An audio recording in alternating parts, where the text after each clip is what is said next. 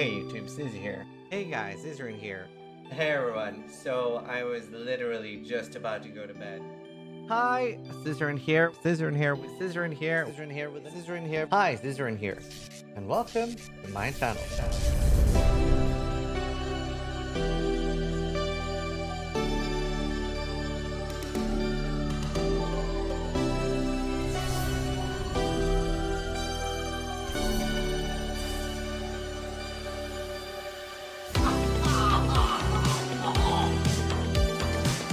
Wow, that looks like my girlfriend. Sharks is the best one. Go away! Leave! I believe in Sharknado, and you should too. Vote Sharknado to go away!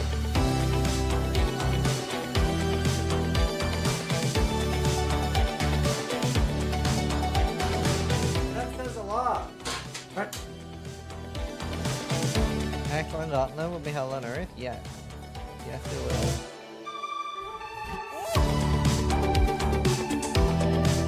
Oh my god! Nothing prepared me for that! So creative. Oh! Oh! We made so much money! Oh! Oh. Scripted! Scripted!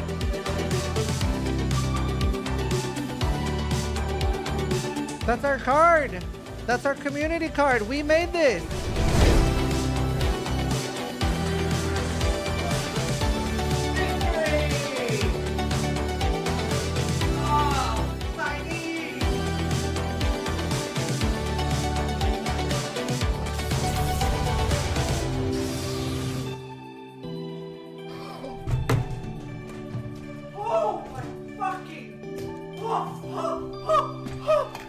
That is, oh my, this is the undisputed best axe in the game for Duelist, for Banquet, fucking Banquet, holy shit.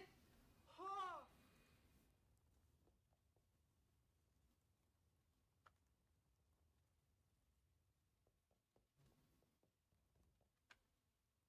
Hello. Looking orange and frightened as usual. Thank you. How are you beautiful people doing? Sub normie. Yeah, I went to a wedding yesterday. Wait, why is orange a Dutch color? I don't think I need to be doing that right now. Hey Peter. Hi Ohms. Hi Father. Also I wanna show something. So obviously I went to Gamescom, right? And one of the things we're doing is I'm doing like a overall Gamescom video, so I wanted cool footage for that. But I did a sponsored video for Dark and Darker Mobile, right? I want to show, this was my idea, and Kiki's editing, and I want to show how good Kiki's editing is. Because like there was obviously like a big line to meet all the cosplayers. And I was like, can we hold up the line for like 20 minutes and get some cool footage? And they're like, yeah, no problem. Watch this. Kiki did such a good job editing.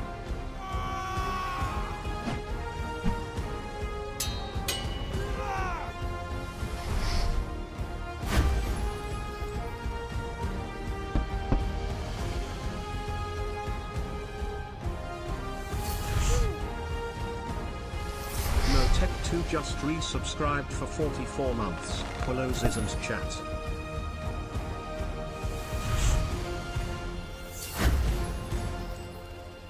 She did such a good job with that little step in.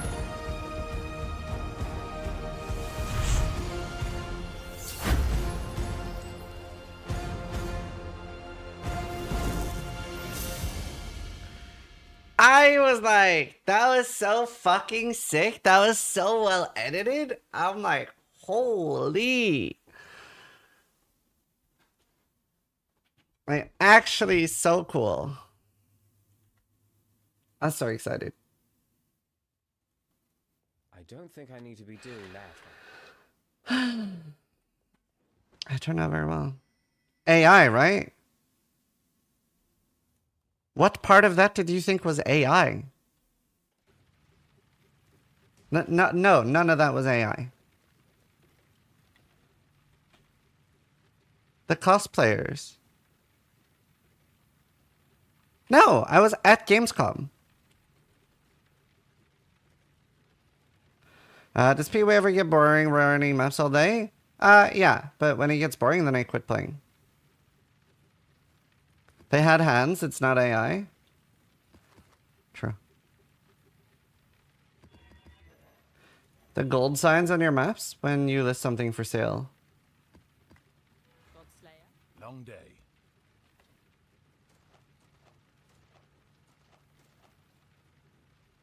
This map contains a strange monolith.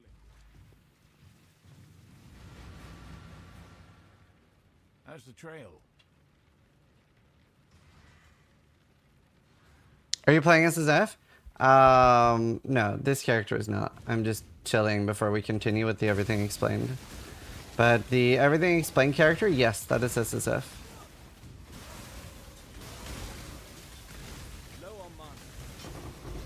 But I will be transferring that back to normal league after. Why do you run wild temples? I want things with 2 implicits to disenchant. Because they give a lot more dust. You want to get into hardcore? I'd recommend Gladiator SST.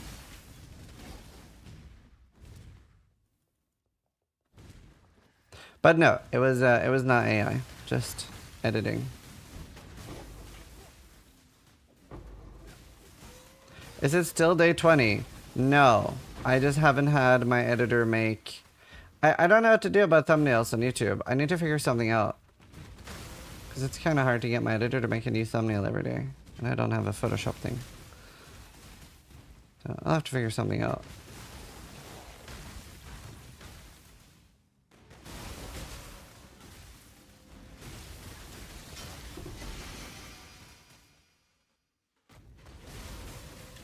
How do you get a Veiled Flask for the damage taken leech? There are none to buy on softcore.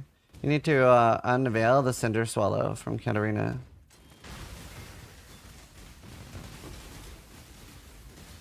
Also, I don't even know if it's worth doing what I'm doing. But it's kind of neat. I don't know if it's worth it though.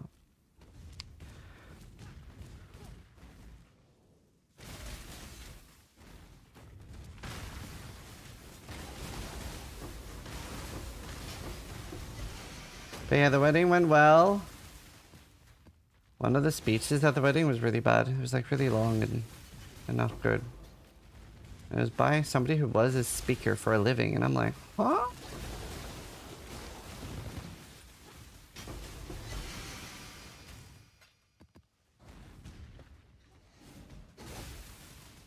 Your series of victories will end here. Was it a big wedding? Like 60 people maybe? Fuyuyuki just resubscribed for 29 Fuyu, months. thank you. Holy cow, 29 minutes subbed, insane. Dude, imagine if people subscribed for minutes. I would make so much money. Holy. Thank you for the 29 minute, 30, thank you for the 31 minute. Appreciate it, dude.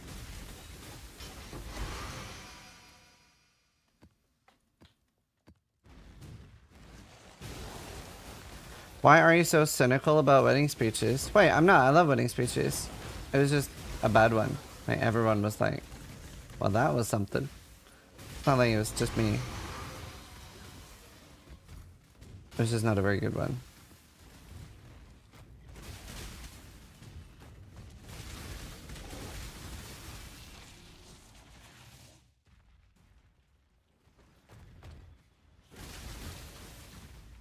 Wedding was really good though. The guy getting married had a really good speech.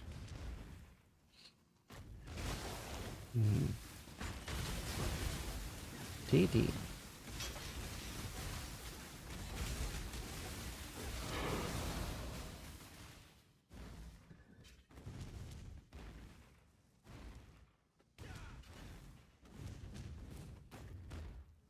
You feel for the IRMA speech? Yeah, I don't know. I mean, I feel for when it's not their job to make speeches, but it's like it is his job to make speeches.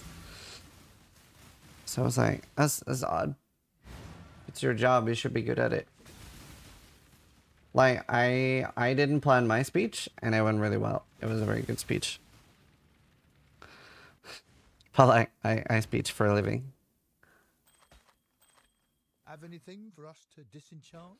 Yeah, that's what I felt more for. This one will make great dust. We're gonna have fun. You're really good at talking. This is my job to talk.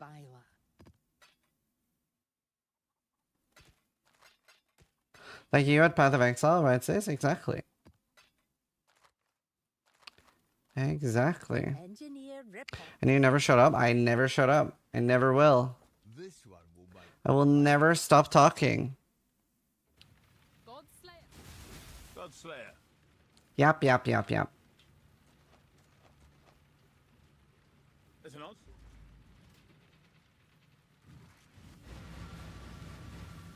Hello, Lauren. Voices, visions, violence. They will haunt these grounds for all eternity. It's probably just your wands in general. Link your profile, bird. It didn't have to make a public space. Well, I mean, it was the father of the bride, but he's like a pastor, so he's like obviously used to making speeches. But he said he didn't prepare until the night before, and I was like, that showed.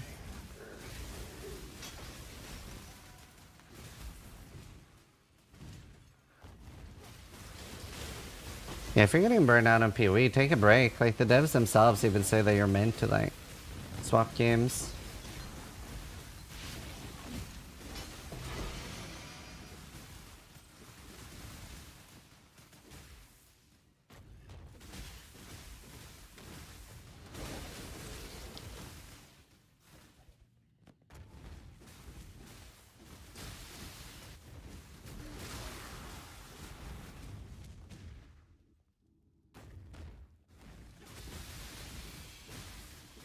Last ebook doing a reset soon? Yeah, although is that not like the exact same dates as TwitchCon, which I'm going to TwitchCon, so I don't know if I'll be able to play. Tailoring orbs are rarer than I remembered. Yeah, I mean, depends on RNG as well. Like, I was pretty lucky last time I farmed for them. Alice versus Softcore? Yeah, she's been having PC problems.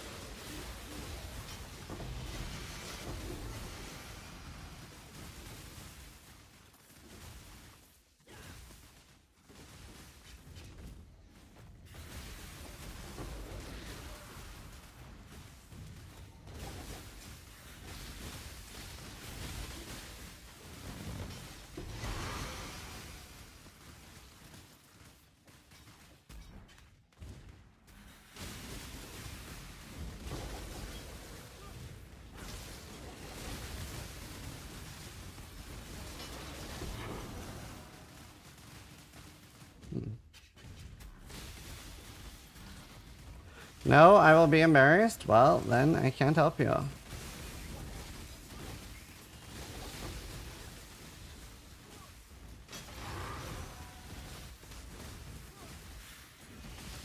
Did you guys after another DC rave? Yeah. Definitely don't play Akbar if you're DC. +2 AoE and projectile. Holy.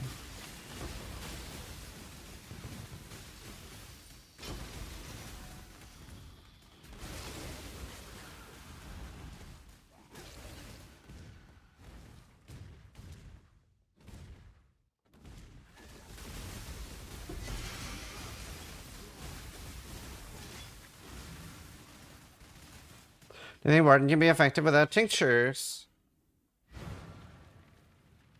For example, with Mage Blood? Wait, why wouldn't you use a tincture if you have a Mage Blood? we're out of funding.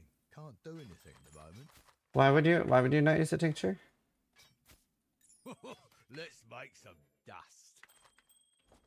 Not bad. Just a little tighter. Oh, nice thing. Oops. If I hit my first 100 a few minutes ago, I could cry. Oh, nice, dude. Congrats. Pretty cool.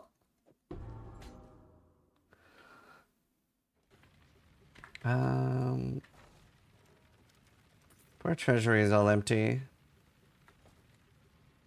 Just getting some gold before I go on my other character. Oops.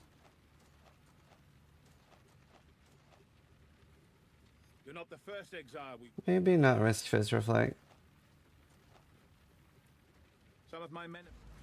Godslayer.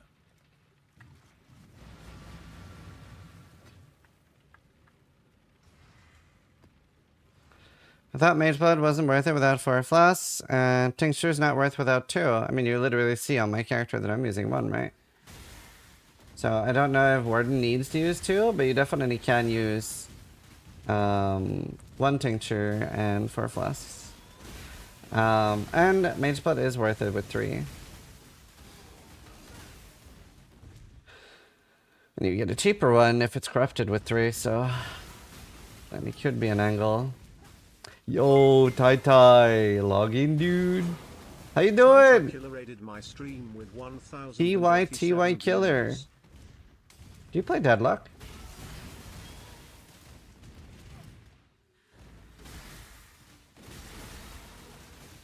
No M plus for a month? Oh, damn. Yeah, I'm tempted to play WoW. Actually, I had a really good time doing the sponsorship. Frostmage is like actually sick.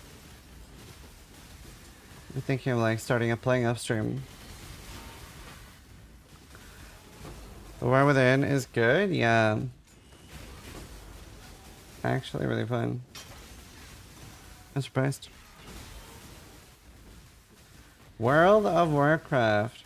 Stop, no, don't worry, I wouldn't be streaming it. You're gonna play hardcore when OnlyFans restarts. When is that? I do currently have a hole in my itinerary of games to play. It just depends on when.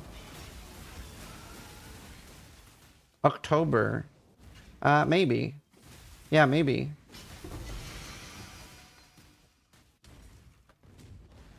Just need a moment to catch my breath.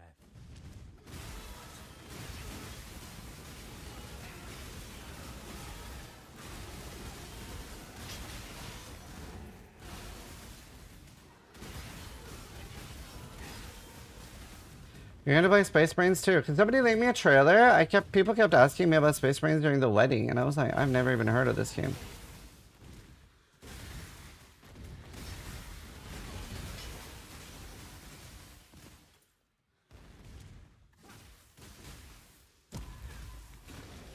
Alright, thank you, Tai Tai. Log in, dude. Thank you for the raid. Welcome, everyone. We're gonna continue on my Everything Explained character in a sec. I'm just getting some gold. I'm playing the game a bit before I can play the game, you know what I'm saying?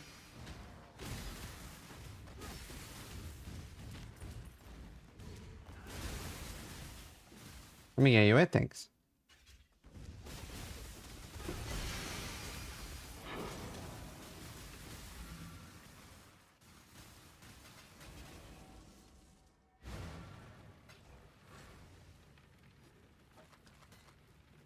How to use your alert filter on PS5? I have no idea. Come on in. I don't know the answer. That'll do. Playing the game to play the game. Long day.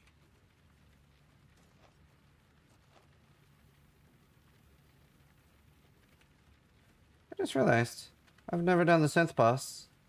I've done everything else. Holy. That's funny. I've done the Feared before this.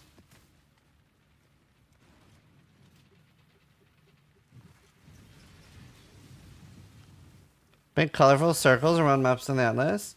That's the Seer for scrying, so it moves the divination cards from dry sea to toxic series.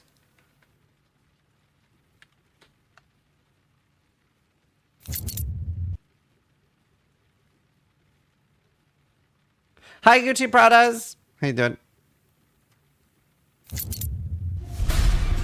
What kind of game is it?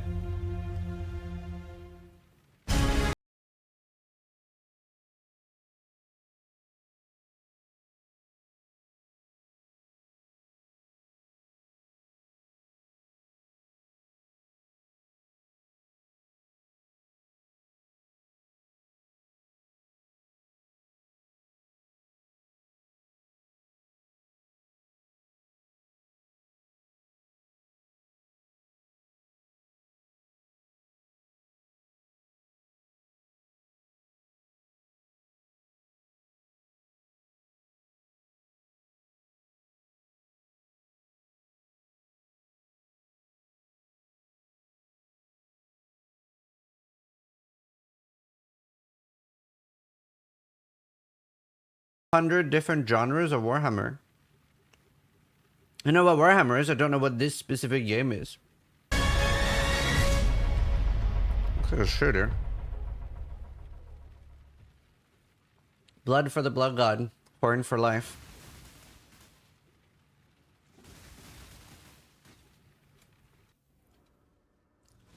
I don't know. No, it didn't really look interesting. Is firing Ziz's laser.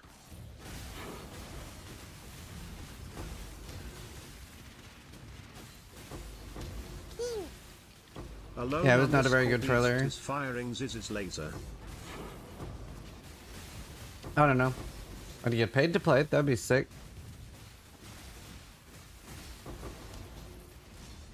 Very bad trailer.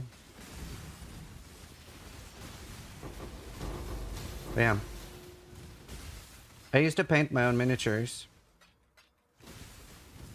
Hi, Seth. How you doing? How's everything? How's the world treating ya?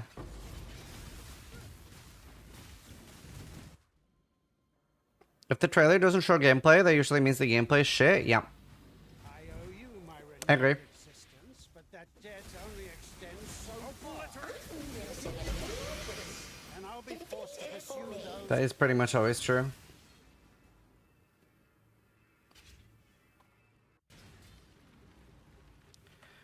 Without trading?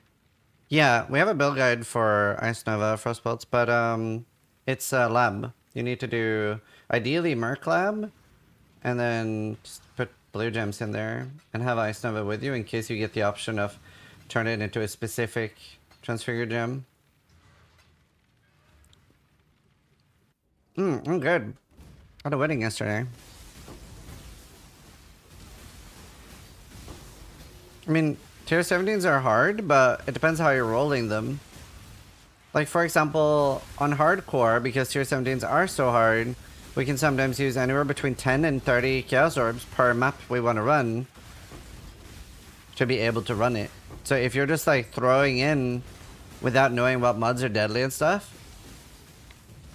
honestly, I should make a tier 17 video.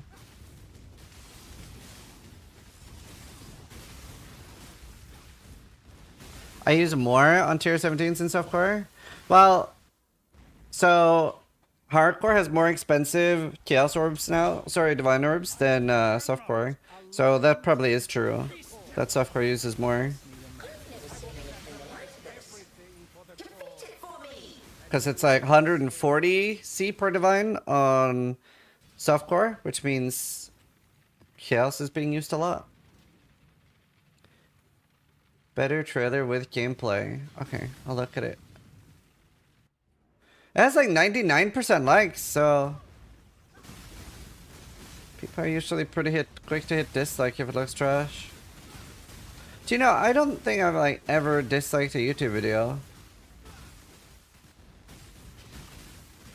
I wonder who these people are that actually clicks dislike.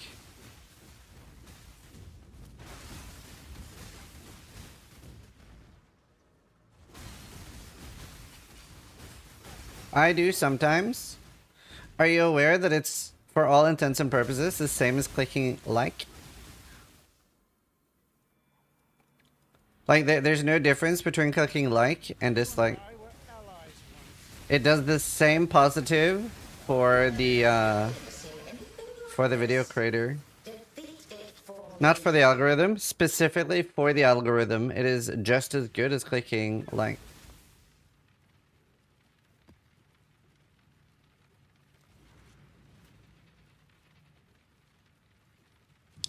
What about how it makes him feel? Well, it's a company, these videos, so. But sure, it can make individual creators feel bad.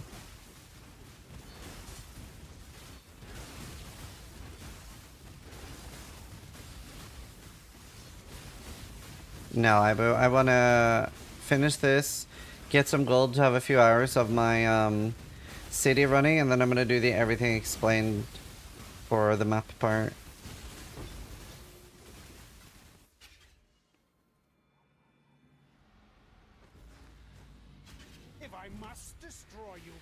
So you're saying the best thing to do for a video you dislike is not watch it and don't click anything, and click don't recommend. Clicking don't recommend is hurtful to the video.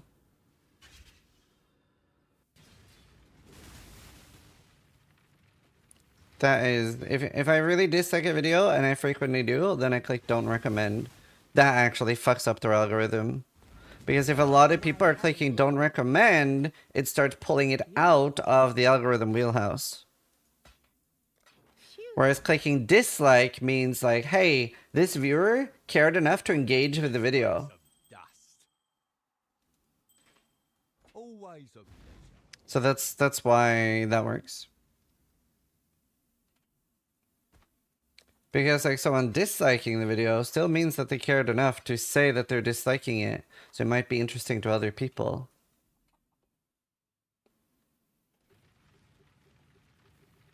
You can't trade between console and PC, no. Godslayer. Long day. Long day. How would I go about knowing what to upgrade next without pestering you? Most items are 2 to 5 divs, the next items will be expensive. Don't know what to prioritize. That is hard. I'm trying to think if I, as a build creator, have a good way to do that. What build is it for? Usually asking people. Like, we learn a lot from other players. That's why, like, a lot of people in my community are really helpful with, like, looking at people's profile and giving. Because, like, it can take a more advanced player 10 seconds to tell you what to upgrade. But playing around with it in Path of Building is really useful. So, because if you want to be a better player in Path of Exile, you really want to, and I'll show you real quick, you really want to learn a little bit, like what to upgrade yourself. Actually, maybe I already have it loaded. No. Okay, so let's look at my Lightning Strike Trickster. So, like, for example, like, get like a rough idea of how you need to configure. So, like, that's usually included in the guide, right? For Ice Nova, for example. So, for example, what I need to configure is I need count 2, enemy is a boss, enemy shocked, let's say, I don't know, like 10. Huh? Oh. Exposed to lightning, enemies low life. Punishment has 50% less curse effect. You always need to do this with punishment. And then for this build, I want to see what my damage is like with Flask on. I'm sure I'm missing something.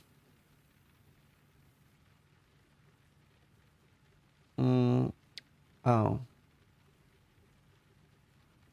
There. So that's roughly what I need to do. So like first I configure and then I would see, right? I wonder if Embu's online. He's not. So like for example, Embu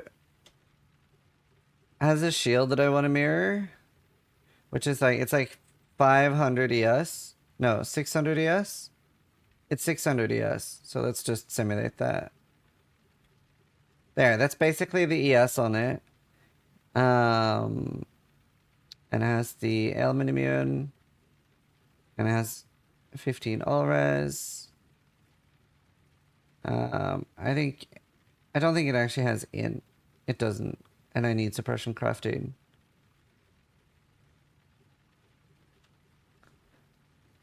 So what I normally do is, that's funny because this, yeah. So like now I would look like, well, how much is this? So this would give me 1.2 million damage or 1.1 million damage. And on top of that, it gives me 1,000, literally 1,000 more energy shield. And then I try to think like, well, that's what I'm getting, right? That's very quantifiable, right? 1.1 million damage and 1,000 more energy shield, which is like a lot more Fizmax hit specifically.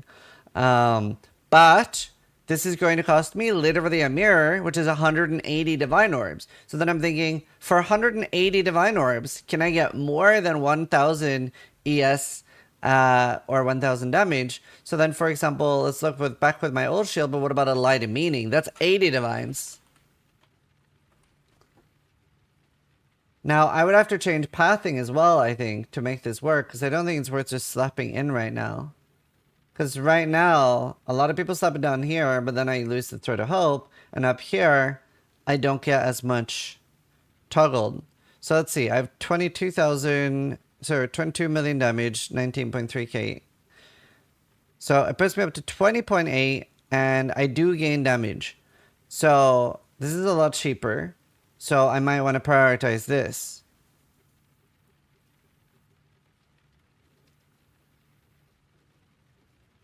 Especially depends on the price. Like if this was a 10 divine item, then it would be insta pickup, right?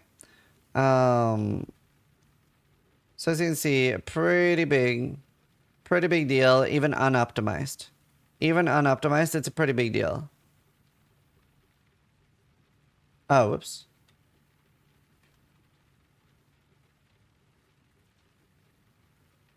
So it's only 500,000 damage because I already have a really good damage tool there, but it is a lot of ES. And then I would also look at Nimbus. This is similar price, right? This is a similar price. It's like 200D. So now you're gonna see my damage go down massively. Because I'm doing Nimbus. And let's see. Oh man, it's hard to calculate the damage on this.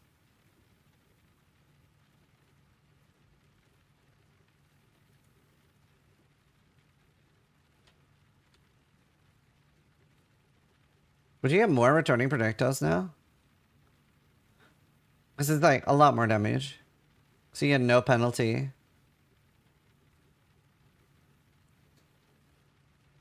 You drop point blank? I don't have point blank.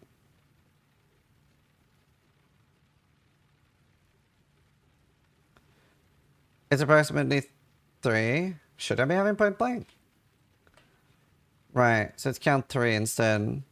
And I could now actually care about getting Whispers of Doom. Before Nemesis, it's more single target and less clear. Oh, maybe I should have point blank. And then now we would have to care about what curse we're doing. So we'd probably do conductivity seems to be the highest damage. So now we would have conductivity and the mark. So that puts us up to 30 million, making Nimbus the highest contributor to damage that I can get. Now that is only damage. It does not increase my survival at all. Right? And this is for the min-max. Yeah, I could do Smite for even more damage. I don't really need it, and it's clunky.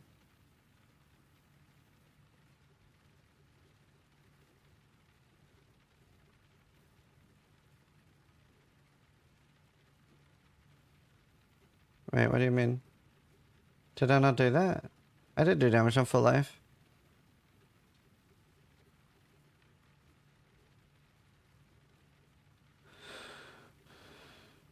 Oh, Energy Deluge is better?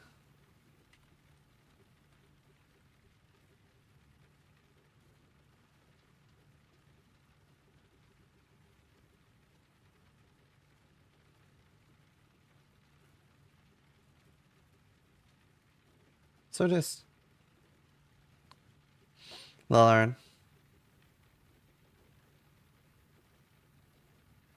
Well, Smite.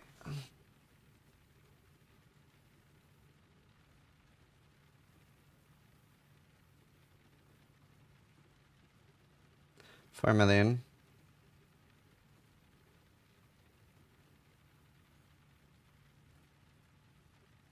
Oh, I can lightning.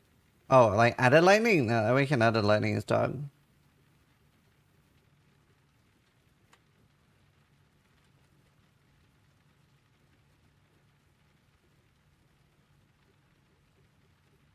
It's like under half of the damage.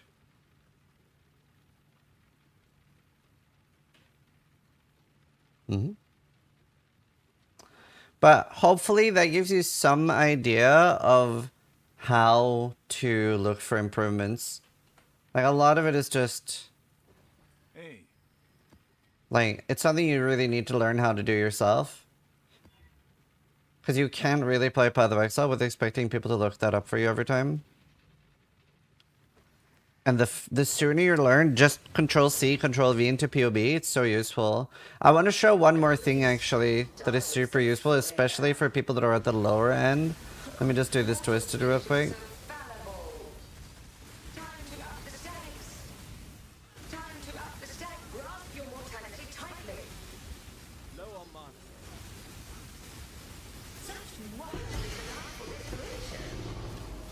Worthy of my attention and my prize. Another round will commence as soon as I have more combatants.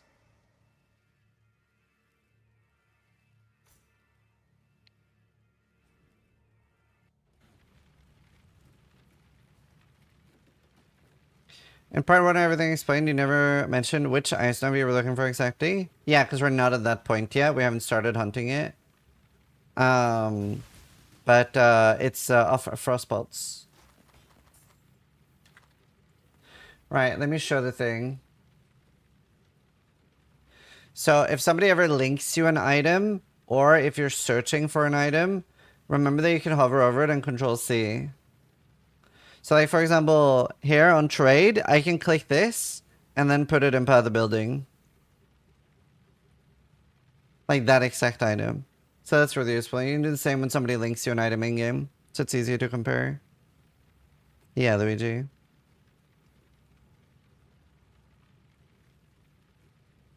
Well, you can like get a mage spot and go further beyond and improve it. Zizaran Archmage is like a fully min-maxed version of the build in my profile. Fun with that one. What was I doing? Today I learned. You're welcome.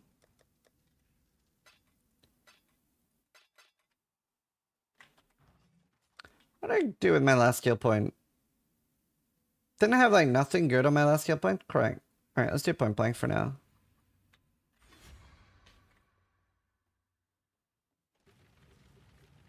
It does not reroll them to synthesize them, so I will probably be synthesizing some of my better jewels that aren't fractured.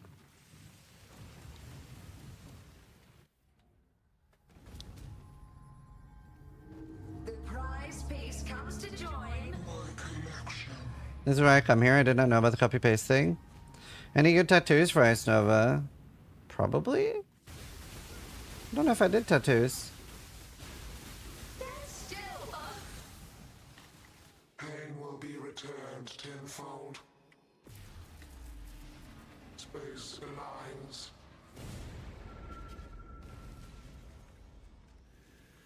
Behold. I don't think I used any. I will have what I want. Death will not be an escape.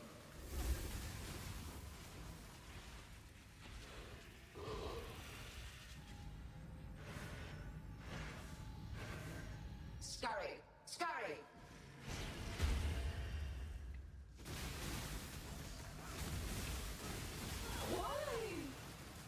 Resistance will be punished. I don't know why. Contorts. Where is the Ice Nova guide? On my YouTube. That's where all my guides are. Scurry. Scurry. Dayton Craig just subscribed.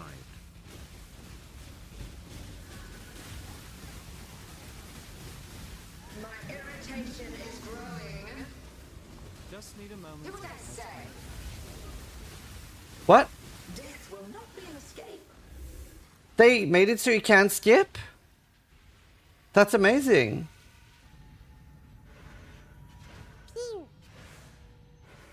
Raijin_Kane just resubscribed for 6 months. Z's 1, Z's 2, Z's 3. You can still skip? But it stopped. Stop resisting. Reality. I think it's probably next to my Archmage. Punishment inescapable.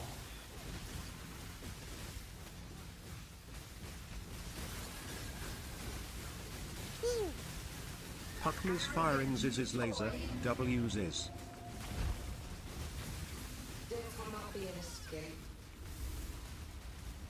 Thank you, Puck. Well, I've already tweeted the date for the gauntlet. Scurry! Scurry! Take this! Low on mana.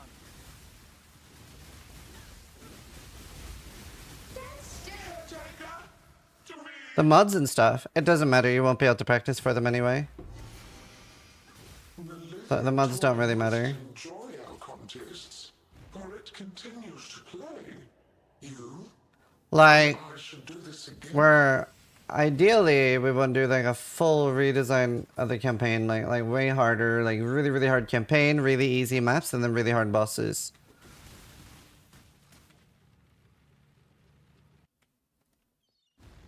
What can I do for you? Not bad, not bad. What was I doing again? Oh, nice, Foxy. It's awesome.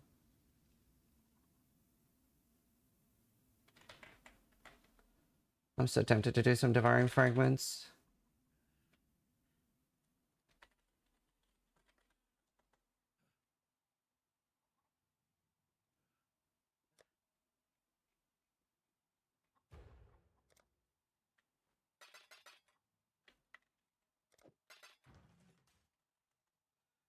This build is really good at Uber Eats.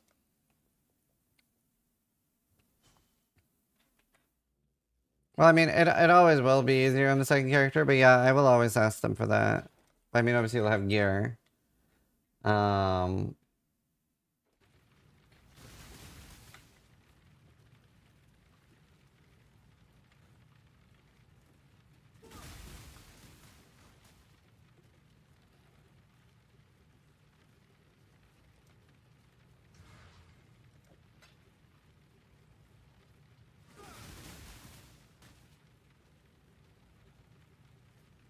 Exile can't head out.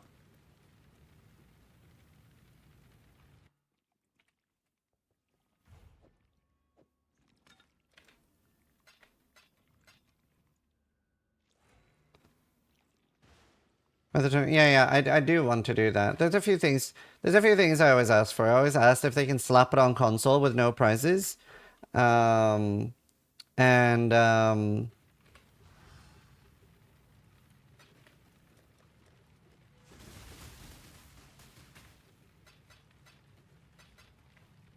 stuff like that.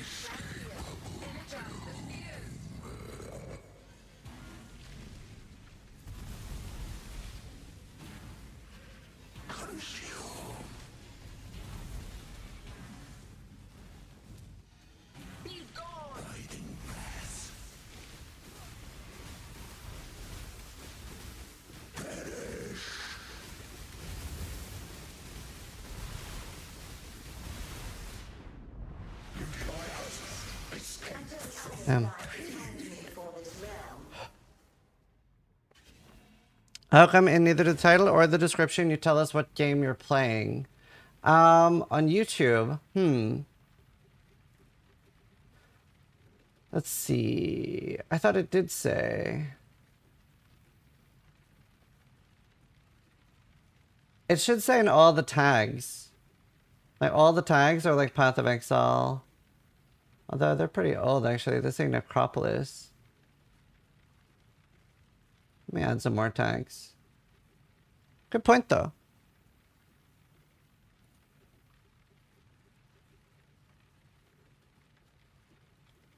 Settlers. The fuck? PoE 325, 325. Settlers. Hardcore. Hardcore. Wait, maybe I shouldn't use the tag hardcore. Maybe they'll get the wrong idea. The thumbnail has the PoE logo. I'm so used to Twitch. And on Twitch it says the category of the game below what you're playing. So I hadn't really thought about that. The thumbnail does say it though, to be fair. It says Path of Exile, so that is a category. But I hadn't thought about that.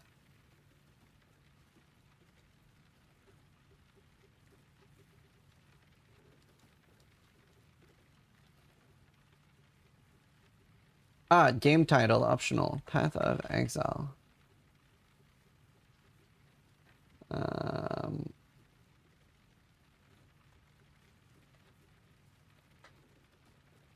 There, I'll put it in the description as well.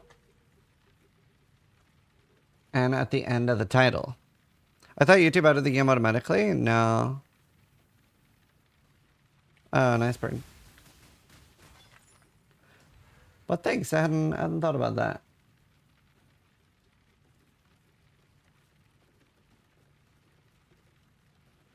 Cheers. There. Let's buy 2 more.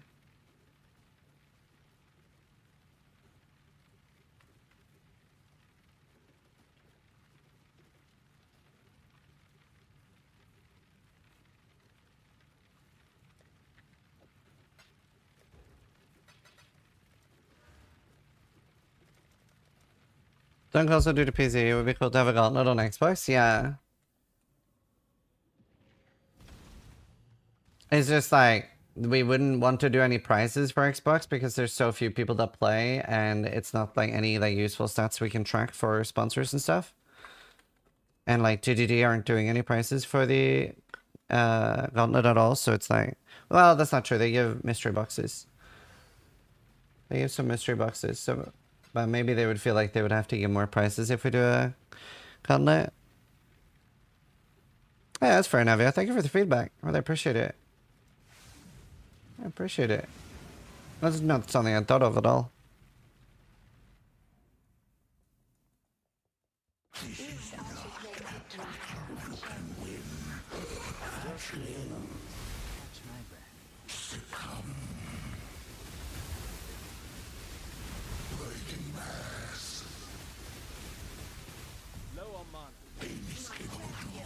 Energize the spheres.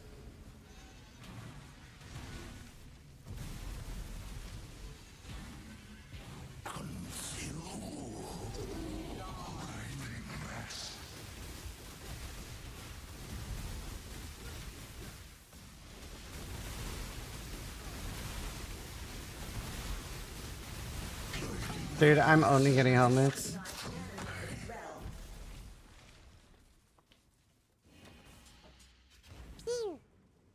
Pegoth is firing Ziz's laser.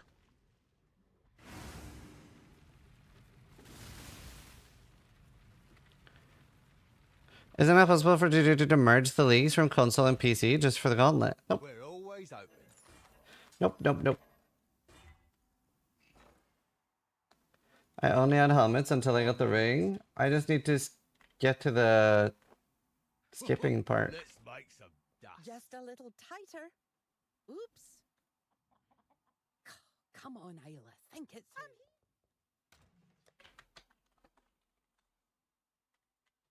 You know what, YOLO? Phew. What are you farming for? Nimus.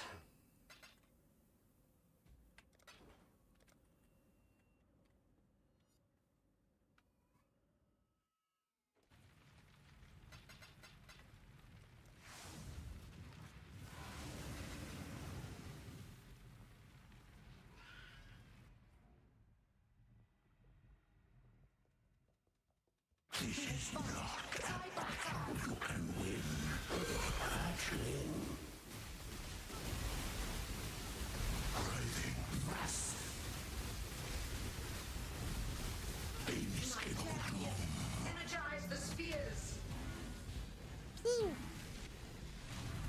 Torchy Galactique just resubscribed for 73 months. Hi there. How is it going? Smile.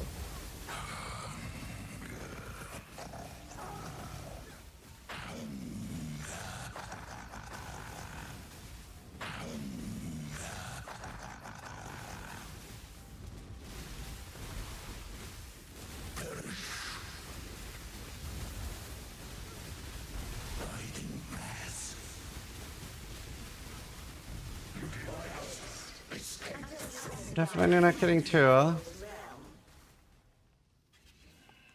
Thank you. Tortu. Yalik. Thank you. Yeah, you can. It's in the shop.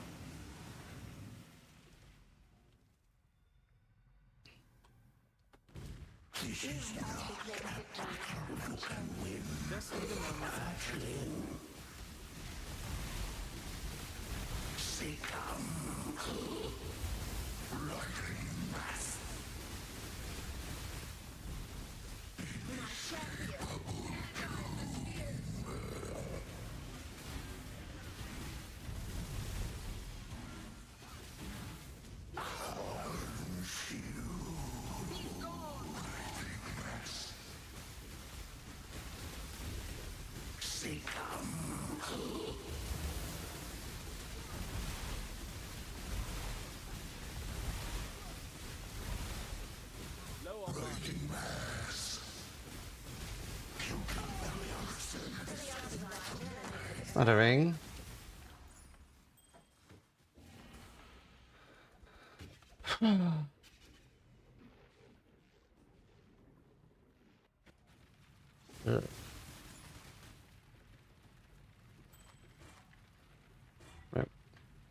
At least not a helmet. I think the helmet's worth more. What can I do for you? Oh, things are looking up. Why, hello.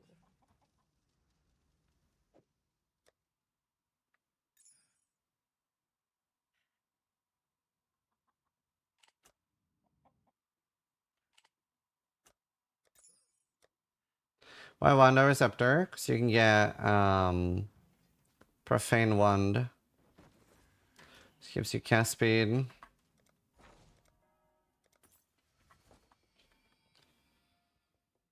Alright. But there's not a huge big difference. Maybe it's easier to roll mana on ones?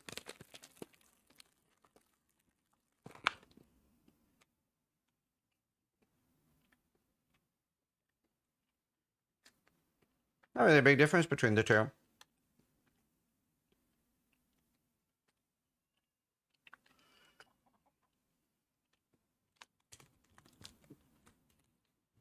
To be honest. Until you get Profane One, then there's a big difference.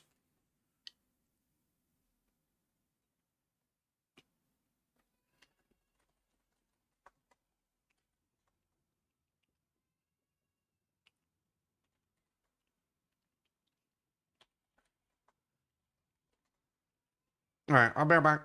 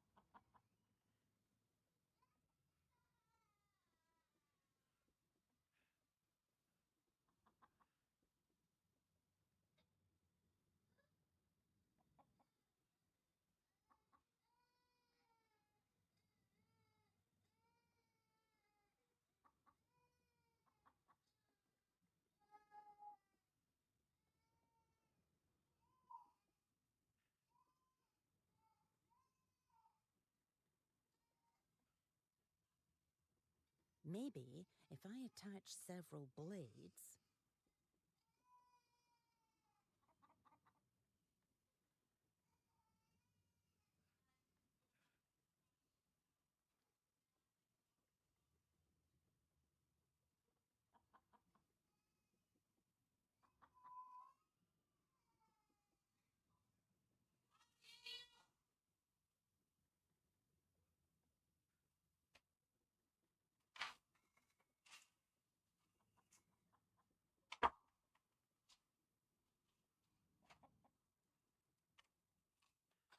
I'm back.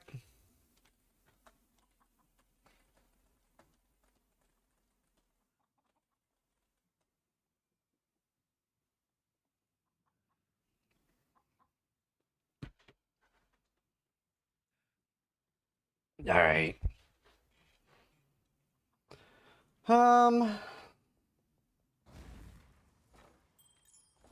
Man, should I do one more?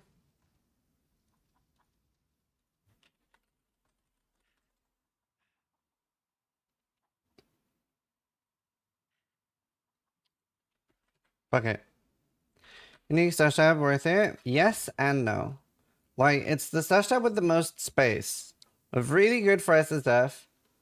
I find that I very often will forget what I have in it. But it is very good.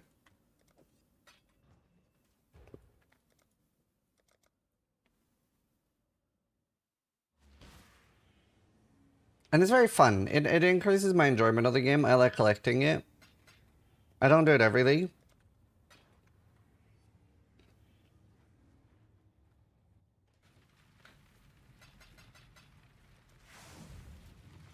Alright, last try.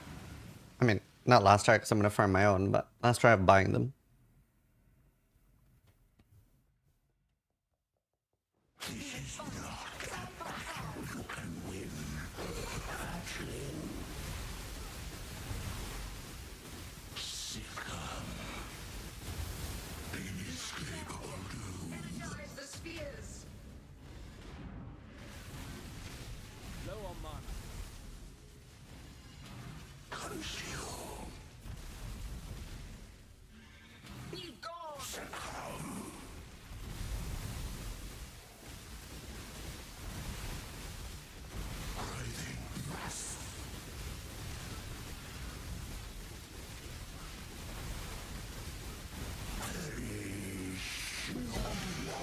Oh.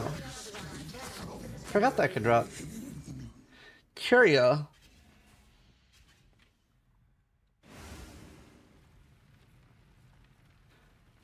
$15D for one.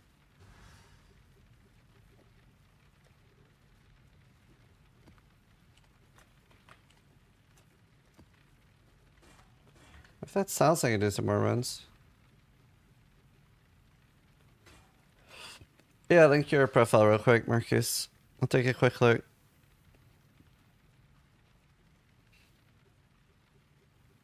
If you're very fast.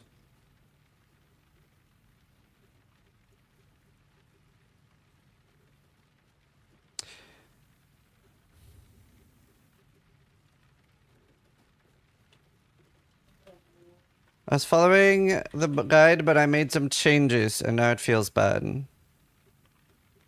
15D liquid. If you're a new player, you maybe don't want to.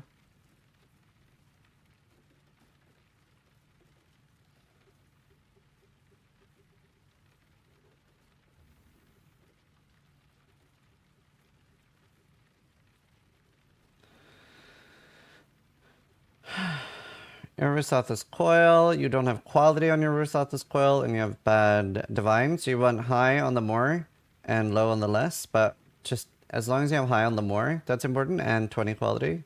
Death Rush is good. I use that too. You really want dot multi on your amulet. That would be big. You have like crafted life on all your gear. You really want like actual life. Here we go. Shield. Very bad helmet. Doesn't that even have open prefix that you can craft life on it? Almost 100 it looks like a hybrid. stream in a week. An anoint as well would help a lot. Your weapon's fine. Although you really want crafted dot multi. You're missing 20 dot multi on the suffix. Like 30% damage over time is a lot less damage than 22 dot multi. Buckist! Good to see you, dude. Almost 198. How you doing, dude? Fist watcher size good. This is good. Why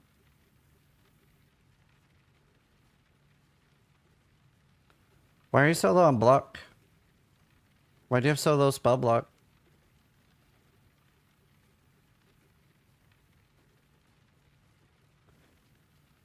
This would help a lot for 1 point.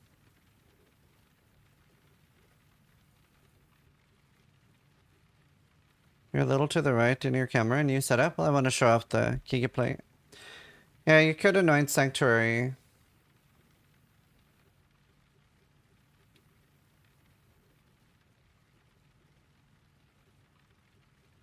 Why's your damage so low?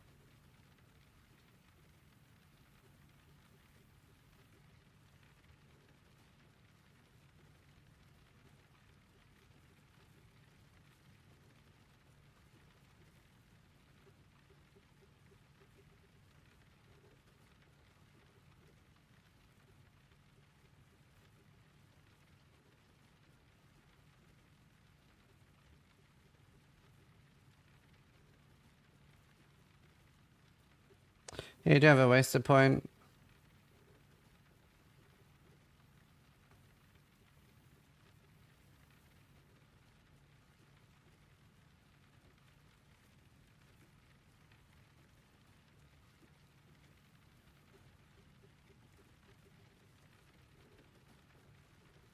Yeah, super though. I wonder why his damage is so low.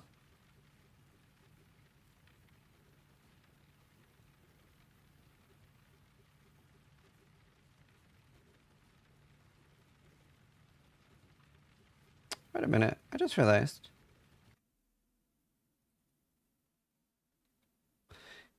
But yeah, those are the things I would do. Wait, I can synthesize this. Why haven't I? I should. But I mean, like, getting a better Resolthus coil would help a lot. Like, let's say that this was 40. And you had... I don't know how you get quality, but quality would put it to 46. That gives you another 200,000. Oh, I Warlord slammed. Oh, I forgot about that. And it bricked. Worst of both worlds. That's sad.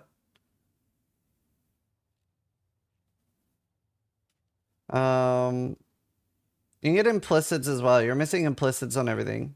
Anoint and implicits plus those changes. That would help. And getting the suffix on the weapon would put like 1.7. Maybe I should get a new cardinal. Nah, whatever. We don't care about this build. In fact, we are gonna log on this one. All right.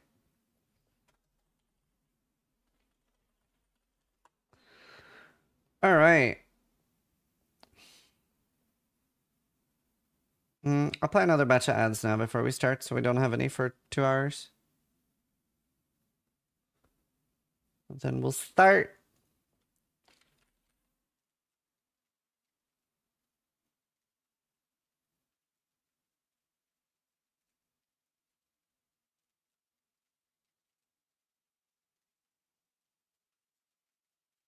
Yeah, it's crazy. I keep getting messages from people like asking if I'm the one they're talking to on Discord, and it's increasing. Like there are more messages like that every week. Now I'm getting between 30 and 40 messages every week asking like, "Hey, is this you that I'm talking to?" So that means that the scammers must be getting more and more people, or people wouldn't be falling for it.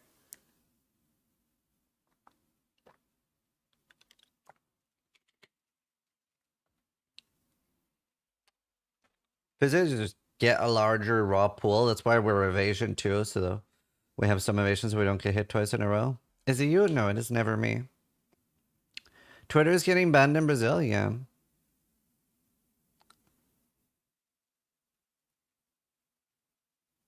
Yeah, Aaron.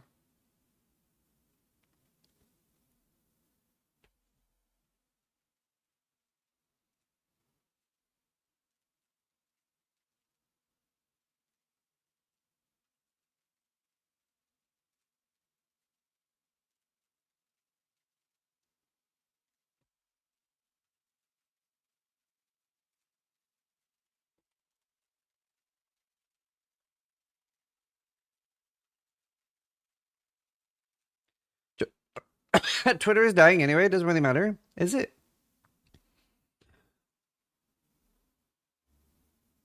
Isn't there a huge fine to use NordVPN in Brazil? It's like $8,000, right? Fortress, bummer.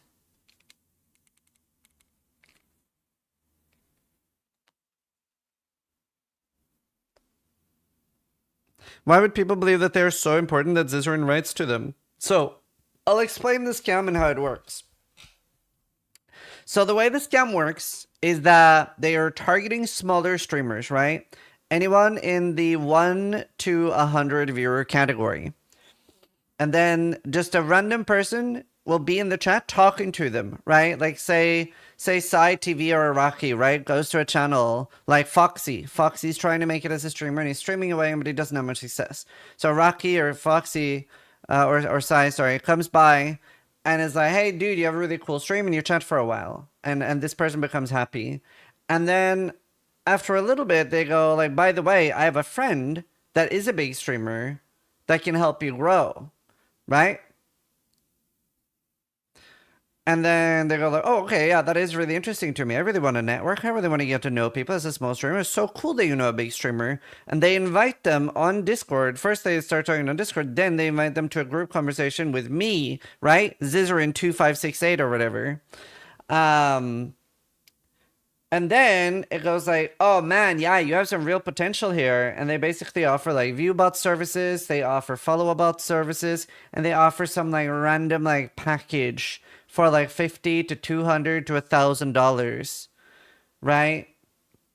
I don't even know if they're even like legitimately follow botting and view botting people, but either way, they're like basically just trying to scam people's money.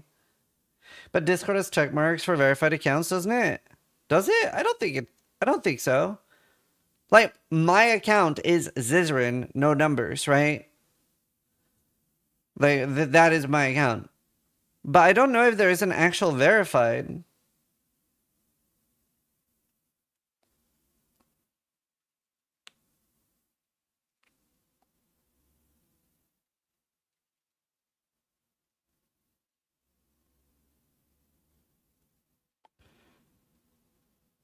There is for partnered server owners. Well, I have a partnered server because somebody offered me like $50,000 for my server.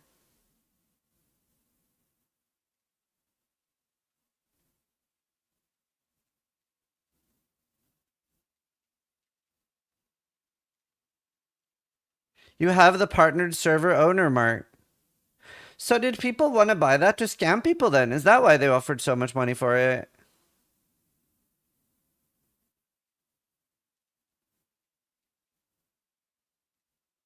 Huh. When they removed the lots of content creators lost their handles to random people. Yeah, I got mine very fast. That's crazy.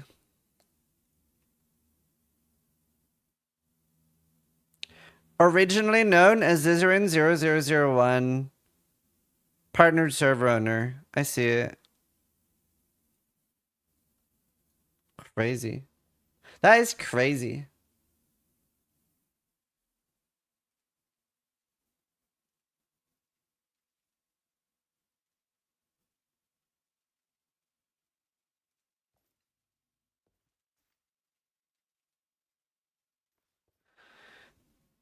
If you agree to viewbotting, you deserve to be scammed, TBH. But it's not always viewbotting either.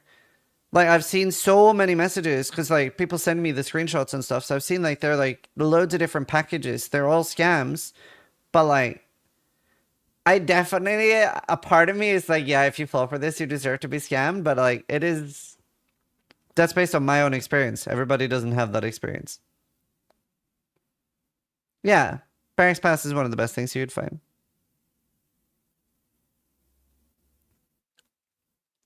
To be fair, a really good rule of thumb is somebody trying to do something nice for you, then you're getting scammed. Right? It is really that simple. That is such a good rule of thumb for life. Is another human offering to do anything nice for you, you are getting scammed. Starting with Lacerate and then swap to Ice Nova. Killed Ubers for the first time. Oh, nice. Congrats, Crunchies. That's sick. Thank you for the 8 months. That's awesome. Except friends? Well, no, including friends. If a friend is offering you something weird out of the blue on Discord, that friend has been hacked and is now trying to scam you.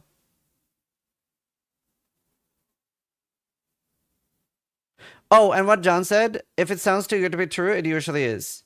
Yeah, there are very few things in my life that hasn't sounded too good to be true that wasn't. Like, I remember when I was a newer streamer, I was around 1,000 viewers, and this was a person that was in my chat every single day, that I actually, like, considered, like, I had a fairly good relationship with. Somebody that I had a fairly good relationship with, like, similar to Man with Hat, Araki, or Vaush, and was somebody I definitely would have considered for moderator. That were, like, literally... like in my chat every single day. I've told this story once before. It's a very rare story. And this person eventually, like, we were like, and he would, like, some of my moderators or some of my long-term viewers would DM me. And at one point, after like half a year, 8 months, he says, I'm one of the founders of CCP. So it's so cool when you talk about EVE Online, right? And like this eventually builds up to like, by the way, Zizaran, I finally realized like I love your stream so much that I want to make sure that you're set for life. The Chinese Communist Party? No, the EVE Online founder. He was like, I love your stream so much. Like, I'm already set for life. I want to set up so that you're set for life. I want to donate you loads and loads of money. And he had donated a decent amount of money, probably like $1,000 or something. And he was like, I want to start like a regular bank transfer where I give you $10,000 a month. Just want to make sure that you're set for life. And I'm like, at this point, I'm like alarm bells. I'm like, this is somebody I did like and did have a decent relationship with, like Man with Hat or something like that. But when somebody wants to offer you to do something like that, I'm like, wah, wah, wah. So I'm like, well, why can't you just donate through PayPal? And he's like, well, it's actually going over a limit. And I'm like, okay. So like with a friend of mine, Silva, who's basically my mentor at this point, he was like, okay, I mean, this person exists. And we did a voice call and he didn't like, you know, he had like a British accent. So like, he could potentially have been who he was saying to be. But then I set up like through my bank and made everything as safe as it possibly could have been for this not to be a scam. And then he ditched. And I was like, man, I'm so happy I played that safe because like that could have been really bad. But I was like trying to do like very, very safe and not give anything. I'm British. If he had a strong British accent, he's evil. You know what? Peep, goodbye. I don't like you. Don't come back.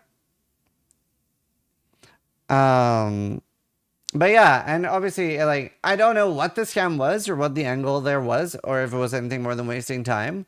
But yeah, he just like randomly disappeared. Permaban? Well, that's Peep's 20th permaban. He keeps making new accounts. Did you just misban a guy? No. I did not.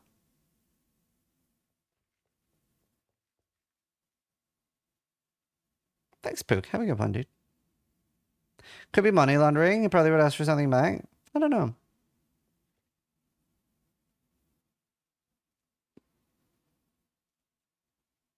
Hello, Tortilla.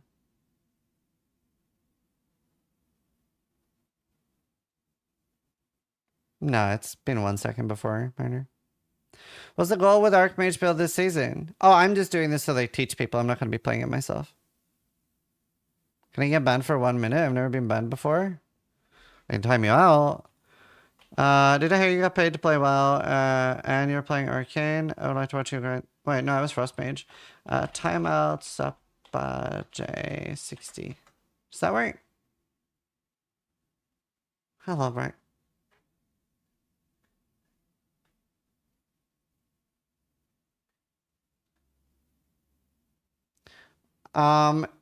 Yeah, I was sponsored to play WoW with Noogie, but I'm considering playing WoW more, but I would be playing that off stream. I don't think I would stream WoW. No, I did 60 seconds. Man with hat did 10 minutes. My moderators aren't very good with numbers.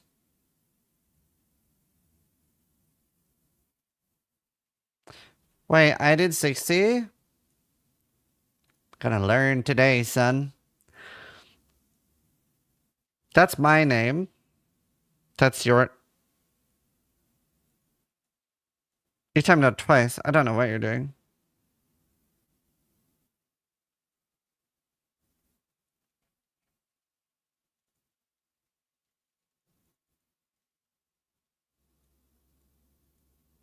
Ban him? No, Mama, that's great.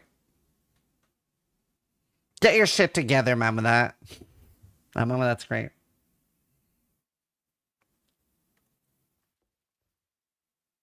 Wondering why no spell suppression? It was too hard to hit, and it's easier to tell newer players to go for like 84 max stress, and you're still really, really tanky.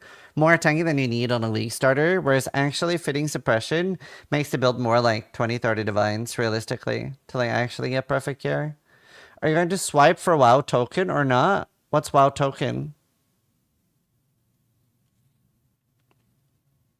With full Recombinator tech, you can probably go spell suppression again. Also complicated for new players.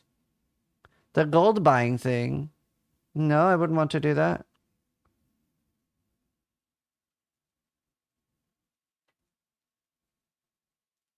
Is that how you legally buy gold? Oh, no, I wouldn't want to do that. All consumables are balanced around a raider, swiping once a week for consumables. Oh. Yeah, that's shit. I hate that. That even puts me off playing it. It's Warlord at him.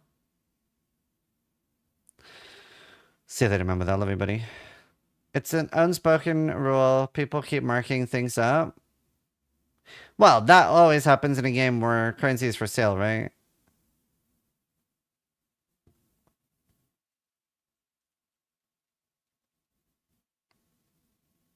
It's why monetization in games is such a slippery slope. What's your opinion on the D4 camp chat?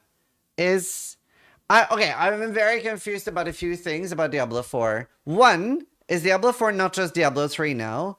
And they are finally launching runes back into the game. But from looking over them, they are exactly the same rune system that they shit-canned because they got so much flack for it because it was just 2 runes, a effect and a cause, so it's cast when damage taken. So they got so much backlash, they were like, oh guys, we're gonna work on this and then bring it back. And they did nothing and then brought it back, and then they're like, look, it's back. So I'm like, I'm so confused. It's like, what the fuck happened? Like, it is literally the initial rune system that they first announced that looked dog shit. I'm very confused by that. Like, it is literally not anything to do with rune words. It's an okay system, but why are they calling it rune words? And people are excited about it, so it's working.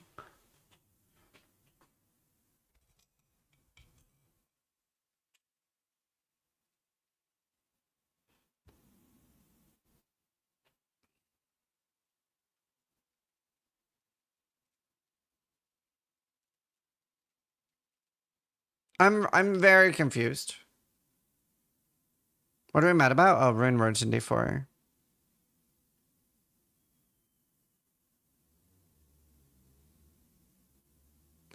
Like, I played... It's a little sad because I played the new class at Gamescom, and the new class is fucking sick. So why aren't they... Like, why didn't they do actual rune words?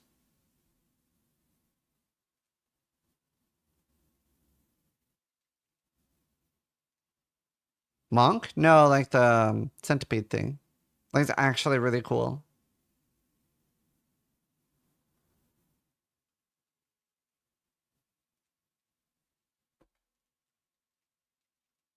Also, hi, Alice. I got it right. Defense for Ice Nova in Endgame. Spell suppression, leech, and huge ES. Yes. And evasion too. And yeah, you need to be leeching at all times. Yeah, Equine. Equine? E9? E99? Your name is confusing.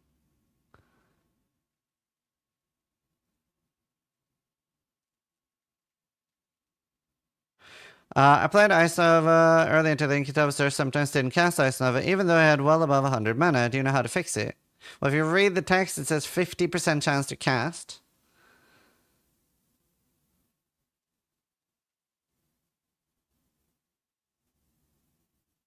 Wait, also, wait. Kitava Search should never cast Ice Nova, because your Ice Nova is not in your helmet. A Frostbolt is in the helmet.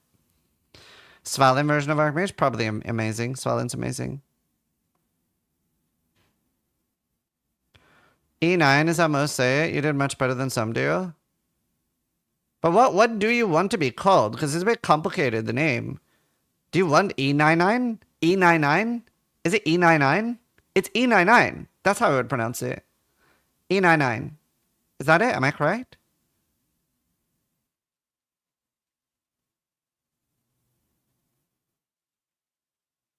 It's E9 originally. But you have an 9 after that. You have E9 and the 9. So it's E99. That's kind of cool, actually. It's kind of fun to say E99. Too complex, ban them.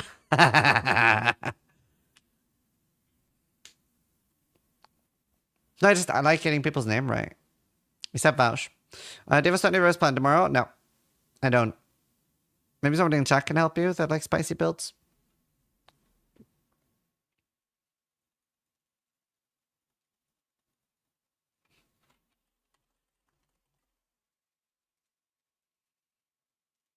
A99 sounds like any virus. Hi, Benji. Playing the mystery, we're glad you collab. Oh, nice. Yeah, it was very fun. I'm sorry, Morris. Anyone able to help Morris with this build?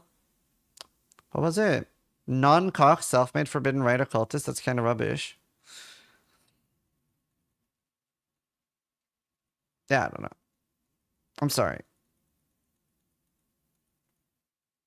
What would you do? Use Grace. Close down game POB. Should I switch to Swallen build? I mean, Swallen's probably tankier. It's just less damage.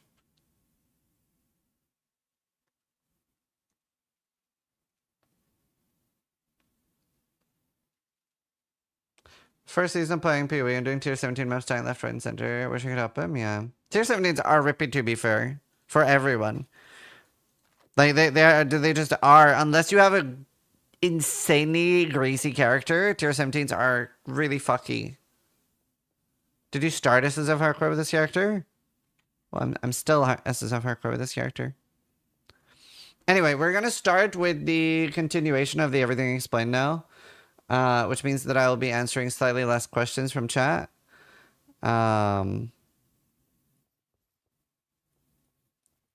Figure out create? Oh, maybe I haven't looked into that. Solid looks sick though. Oh, nice, Kinji. Thank you for the 11 months. Kinji, tis firing is laser. Hazes, thanks for all the guides. Been viewing. Okay, let me mute alerts for this. Start with the continuation. Yeah. All right. Last questions. More pew pew. I need to do like a YouTube intro.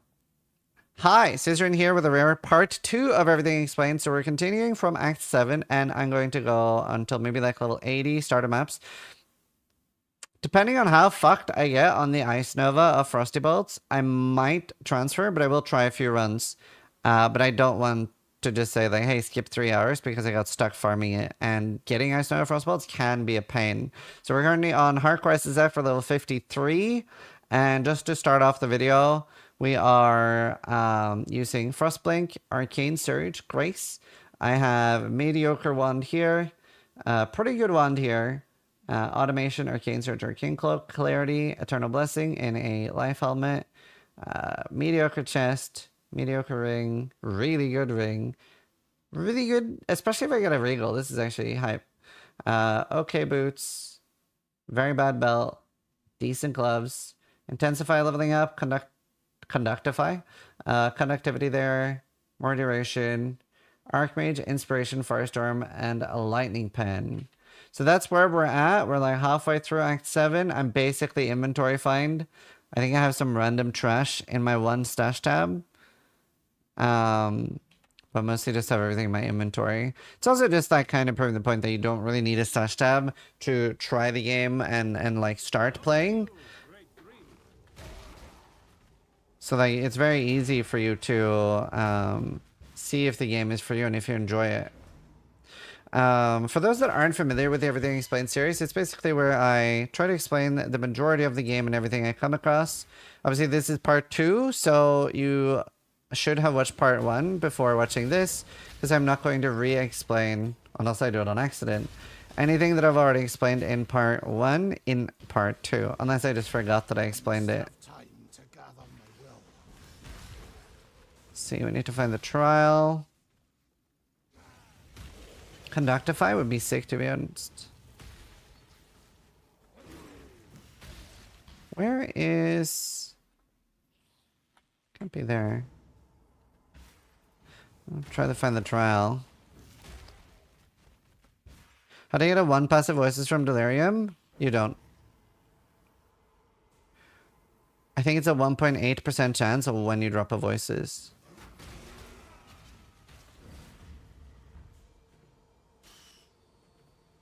Swoop.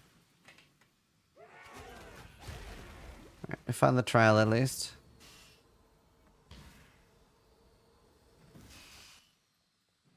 Streamer only drop. Well, I've never had one, to be fair. I had 1-3. So we are a little bit over leveled, and again, don't feel bad if you're crazy over leveled. It's very normal. Very normal. I think. Is this a bottom layout? I feel like it might be. Hard to tell. And like on this build, I am started in SSF Hardcore. I usually play Hardcore Trade League, so I will be moving back to Hardcore Trade League if I get really unlucky on my Ice Nova Frostbolt. But hopefully, we just get lucky on that, because I wanna get to like early maps. Now, am I leveling a Grace? I am. So, especially because I'm hardcore and our early defenses can hit on the gutter, I definitely want to try to get a little bit of early defense. So I'm leveling that up. Do basically only pick up bases with good sockets? No, so like on ones, I'll pick up every one. I don't care about sockets there.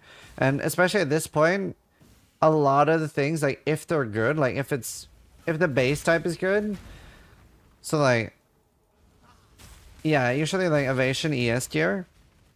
I do need 1 armor ES gear, which I have on my chest. But most like Evasion ES gear, I'll pick up and loot at this point. Early on though, yeah, definitely.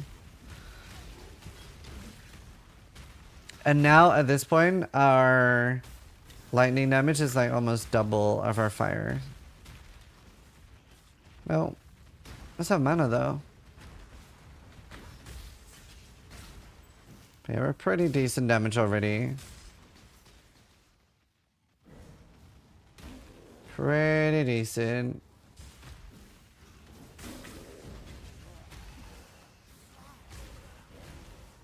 Already. And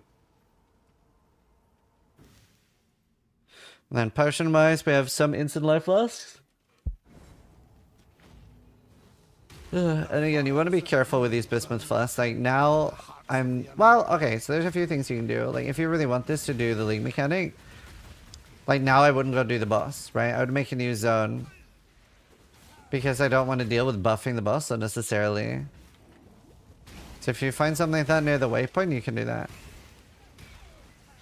I would like to upgrade my left wand. Obviously, don't really need to. We have basically 3k life. It would be kind of nice to use a mana flask instead of a life flask right now, I think. because we are minor emitter build. So it can be a little bit scary to get bursted down right now. That's most Eric.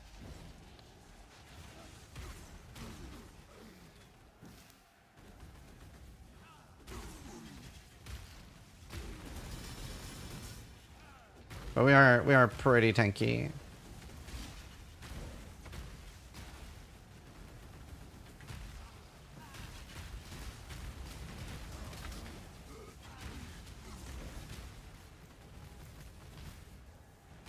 Pretty tanky, good damage.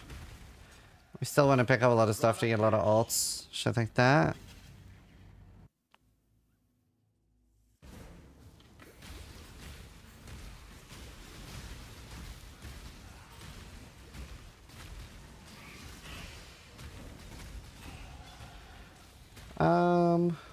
Level 54. Is this video for hardcore? Well, no. I mean, I am playing SSF hardcore, but you can do this on softcore just fine. Satin gloves. I think I will pick those up. Even though they're like pure ES. And I really would want evasion on my gear.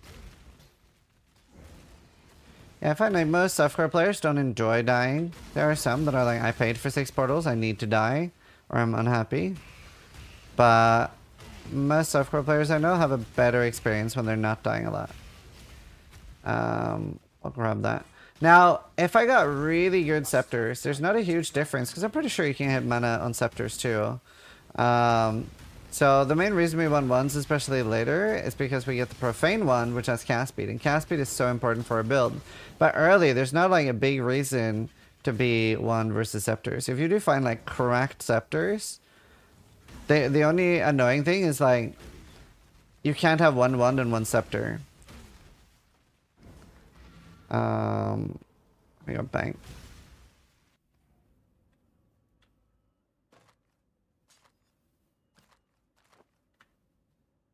To be fair, my gloves are very hard to beat. Let me go empty my inventory. Now, you can take this Grust's necklace, but I find that very often I end up forgetting about it and it ends up staying in my inventory for a long time if I haven't found the stupid altar. And I think I've already walked past it. So, you know, if you leave the zone and you haven't found the quest, which just gives you an amulet or some shit, you can just bin it. Like, you can't actually destroy it, you have to throw it out on the ground. Grust.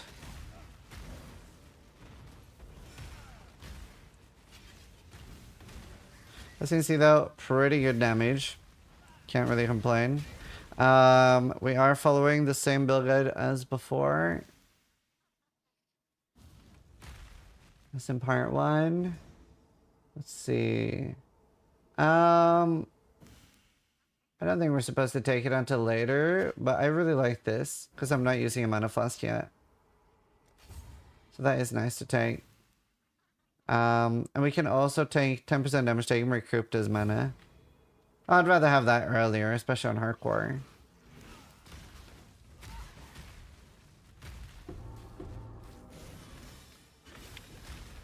So that means that every time I cast something, I have a chance to just gain a bunch of my max mana. Which is nice. It'll help us keep a little topped up.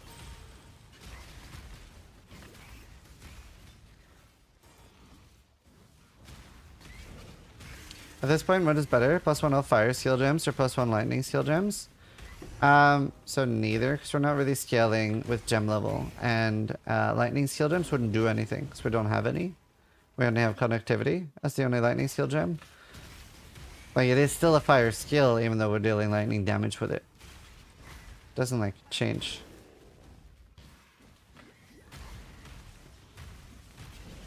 But yeah, we don't scale our damage that way that much.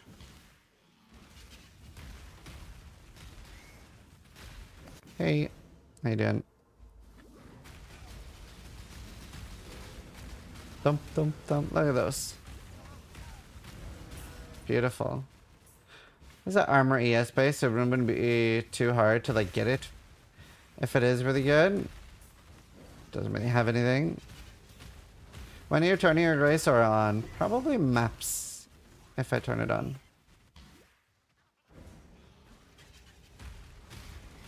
Mercenary Lab is gonna be what we're farming later to get the actual enchant thing. I'm gonna do Crow Lab now, I think. It's just easier to color. I could just wear Purius. It's pretty easy to color Purius too. But I do need a few red sockets.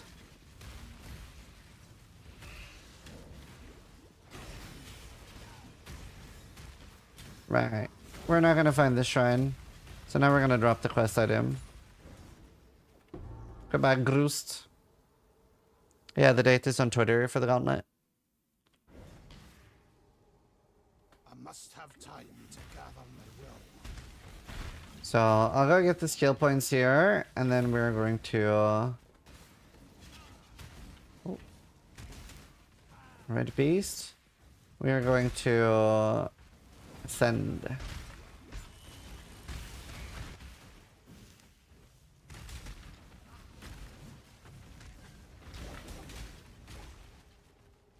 Thank you, Mega Mind and Resuve. There's another skill point at the end of this zone, so we'll make sure we'll grab that. Ready, exile? It is time to hunt. You have been captured. So that like big bear deer we killed, she had a skill point, and then there's a locket at the end of this zone. That's the skill point. And then we'll pick up this locket, and then we'll grab the next waypoint in the next zone. And then we will get everything we need. Let's see, we're going for some more mana nodes, and that'll give us even more lightning damage. I have seen this place. This is probably, it's between this and Val Ruins that are the two worst zones. I guess the Val just like really bad at optimizing layouts. Or maybe it is optimized, but for who?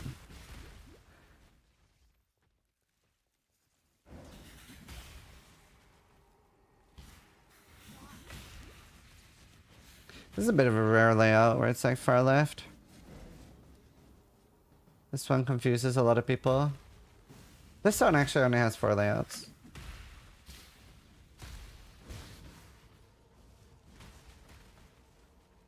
Alright. Let's go back to town. So There. you will. I bear witness to ID everything. There's nothing really good. We already have better gear there. Till next time, shall we keep safe? Alright. Get another. Let's see. We're going up first. There, we're going for Prodigal Perfection, and this is really nice. 2% increased spell damage per 100 max mana, and we have 1,300. When we get this, we'll have 1,500. So we can get up to 40% increased spell damage from that 1 point. So that's very nice. We're now going to take Soul of Ralakesh, because we have that now, and that's 25% reduced physical damage over time while moving, and moving while bleeding does not cause you to take extra damage. So that makes the bleed immune less important. Still pretty important for Corrupting Blood, because that's different, but definitely a good upgrade. So we're going to go into Crow Lab now. Swallow variant looks really good. Swallow's really cool. Now, I don't bother look up PoE Lab, but especially Merc Lab onwards, we do want to, because in Lab, there is something called Dark Shrines, and they can give us extra gem crafts, like an extra enchant. Twice blessed.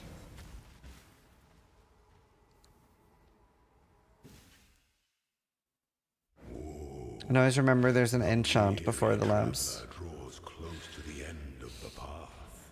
Slowness lends strength to one's enemy. I was able to do Cruel and Merc Lab way under leveled in this build. It was very refreshing to feel so tanky after the first time. Yeah, the endurance charges are huge, especially now that they're also elemental damage. And we do so much damage, so like, yeah, I'm feeling incredibly strong by being the same level. Is the offspring of suffering and time. That's the first time somebody's ever explained what the altars do 4,000 hours into the game. The Dark Shrines? Yeah, so they have like different things than the extra enchant tool. One of the things they can do is they can give you a shrine for the rest of the lab. They can give you, like I said, twice enchanted, which is what we want. That's the one we care about. It can give you an extra golden key, and it can turn off traps. It can make you take less damage from traps. So it does have a few other things they can do too. And they're in like hidden areas. Didn't they used to have downsides? Not since they've been in lab, no. But they were a different league mechanic before that. And then they would work differently. With, yeah, sort of downsides. When Dark Shrine was a league, they could do trippier things. Like, there's... I think there's a Dark Shrine here? Yeah, there is. But if you look it up on PoE Lab, it'll tell you. It'll be easier to find.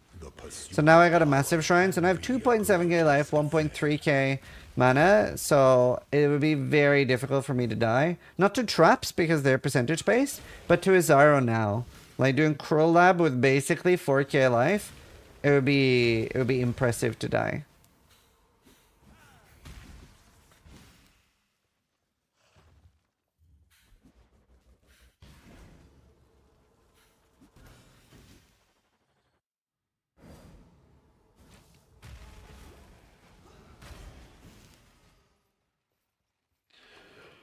We're just going through, and then what are we picking up in this one? It's Divine Guidance, which is going to be huge for our build. Like, you really will notice each of the labs in this build. It's very nice.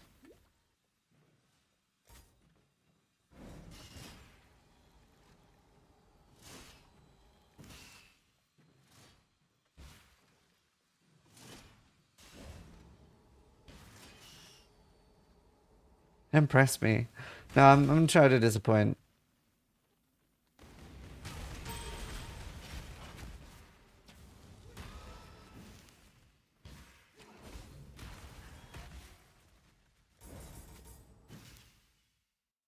When the time comes to Clarity and Arrogance and Grace and Blessing would be too greedy.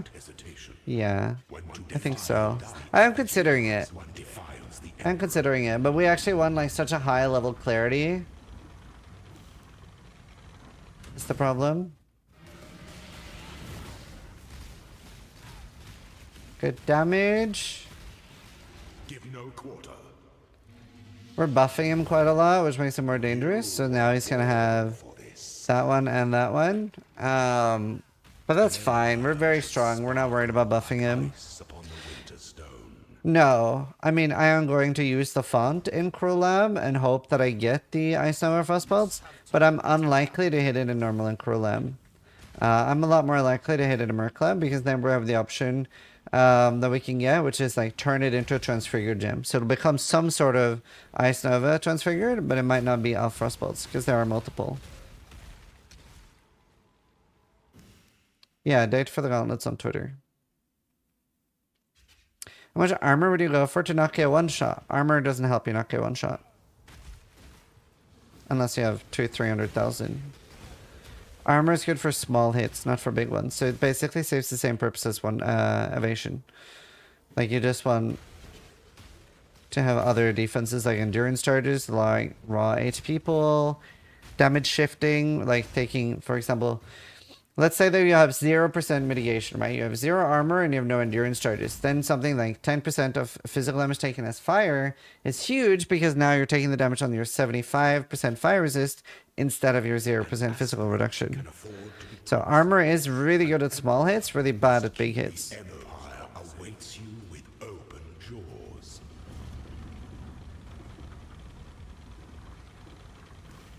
Yeah, evasion works on bosses. I play evasion characters very often. The trap of tyranny Got a wand, nothing else we care about. 20k is pretty low as a max hit. Fizz you want over 30k and the Ellie you want over 60-70. Right, so now we're taking Divine Guidance. Boom, 1.6k mana. We now have 1400 lightning damage. Obviously a lot more with the arcane cloak up. You can either... We can use one of our ice novas here and hope. Frostbolt of Winter Blast. We do need Frostbolt of Wintry Blast, actually. So that is really nice. I hadn't planned on... I was just going to click X because I was hoping to just hit bad stuff. But that is nice. That is one of the ones we want. So that is a very good hit. That's one of the main things you'd want to hit in normal and Crolab. And Merklab, really.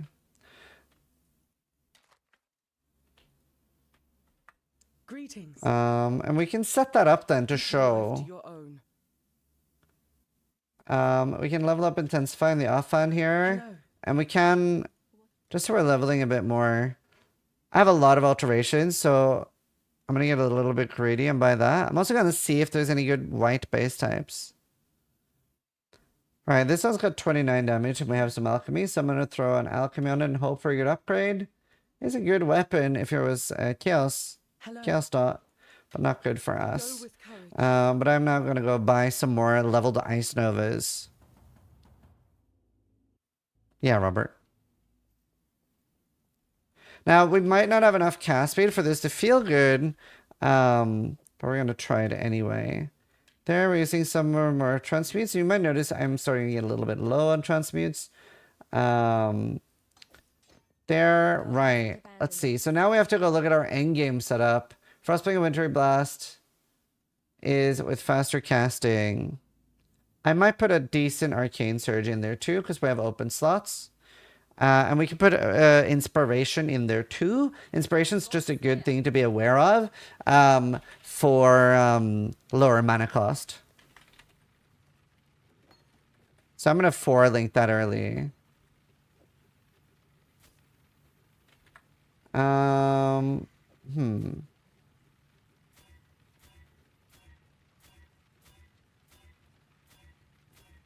Okay, what I'm gonna do now is I'm gonna move these down. There. Perfect. Eternal Blessing with Clarity. I'm moving that down there. And then I have this for later. Eternal Blessing Grace, if I want to switch to that. So this is nice to have. But it'll be easier for me since I have a bunch of jewelers to 4-link this, and it's easier for me to get the colors, right? Because this is armor evasion. Armor energy shield, so very easy to get the 3 blue, 1 red that I want. Whereas on these, it was a bit of a pain. So that's a good mindset to keep in mind. Like, all I was looking for then was either the perfect colors I needed, or to move my helmet over. And yeah, this is the POB from the guide that I showed in part 1. I'll link it again in chat. But yeah, it's in part 1. So it's just my own YouTube video guide. Right. Okay, let's continue. Now, what I usually like to do, I'm going to have Frostbank, the normal one, on mouse button 5. That's my normal like escape movement ability. That's always instant. Because if we have them next to each other here, you'll notice that this never puts Frostbank on cooldown. And the way Frostbank of Wintry Blast works is that it is all based on your cast speed, whereas Frostbank is instant. And you can actually use them in tandem. So I use... what I'm doing there is I'm first using Frostblink and then following that up with Wintry Blast after. And the way movement abilities work is that Flame Dash and stuff like that, like if you haven't cast a movement spell, they are instant. So that's really cool. And this doesn't, well, it doesn't count. It's like sort of like if you haven't used an instant movement spell, then it's instant. That's why you'll notice like if you're casting multiple Flame Dashes, the second and third will be non-instant, whereas this like is. But honestly, even though we don't have a leveled up faster casting or anything, it still feels pretty good as a movement ability early on. It will feel a lot better later on. And I'm still using the other one, you can see. Now, I'm not actually using W. I am pressing mouse button 5. But I just want to do hotkey it there as a visual representation of what I'm doing for when I'm pressing it.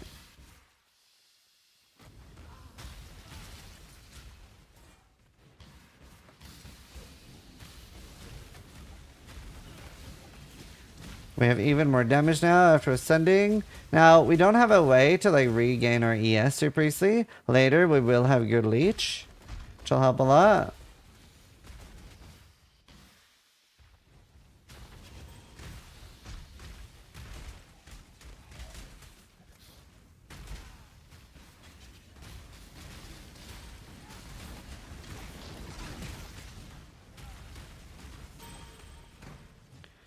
Actually, that one does have the colors. We should pick that up for sure.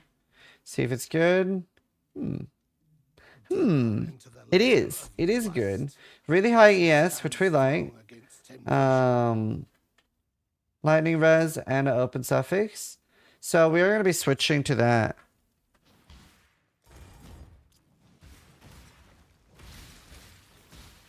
You know, as I noticed, like our Frostbling of Wintry Blast, especially with inspiration on it, it's actually killing a lot of the monsters. This is kind of cool.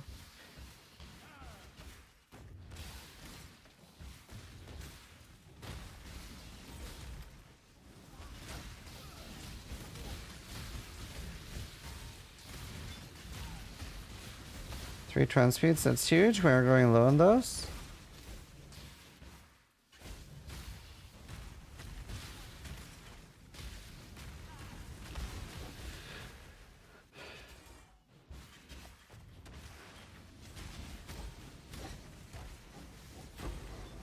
Karui Axe. A lot of melee weapons that I don't need.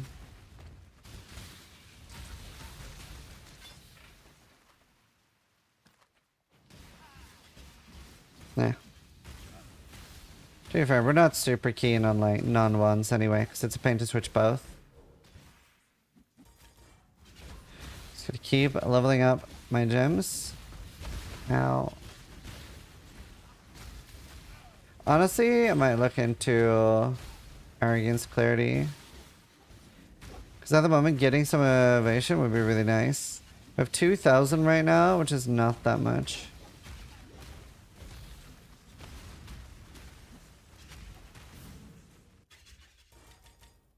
I'll do that after our Kali.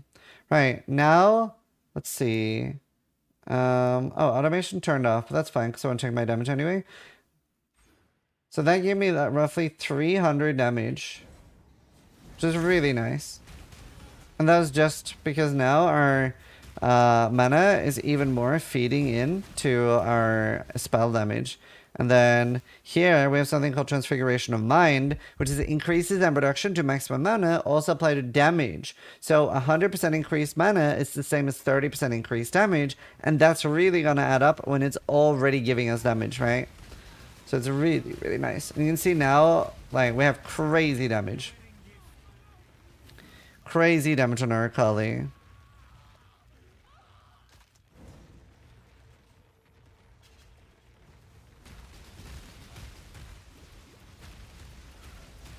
Point.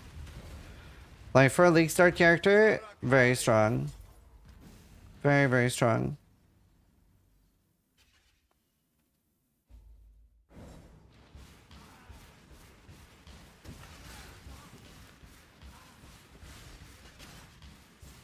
It's so nice that we got the Frostbling of Wintry Blast early. That's definitely something you want to farm for later. That's one of the core things of the build. I'll make the video go a little speedier too.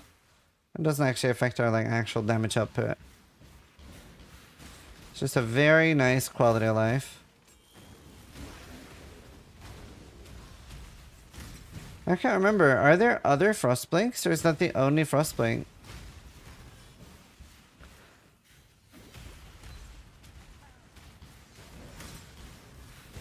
I really don't understand how you can make Frostblink cast without cooldown. So that's the special Transfigured gem that we got. It's only that at normal. Yeah, and it's actually like pretty easy to get, because later, once we're actually farming Merc Lab, one of the options is turn a targeted gem into a transfigured gem. So when you use that on Frostblink, you then get Frostblink Inventory Blast, which doesn't have a cooldown.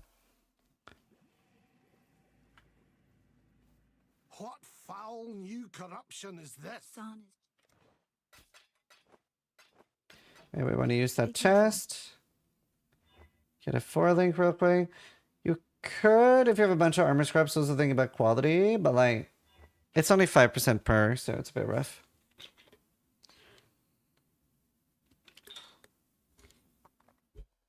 Merc Lab is the third one.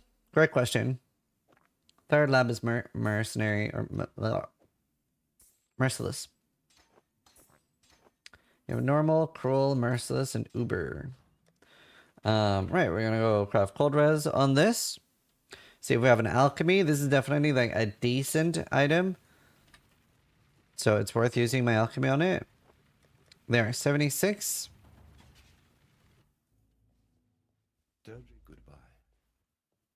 True, Urban Lab is eternal. Normal, cruel, merciless, and eternal. We call it Uber. Why farm the third lab instead of first or second? So in the third lab, you can get the option, turn like I said, you can get the option, turn it into a transfigured gem off this gem instead of this color. That's the distinction.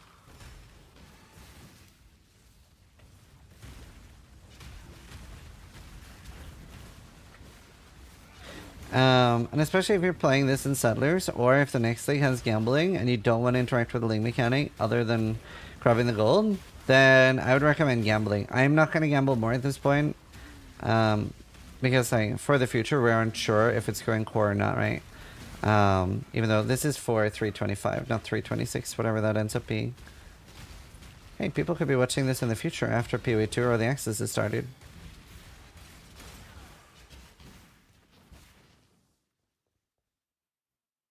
Took me 4 to 5 hours to get Ice Nova and Frostbite. I consider myself lucky. Yeah, you definitely can take a long time to get it. It is RNG.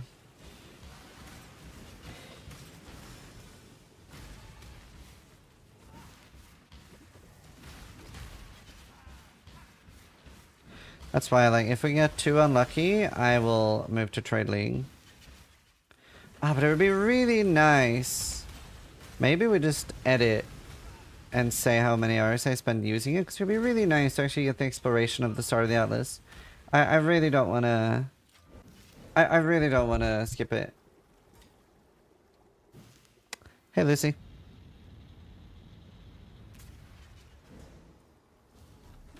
Can you sell boots on Hardcore Trade for 20D? Yes. That is a big enough trade that I'll log back over.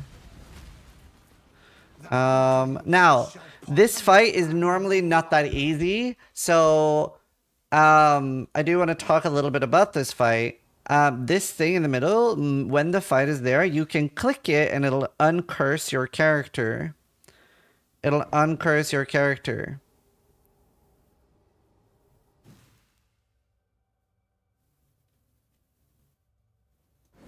So, yeah. It is good to know. A lot of people don't know that. The game doesn't really tell you. And it'll make her like go up, but the valve is actually pretty important. Can you move SSF to Trade League? Yeah, you could just migrate. But somebody was asking me if I can do a quick big trade because somebody wants to buy my old Trickster boots with the perfect implicit already. Yeah, just chuck me a trade real quick and then I'll go back to what I was doing. Or are they? Here. It did cost me quite a lot more than 20D, but I'm just glad to actually sell them. Who was it that wanted them? Hey, I'm here. I have D&D on while recording this video, so hard for people to buy my items.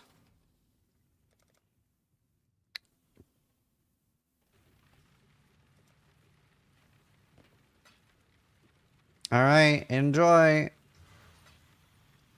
TY.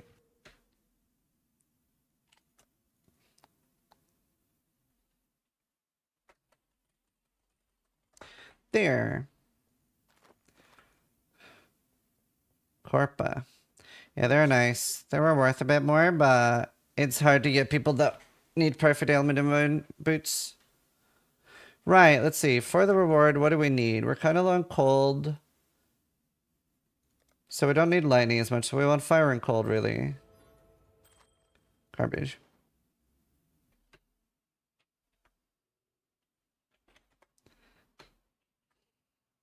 Are you happy now, chat? What does SSF mean when you say you play hardcore SSF? Solo self-on means you can't interact with, trade, or play with anyone else. The only thing you can do is slash ladder. You can see how other people in hardcore SSF is doing.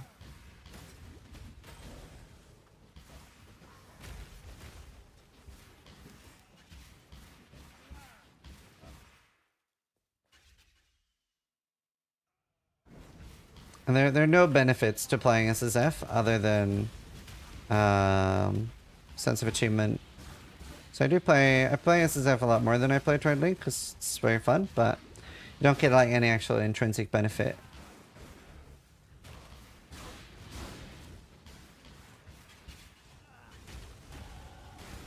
Right, so in this zone, the quest item you need is always like very, very early. We don't have any crazy soccer requirement for my boots. I will pick that up. Always looking for really, really good boots. So right now, I will still continue to pick up every item until we get to that like diminishing return of like, let's say like 80 life, 1 or 2 res with 1 res craftable. Then I would like start caring a lot less about picking it up. So yeah, first you get the quest item here.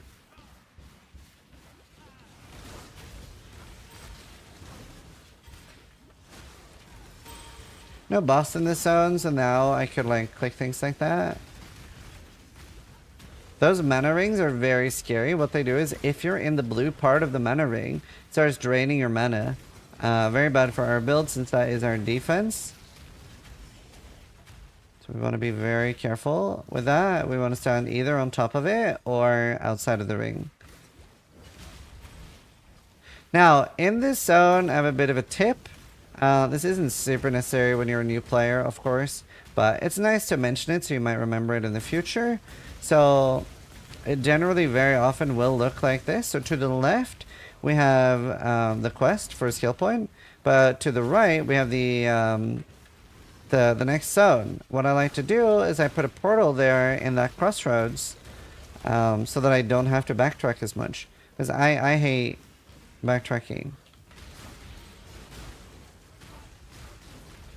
Whereas this saves me that.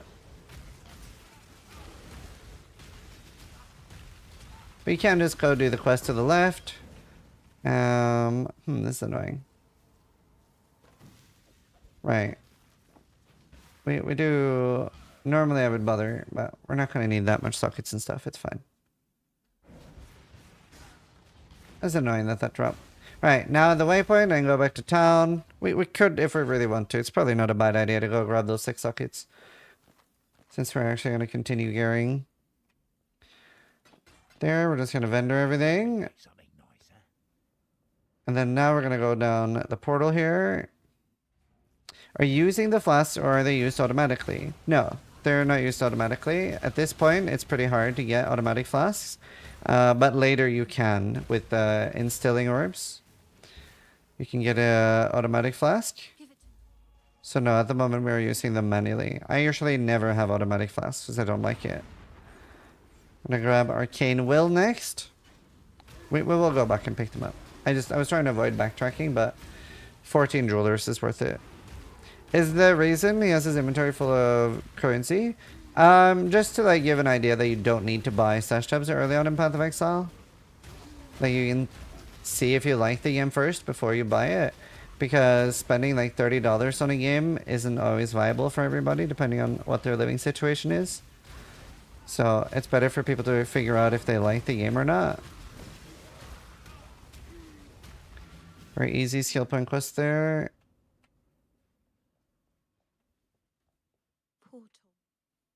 Bye. You get a stash tab for free? Yeah, you get 4. You get 4.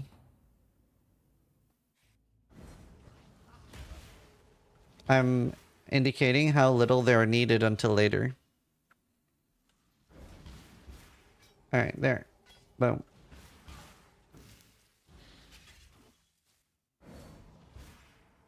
Yeah, this is part 2, so we have part 1 going up today, I think. I would have continued yesterday, but I was at a wedding. There. Boom, Arcane Will. Our mana is now 1.9, and obviously this is huge because our mana is part of our tank, so we're very happy with that. In this zone, there's a really cool telltale sign of if you're going in the right direction.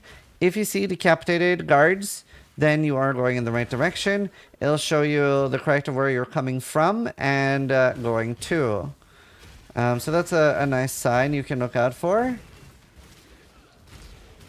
Like here, we see another decapitated guard. So then we know that we're on the right path.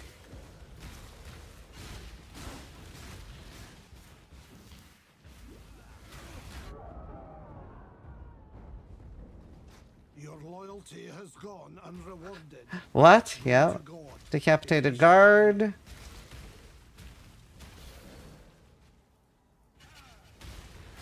And that's how you navigate this layout very easily.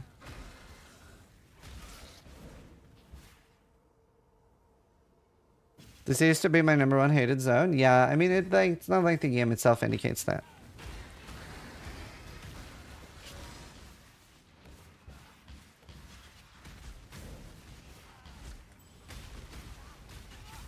Definitely a very bad jewelry, so... It's not a good base type. It's cold and lightning. But I do have crafted lightning on something, so I can throw my Essence of Doubt on this. Nope, didn't hit anything.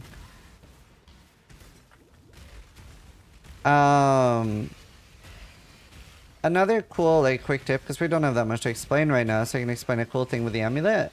If I didn't have a good amulet at this point, but you might have a bunch of, like, random essences, or even alchemies that you don't really need, but you maybe really need a good amulet. And let's say you only have very bad ones at this point. Then what you can do, since crafting is pretty hard in the campaign, because you have to find a new base type, like let's say we would have to find a Jade amulet or something like that. But if you can use the Onyx, which this build probably can, for if you sell any amulet with a red, a green, and a blue gem, that will make it a white Onyx amulet. So that is a really nice thing to throw some essences on if you have a bunch. We've been pretty unlucky with that. But yeah, any amulet and a red, green, and a blue gem. So that's 3 wisdom scrolls. To save yourself a scour, basically. So it's a really nice recipe to know about. Hey, Orange. The new tunnel Easter eggs worth using? Oh, what's the new tunnel Easter egg? Do you mean Blight?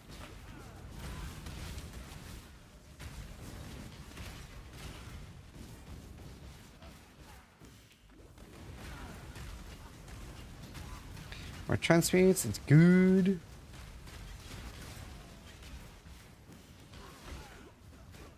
Most advanced players will be using Frostblink and Leap Slam because it's a lot faster while early yet. But I don't recommend that for new players because new players are already too busy learning the game to care about min-maxing things.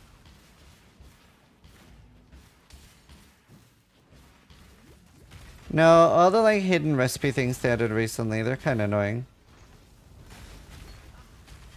You can always anoint in the stash tab. Pretty sure. Sippity sappity, bippity boppity.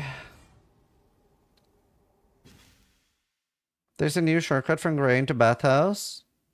Oh, yeah, actually I haven't found that. I actually don't know about that myself. That's funny. Let's see. Have we filled out the points? We should be 56, but we have a few more points. Right, so now we need to click level 68 Merciless Lab. That's what we're going to be doing next. And then we're going to see what we're filling out. So now we're going to be going for Battle Rouse, and we're also going to be taking more travel things, like smaller nodes. We're also going to be going for Deep Wisdom. Mana and Life here is so good, so I think we'll go for that next. And then maybe Deep Wisdom. We also want to go for the Energy Shield Leech, which is up here. That would be really nice to get because we do have Energy Shield right now, but not any way to recover it. So I'm kind of tempted to get that because we're just leaving nearly 400 raw life on the table. So I kind of want to go for that next. I thought you needed to do one blight. Yeah, you might need to.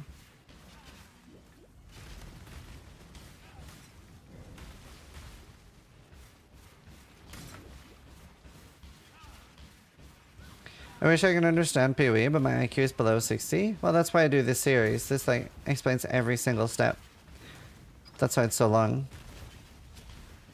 Like these are usually like 4 to 8 hours on YouTube. This one will be longer because this has 2 parts, but even more detailed.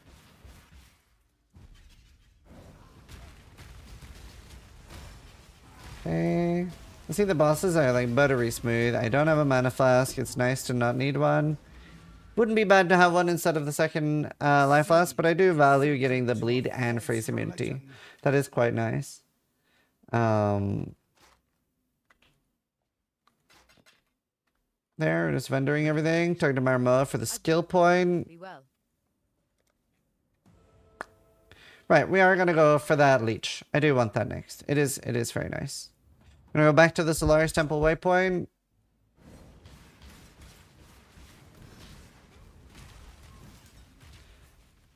No, don't need a Divine Mana Flask. We're okay. We do want a Divine Life Flask. That will be our endgame Life Flask.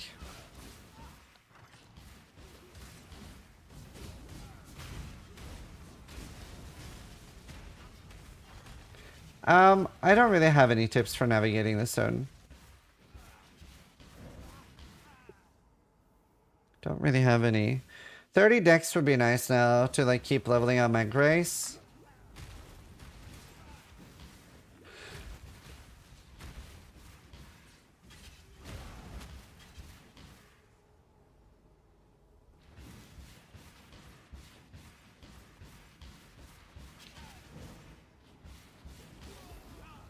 Alright.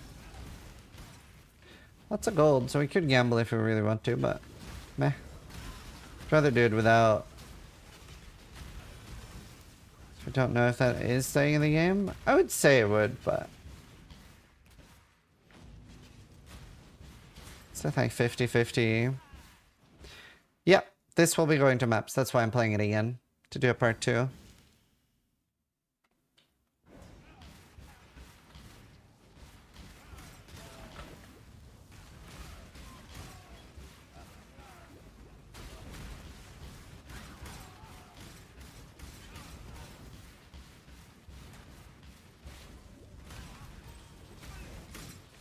So nice that I'm clearing with my Frostplate. Definitely is cozy. And obviously like my gems on that will be leveling up too.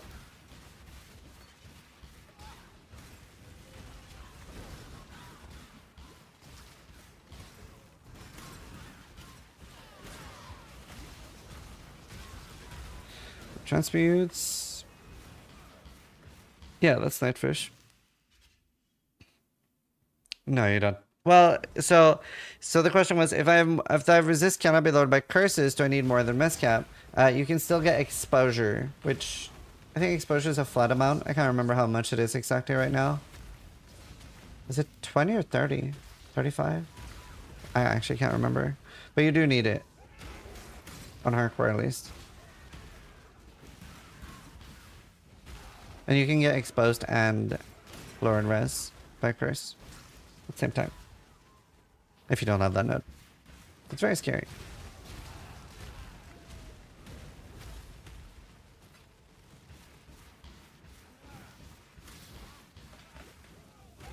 Are you planning to get Leech and SSF? So this is already in the build guide, but we do have that from the implicit on our glove later on. But that's more of a mid-game thing. You could also, if you get lucky, there's a ring. What's it called? Valako's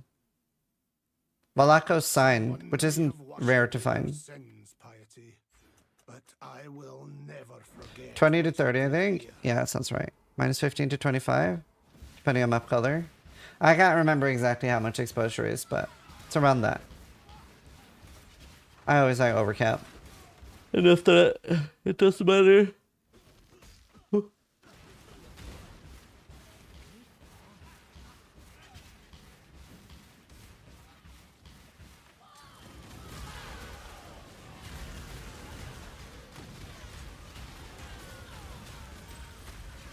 am no beast of burden.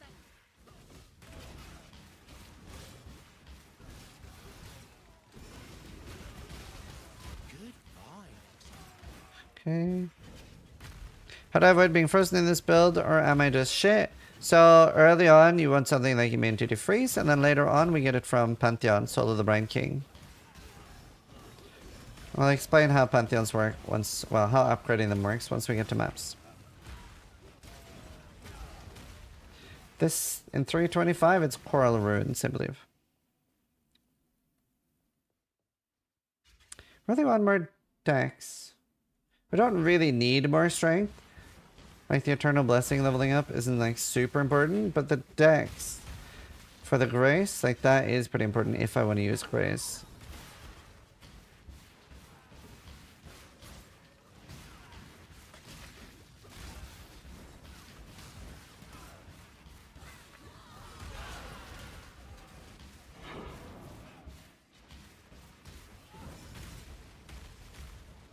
Very blasty damage. So at the moment I feel very tanky, very high damage. Pretty much everything you want in a build. Some more damage there. Other gems leveling up.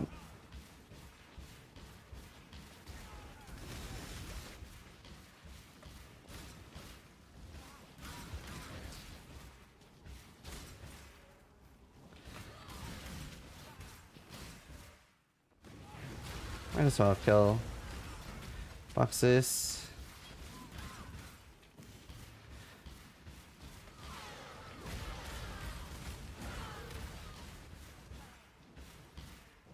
We're trying to go a little bit faster now too, so that we can actually explain the transition. I might actually like bank things soon. Does have mana, but no damage. Now, one thing that isn't super obvious, where it's a 17 to 29 physical damage and the 33 to 68 cold damage, that's local to that weapon. So it's only if you're doing, like, let's say double strike, thunder, etc. Like if you're hitting with that weapon, it's not if you're casting a spell. It has to specifically say 2 spells.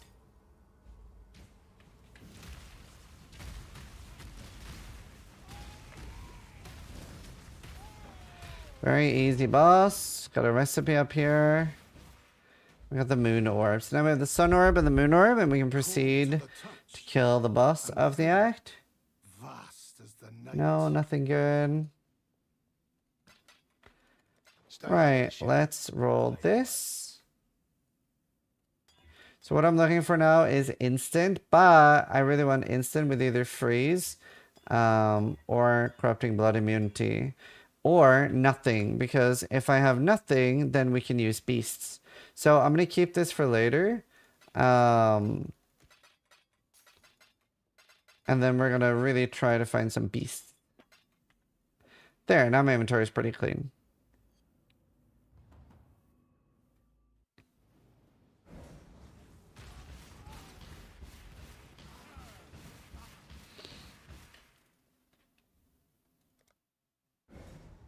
I really should take 30 decks as my next point. We should also go do Yugal. It's a side quest for a skill point. It actually can be kind of scary, so people like sometimes delay it on hardcore. But we are so incredibly strong, so it won't be an issue.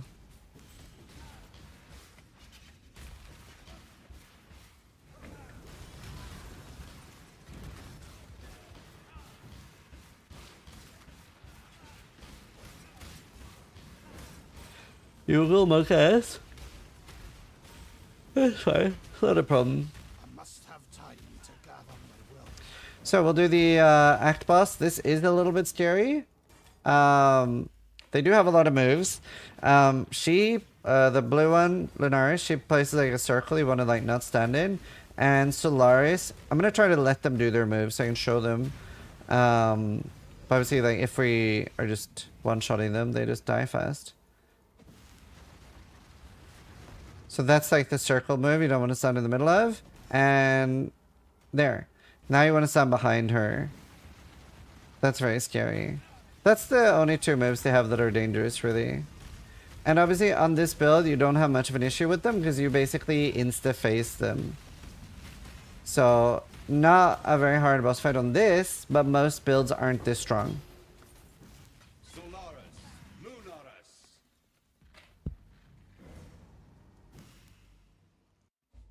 Do you care about poison immunity before maps? No.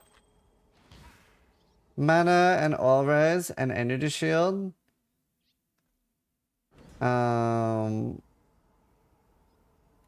Honestly, kind of decent.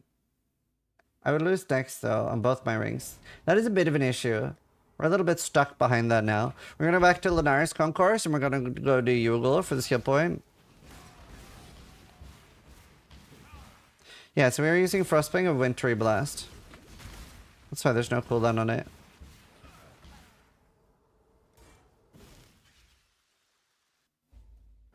Exclamation mark Archmage is the guide that we're following and doing right now. Right, in this area, there's two things we need. Oh, Arcanist Shrine. These are kind of worth rolling. Strongboxes are rollable. So using a few alterations and getting either a percentage quantity or the other stat, which is like additional items, it is pretty worth it. Especially early. So we want to do that quest. It can't remember what it gives. It gives something. Oh, a WoW essence. That's huge for us. Whoa! But we also want to grab the trial here.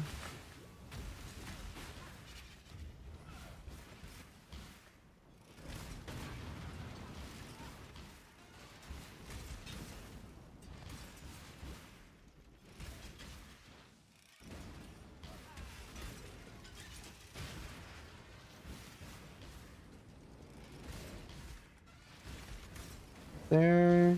Then we just run to the end. Stand on top of that so it doesn't burn our mana. And then you see that we need 2 more trials. We now want to find like a decent base type wand. Now ideally we do want to look out for the cast speed ones. They would feel incredibly good, especially because we have the wand. Sorry, the Frostbang.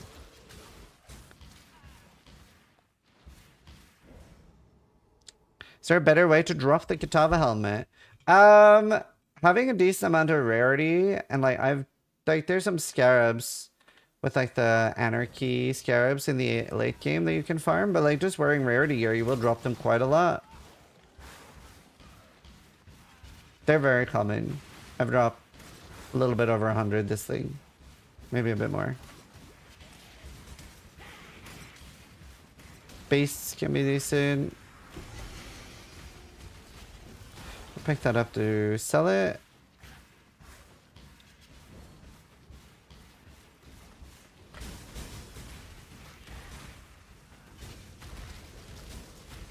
But thankfully the helmet is very common that we use in the late game. You don't want to switch to that early though.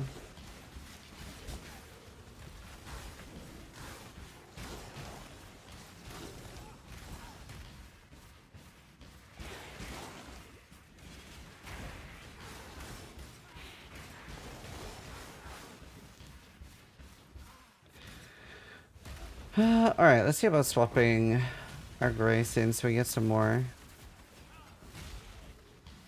defense. And we have so much life anyway. We have crazy life, crazy tank. And I'd rather like protect against attacks a little bit. And we have pretty good defense against spells anyway because the endurance charges are affecting.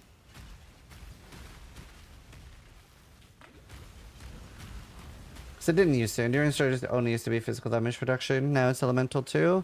And obviously most spells are elemental.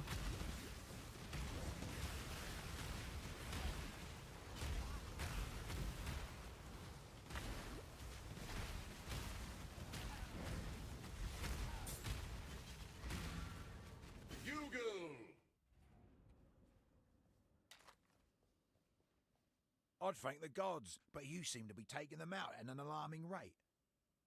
So you found them. No easy. We'll take another cobalt. Nothing good. Selling all of that, and then we're gonna check the vendor, see if there's a decent wand we can buy. Moving up here, soon we're about to get leech. Hello. Right. Any cast speed ones. Just percentage. And no white ones that are good. Unlucky. Watch yourself. We're gonna wait then. Talakota. Okay. We have all the passives in this act. We'll continue. Now, on hardcore, very frequently, I will level here to like somewhere like 60. It depends on the power of the build, but like 64 to 70. Sometimes 72. It depends on how early your build comes online. But this is a really good zone to level. Especially now for us that we have the Frostbling of Wintry Blast. So if I reset my XP, which is just /reset XP, what that does, and it's /reset _XP, what it does is that it will start counting your experience gained per hour from when you reset it, right? So if you've like done a new character and you've had like not reset since level 1, it'll say a very low amount because you've been playing for like 10 hours or whatever and stuff like that. But obviously you're getting more experience later in the game than you are early. So now we're gaining quite a large amount of experience gained, and now it's like tracking that, so you can give you a good idea on how much are you getting in Blood Aqueduct. And Blood Aqueduct's a very linear zone. It's very easy to level up in. Oh my god, that's lucky. Very cool for us. I'll explain that in a sec. But yeah, very good. So that is a rare monster where all of its minions will drop a rare item, and it happened to pick Coiled One. Now sadly the implicit is very bad, it's just low lightning damage, but we do get a chance at a bunch of ones. So if the wand itself is really good, then maybe we'll get an upgrade for our left one, because our left one is very bad right now. So with this many ones, we should get one upgrade. Okay, I'll explain why like these aren't good. This only has mana. That's the only beneficial stat to us. Some might be thinking, what about the crit? Is that good? Well, that's also local crit. It would say critical strike chance with spells. So you can see that the blue is highlighted, and with something being highlighted on an item, that means it's being changed. So we can see this being blue means that it's being changed. Pretty good helmet. Triple res, life and mana. Don't know if we'll replace it. We'll think about it. This is... Oh, wait. I skipped one, right? This is fire damage to spells and spell crit. We aren't crit, and we don't care about fire damage to spells. This has just mana regeneration, which we don't care about. This has pretty high lightning damage to spells, and it has percentage spell damage, and has an open prefix. I'll explain this a little bit more in a second when we finish looking. Like all of these are pretty, like, even to a new player, like they don't have any stats that we're scaling on the other ones. So we're gonna focus on the one that we got that is, which is that one. Now also, if you sell 5 of an item like this, you will get a new one. We're not going to do that because we just want more alterations. Right, let's see. And then we'll sell that. Take care. Right, we really need yellow beasts so we can get freeze and bleed immunity. Now, let's go to the hideout and show. No, left click skill does not work. So, what is hybrid and how does it work? Also, I think we can get a better hybrid somewhere. Or spell damage. Well, not better hybrid, I mean better. Chevron's Tower. So we've already been there. Oh, I actually need to go do that because we forgot. I forgot to get that recipe. I forgot that I could actually need it. So when I hold Alt on this, it might look like it has 6 stats on it, which is the max for an item, but this actually only has 5 because the spell damage is with mana, which is a hybrid stat. So this is spell damage and mana, which means that I can actually craft a pure roll of just spell damage or just lightning damage. Since we do still deal some fire damage, I actually really want to get that. So that is here in the prisons. We actually need to redo this because I was lazy. We need to redo this.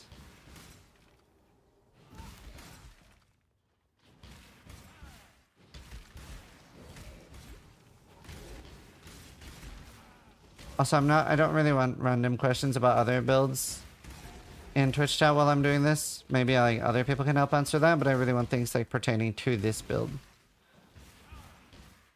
Yeah, we need to do this now. Can't you go back from Prisoner's Gate? I don't know. I've never tried, but now I'm going to try. Yeah, it's because we logged out after the boss. I don't know if it'll let us go back here. No.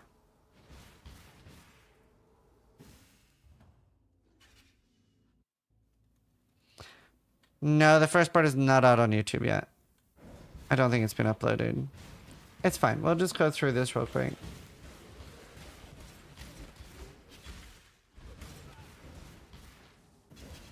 Frostblank of Wintry Blast.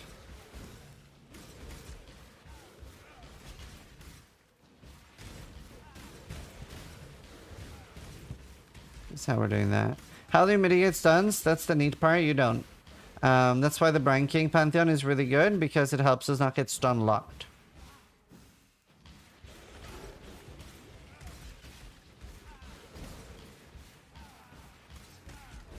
A lot of people buy a jewel that's called... I can't remember the name of the jewel right now. What's the stun recovery jewel called? It's quite expensive though, but that is generally what people eventually end up doing on this build. Immutable Force.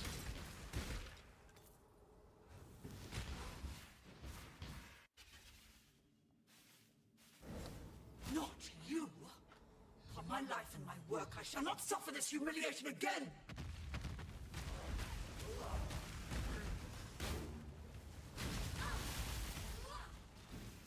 So normally we wouldn't have to redo this, but I really want actual pure spell damage. And my left wand is so bad, so it's very nice to be able to replace it. Alright. This is how you would normally, probably have this anyway. There. There. Since we need that, now I need to get another blue socket on my Vand. And now we can see that we can craft for 8 alterations up to 44 spell damage. We hit 40, which is great. Do I need them to be linked? I do. It's not super important. But we'll do it anyway. Could have it. Right. And sell our old one. But what about this helmet? This is less mana than my current helmet. A little bit more life. A little bit more energy shield. And has triple res. The res on my helmet is so bad, so we're definitely going to switch that out. And if I can, I would have liked to do the alchemy one. We don't have that at the moment. But let's 4-link it. Ooh. Boom. And then we get 1 red. Please. Was that all my crumbs? No, I have a few more. Okay, that was expensive for something that should be cheap. We need to be a little bit better with picking up crumbs now.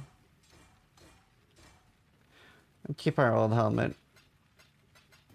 There. I do still have this Essence of Woe that I wouldn't mind throwing on something.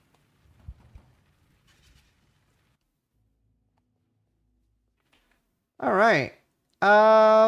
So since we're only level 61, we're a little behind. Well, not behind, but we're not like very comfortable in levels. I'm probably going to get like 63 here, something like that. Oh yeah, we can see we're getting over 100 million XP per hour. Although that is, let's see, we can reset again. So reset _ XP, and we can give a rough idea on like by staying here, how much XP per hour are we getting? And especially the fact that we're killing the whites. Just by like blinking through them makes it like really nice. And obviously we're gaining power, right? There's no scaling in Path of Exile. The monsters are not getting stronger when you are getting stronger. So we are, you know, outscaling them. Which means that this will go up and will get stronger and stronger. This is a mechanic called Abyss. And the way that works is you step over it and it starts opening a crack with monsters coming out of it. Once you kill the guardians of that part, so like a few of the rares, it will progress and it will continue all the way to the end where it either opens a little chest or a spire. And the spire can give you a special belt that you can fit a jewel inside. A special abyss jewel. This can be really dangerous early.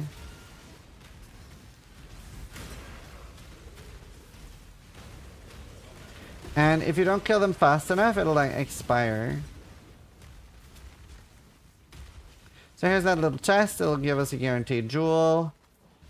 Hypnotic would be the caster one. Ow.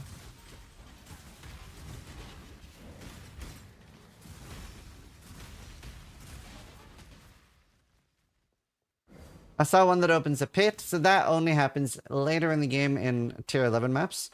But that gives you a boss. Okay, none of this was useful. Bye. Now, I could, since I don't have beasts right now, try some alterations and try to get freeze immunity or bleed immunity with instant. It's not bad to have one overtime flask. So that is okay. But you definitely want at least one instant.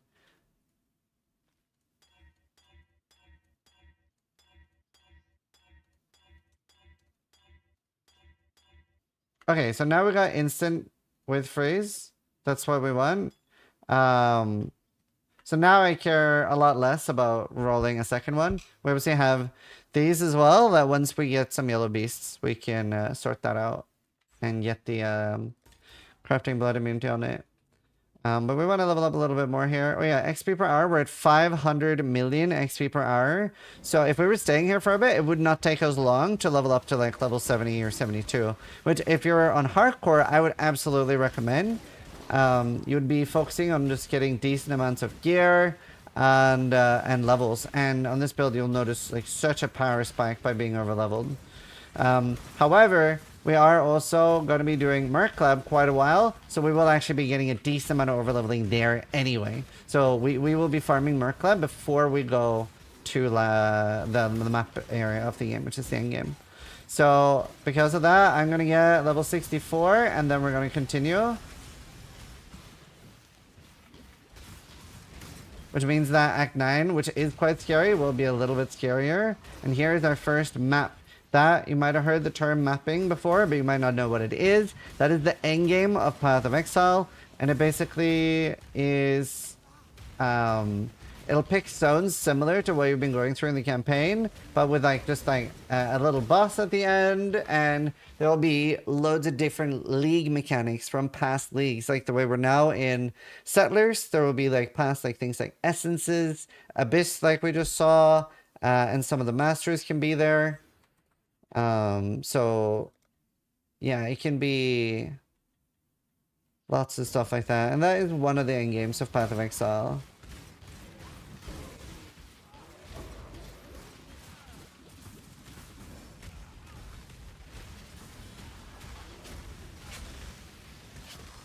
Alchemy, it's really good. It's like very, very nice zone to level in. And the reason why it's nice to farm here is because it's kind of linear, right? Like, it's not too dangerous monsters anymore since the spider things got nerfed. The Revenants, which we talked about last time I saw them.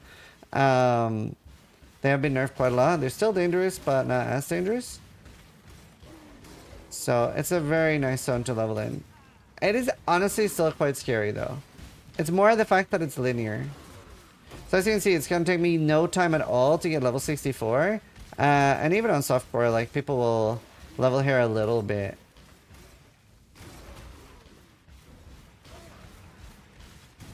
So that they can just like speed through later acts.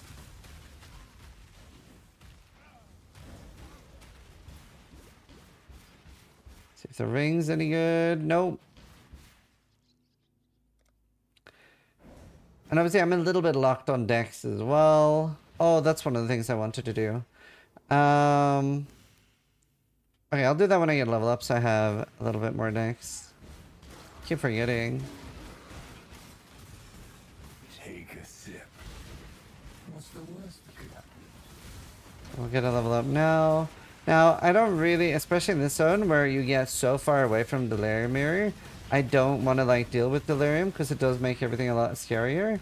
So I'm going to hit my B key, which is what I've hotkeyed, like end Delirium, as soon as I hit the second reward threshold here. So I don't want this to go on and make the zone scarier. Now we're encountered Stacked Dex. That is a divination card thing where like you right click it and it'll give you divination cards. And then your filter will generally give you an indicator if it's good or not. Neither of these are particularly good, and early on, looking up pathofexile.com/trade will be very commonplace for you and trying to figure out if things are worth it or not. So you will spend a lot of time with that early, which can be a bit of a pain.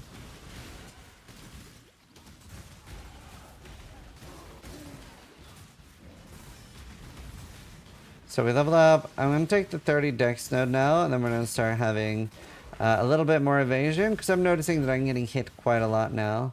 Also, that was a Y2 Sun Ring. I might as well... Fire and Lightning. I really do want Fire and Cold, but I'm too lazy to really, like, look for that.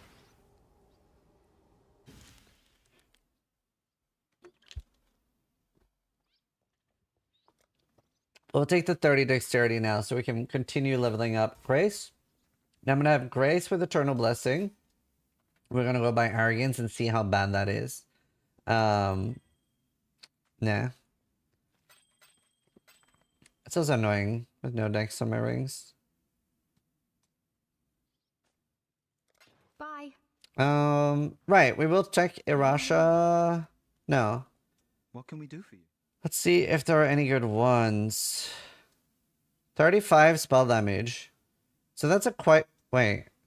82 spell damage. So 110. But there's no flat. And we don't have a regal. So it's probably not better. That is kind of cool. If we had the regal orb that could make this rare so we could craft on it afterwards, it would actually be quite interesting. But we are going to buy the imbued one, which goes up to 37% implicit, and throw the Essence of Woe on that. It didn't hit anything. And like, we're not desperate enough that we want to spend more crafting juice on that. I'm now going to buy Arrogance. Nah, it's not worth buying just in case. It's not that special. We already have pretty okay ones. We're going to buy Arrogance. We're going to see... Whoops. We have a chance for a right? Yeah, we do. Arrogance. Right, let's see how this is. So, now we're running into the problem. Like, that's very large amount. I don't really want to do that. So then I'm like, okay, so maybe I just don't run Clarity. What if I run Grace? How does our mana regen feel? We do have quite a lot. It's a little rough still. We are about to get more mana regen.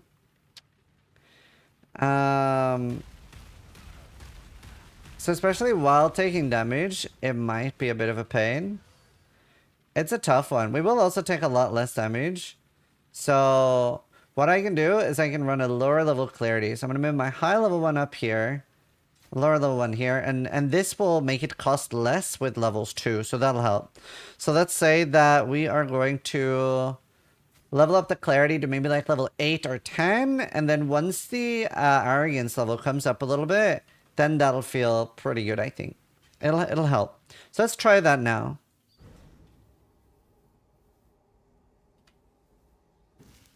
There, and then we're gonna put our lower level one there. Now it's just 70, so we got a decent amount of mana. Let's see how much exactly.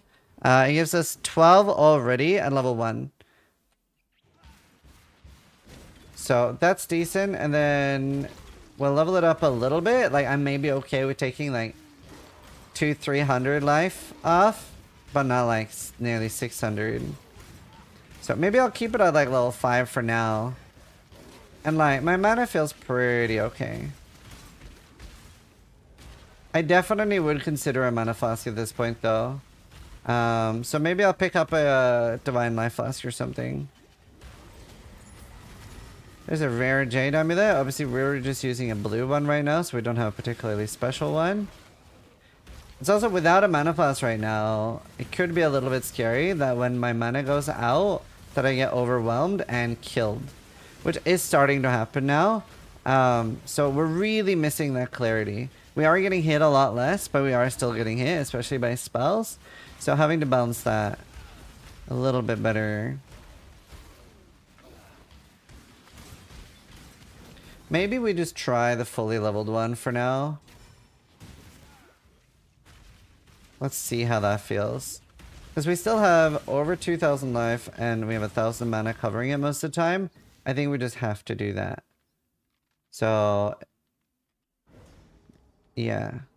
Then we have 259 mana regen. And obviously we're about to get a little more. That'll feel good. And we are gonna go do the third lab soon. Wow, what a ring. Not the worst amulet either, but it doesn't have any life. The cast speed is kind of juicy though. Definitely tempting. Be careful. But we're not going to do it. Right, let's see if we can replace this. We lose cast speed, which is sad, but we have a open prefix. So, open suffix. Well, and prefix. So we can actually choose to craft mana on this and then later craft fire resist on it. But either way, we'll just keep it open for now. Bank the old one. We'll bank all the stuff we don't need. And we're going to continue. Oh, nice Kiki. Good job.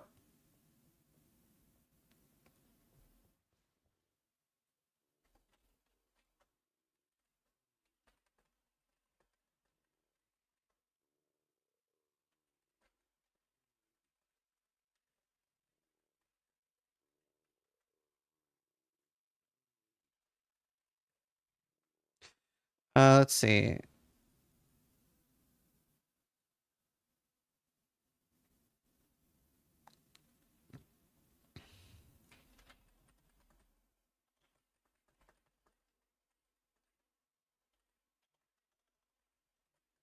There.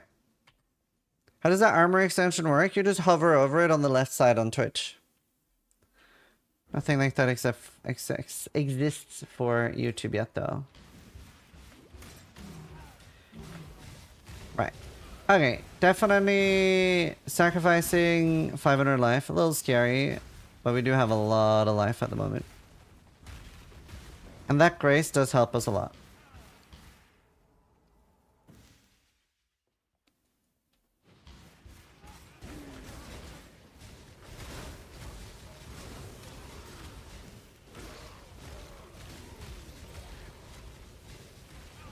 So many blues. So yeah, we'll get a little bit more mana. And every time Arrogance is leveling up, you see that it's actually taking off a lot of my reservation. So that'll go down.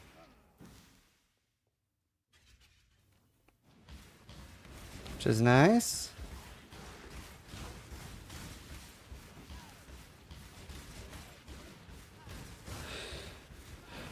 And like a late game thing you can do on this build, you can actually get so much recoup that like you're basically recovering a ton of mana when you're getting hit. And the way recoup works is like, let's say you have 10% of damage taken, recouped is life. If you take 100 damage, then 10 life you get back over 4 seconds. So obviously this gets very strong with a lot of recoup. And is one of the defenses that I used for this for the endgame. Like I got a bunch of recoup. And that felt very good. Especially when like the damage is split with your energy shield and life. In a way you end up recovering like all the damage you take as at least life. And you already have really good recovery for energy shield and mana.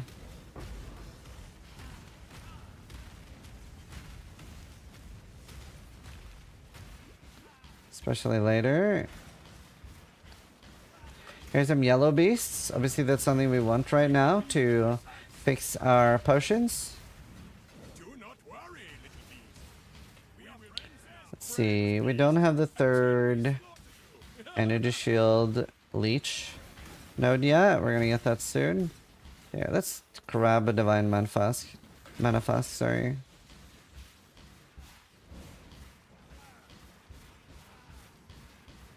Sit down here. Enduring manifest could be good as well. That would just add a shit ton of mana regen. Enduring is basically that normally you'll notice that like our life flasks aren't like continuing to heal us once we're full life, but with an enduring mana flask you can actually activate it even when you're full. So once you spend something, it's then like giving you regen instantaneously without you having to reactively press the mana flask afterwards, but at the cost of being worse.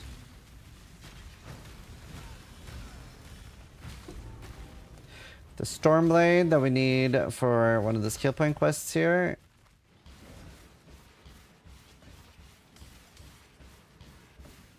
Lots of alterations. You might have noticed they've started dropping as stacks now.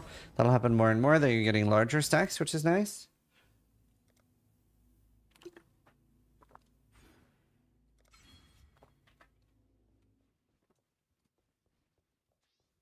Remember, humanity. Talk to Sin, and then here we'll grab Imbued Wand. Nothing good on that. No stats that we need. Right, I think I will use that. It's not enduring, but I don't need 2 life flasks. And now I can definitely move away from having that like high level clarity. So we'll have like a level 7, that's fine. See, we don't need to talk to Tsuni. Water from a Coke bottle, good way to trick your mind a little. It's a water bottle. It's not a Coke bottle. So there's not a big difference with wands and scepters, except that there are the cast speed wand is what we really want. And it's a pain to, like, you can't use one wand and one scepter. But if you have really crazy scepters, then yeah, you could use that early. You thought you saw a red label? You did. But red doesn't mean Coke. Alright. Typing Essence of Sorrow, that like forces dexterity on things.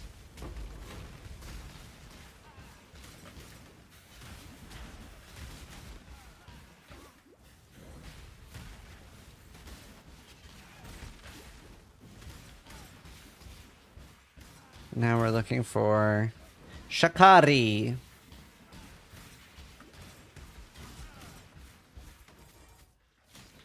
I'll probably stop leveling up the Clarity as much now. So now the Manifest would be something I'd definitely be looking to press after taking a large amount of damage, because I really want to make sure that my mana stays topped up. Because with the way our build works, we're taking a lot of our damage taken on mana. But if I don't have any mana, then it's all taken on my life, and we don't have that much life. Still a decent amount for where we are right now. But we don't want to, yeah. We don't want to get overwhelmed. Yes, you can upgrade essences by selling 3 of the same type. So if I had 3 Weeping Essence of Sorrow, we could upgrade those. But we're not going to be doing that early. You don't only do that with essences when you have a shit ton of them later.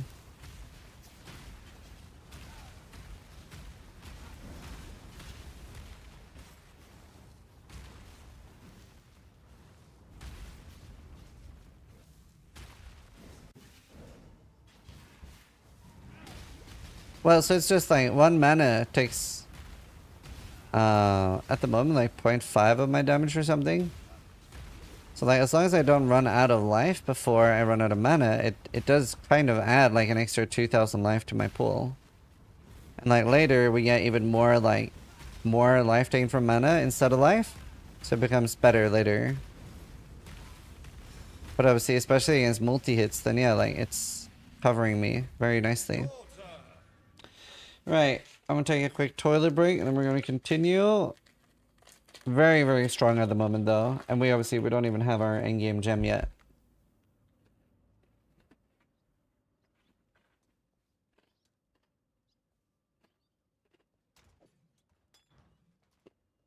Goodbye.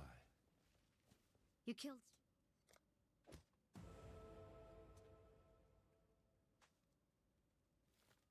Come back. This is neither the time nor the place.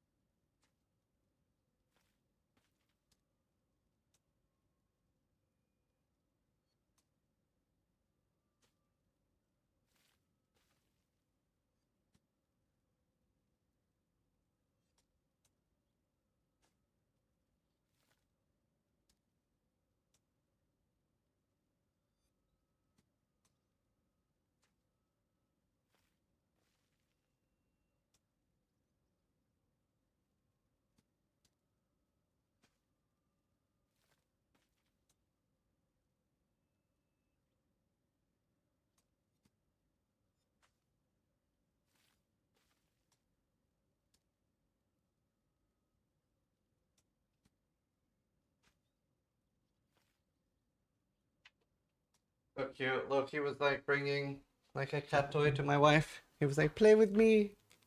So cute. Alright. Now we're gonna take the 10% of leech is instant. So this is gonna help cover our energy shield up a little bit. So quite nice. And now we're gonna continue here. Yeah, hardcore as if. Did you farm the wintry blast? No. You would farm that after getting your your ice nova thing.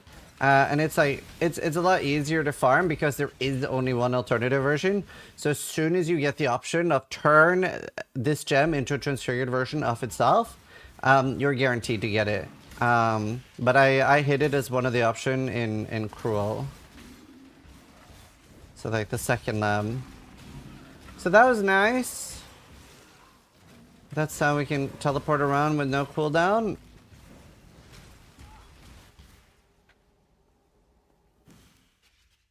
Would you level up this build with a wand and shield? Well, I would assume the answer is no, right? Because I'm leveling up the shield with 2 wands right now. And the reason for that is that mana is actually defense on this build. So we're hoping to get mana on the ones as early as we can. Like spell damage and mana are the 2 things that we really want on this.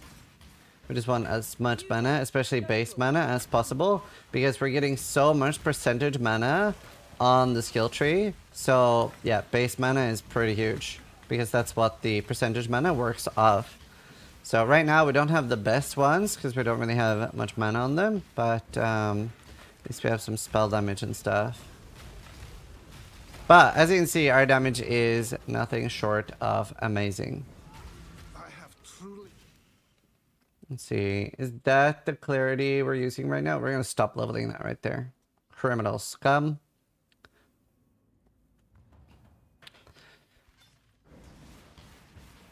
And like, if there are any other quests that I haven't done That's because you don't need to do them. Either they're just like respec quests or some shit like that, but they're not things that you actually need to do. So that's kind of nice. If you're following along exactly, like you just know what to do.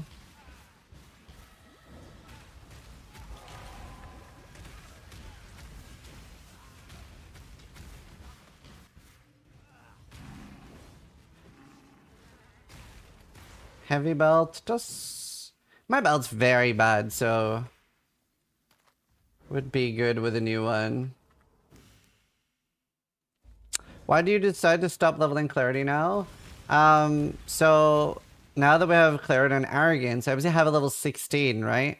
But with a level 16 clarity, then it's preserving 488 life. With my level 1, it's 277 and going down as I level arrogance. So... Especially now that I have a mana flask, I don't really feel the need to reserve a shit ton of my life. I'd rather have like a little bit.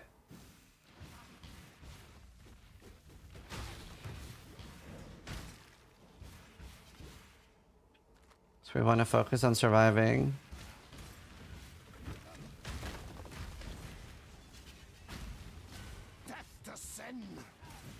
Okay, we're gonna do the trial here, and then we have to finish Act 9 for the last trial, and then we can start our Merc Lab farm. And that's also how we're going to be... Ooh. I do have, it's just short. It's very short for Frostbank Inventory Blast. Ow. Thankfully we can stand in traps quite a lot now, because we're so tanky. Which is nice. Crafting recipe here for all attributes, and boom. Hope in the left hand, surety in the right.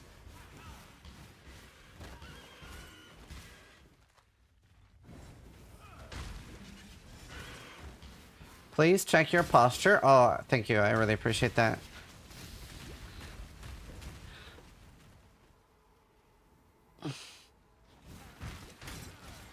Much better. Thank you.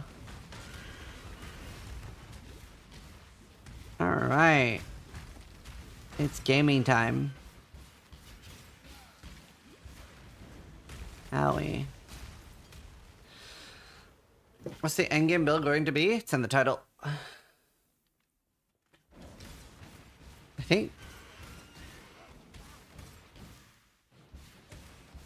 It's an Archmage of Ice Nova.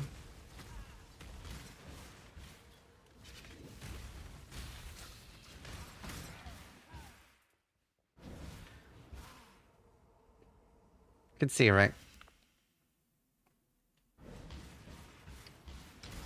Alright. So we have a few side areas we need to do here. Might as well pick up this recipe. Obviously all the recipes you will have to get again next season, but you will not have to get that on your next character. So that's nice. We're gonna go to the refinery. This is one of the reasons why it's really nice to overlevel. Because this is really tanky. He's a very tanky boy. It's probably the only time...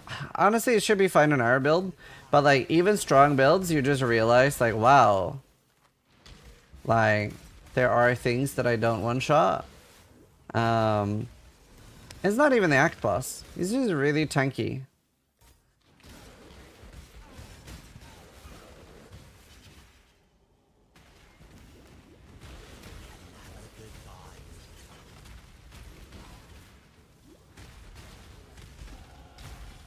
There. Alright, so he has a few abilities that are a little bit scary, so I'm going to curse him and start blasting him.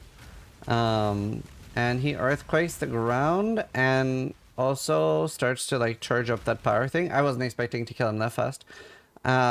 He earthquakes the ground. He also like will have like lightning lanes go between those, so it's a very easy fight to panic in. Obviously, we do have one of the strongest builds this league, so... That was fast? Yeah, we're very strong. Let's see, we're gonna take this. Puts us at 2-3-3-9 mana. Really do want to start getting high life and mana on ones. We also really want a new belt. Oops, wrong. Yes. honestly kind of desperate for a belt, and we don't mind strength. We were a little low on strength, I saw. Honestly, we're gonna pick up this as well. Amethyst ring, good base. Because we do want to at some point start caring about chaos res. Probably not going to bother with a new jade amulet. Honestly, I'm just hoping I find a regal. I do have 2 alchemies. Do I have any essences? I have 1 of sorrow. So we can do that. No, didn't really hit anything. I'm going to use that alchemy on this. Didn't really hit anything there either. Bye. But yeah, we would love to hit proper high mana.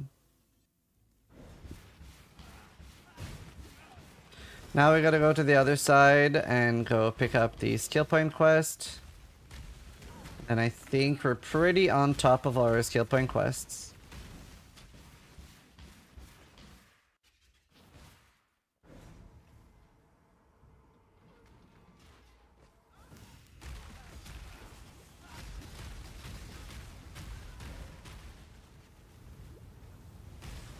Pretty simple. This very straightforward fight. It just summons some ads that gives you fast charges, goes invisible a little bit, summon some more ads.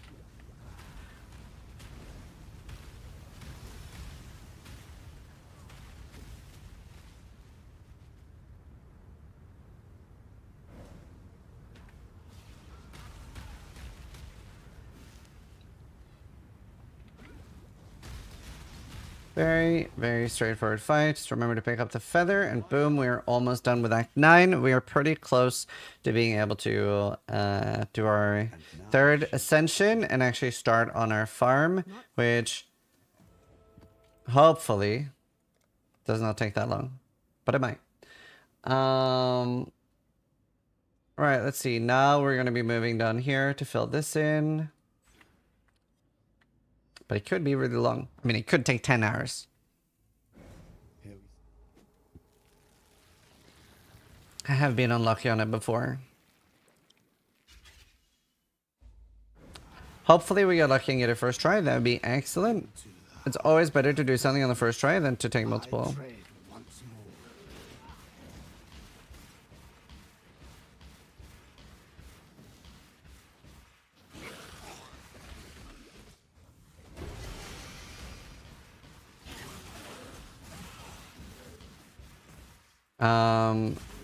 There's not any like crazy uniques that we're really hoping to find, except that lightning leech ring. Valako's sign would be good. Adziri's foible, but that's quite rare to drop at this point. And then another thing we could try to hope for is engaging with a mechanic called Incursion. And one of the rooms there can give us amulets with percentage mana, and they're quite nice. So that's definitely something we'd be looking at farming early when we are in the endgame. Howie. You notice that my energy shield is up quite a lot more now. It's never really going to like stay full, but at least now we have some form of energy shield. Gives me just an extra like 400 ES buffer a lot of the time.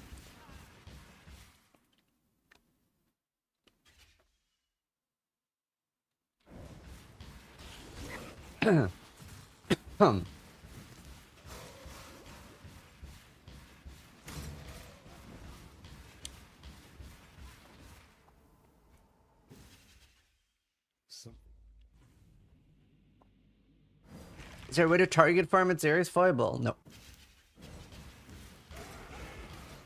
I've had 0 this thing.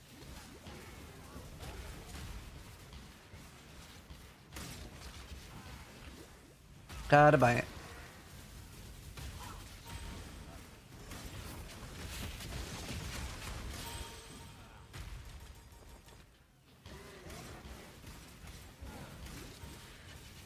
There. White leather belt. We'll pick that up. We have such a bad belt. We basically don't even have a belt. That's how bad it is. But nonetheless, good gear or no, our enemies are dying pretty fast. Now, I like to do Dodri last. Sorry. I got like something stuck in my throat. I like to do Malagaro last because whenever I have a skill that has lots of Vol gems, which I'll explain in a sec how it works, then they fill up really nicely at Maligaro because he has so many like unique clones. A Vol gem is basically a special version of a gem that uses souls instead of normal like mana, and they can fill up over time on bosses, so they're really good. And the way you get them is either by voling them, and it has like a chance to turn into a Vol gem, or you can drop them from the Vol side areas. Now, they're generally not super worth farming the Vol side areas, so I haven't really mentioned them until now, but they can fairly early drop 6 things, but they'll be like really bad colors and usually bad stats. But that is one way to get an early 6 thing. So especially once you're past monster level 50 areas, doing the Vol side zones could be beneficial. But very often you won't get what you're hoping for. Mind Cage. Oh god, that.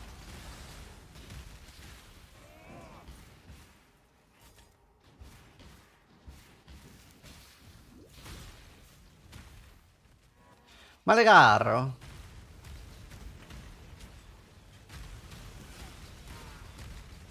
Damage is good.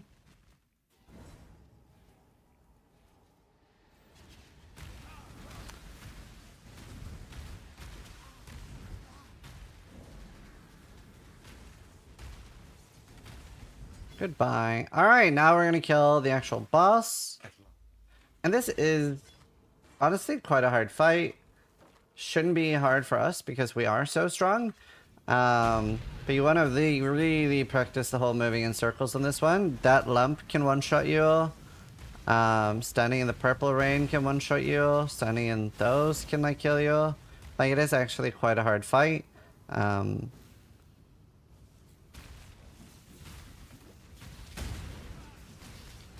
I just curse and then move. Almost didn't get a 3rd stage. We are very strong.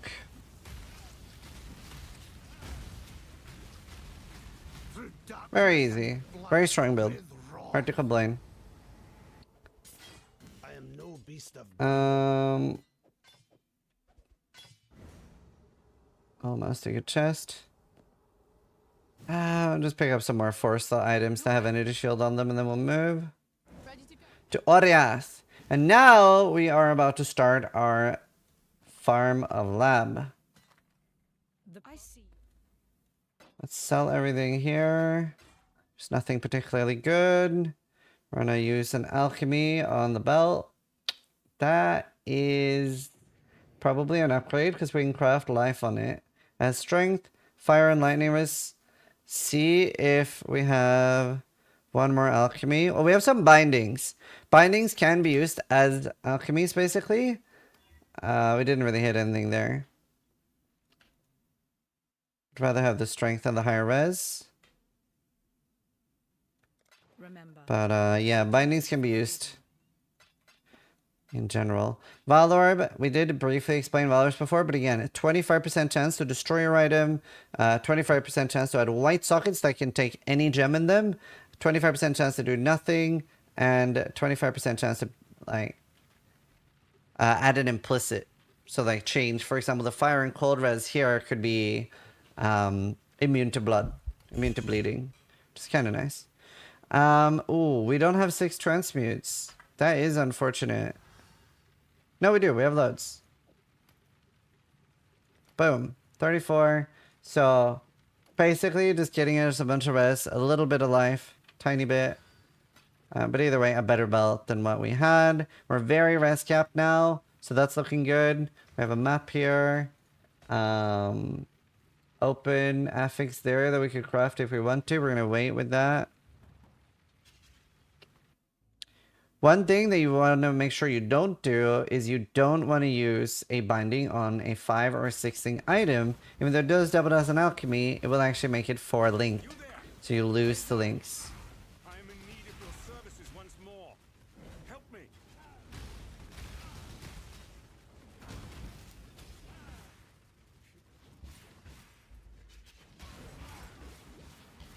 Say that one more time. A binding orb can break a 5 or 6 link. But other than that, it can be great to use instead of alchemy, sunlight. Random items, belts, jewelry, maps. Can't use them on strong boxes, sadly.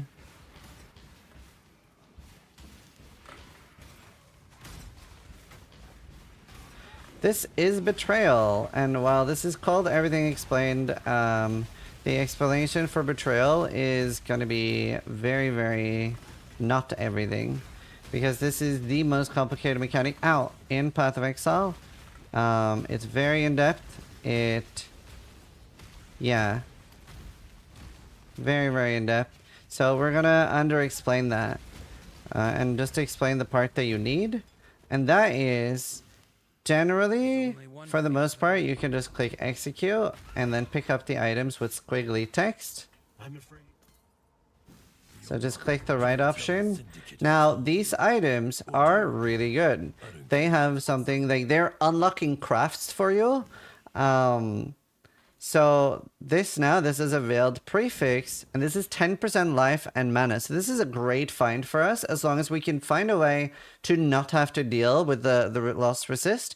This now is 117 life, 10% life, and 10% mana. So they can be very strong. On the belt here, we've unveiled a higher life craft that also comes with mana. And you do see you have some other options that we're not picking. On the ring here, lightning and chaos res, strength and int. We'll probably go for the lightning and chaos res here. And you now have these crafts unlocked permanently. Well, until next league. For this season, you have those crafts unlocked. And you can craft a weaker version of them on your gear. So that is really nice. And that also means that you really want to pick up the gear because you can get really good stuff.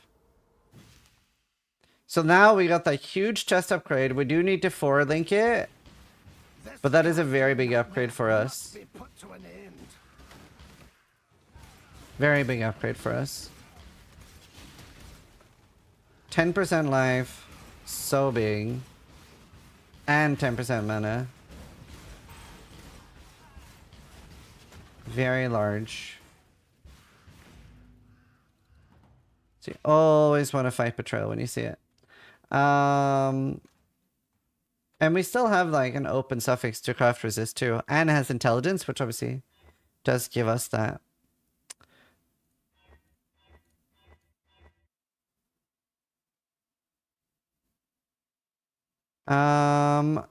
Oh shit, I just realized it was 4-linked and I overrode it. Oh, that's annoying. I didn't see. That was a stupidity. Step 1, don't be stupid. We're gonna grab a silver flask here. Silver gives you something called Onslaught, which gives you 20% attack, cast, and movement speed. It's very nice. We are going to be hoping to remove our mana flask for that. Now is a good time to teach you about the recipe system. The vendors. The vendors have currency conversions. So since I have a bunch of jewelers, I can get some fusings for jewelers. Now, I actually want to put quality on this. I could only get 10%, but that'll make it a little bit likelier to 4-link. This is really embarrassing that I overwrote the 4-link.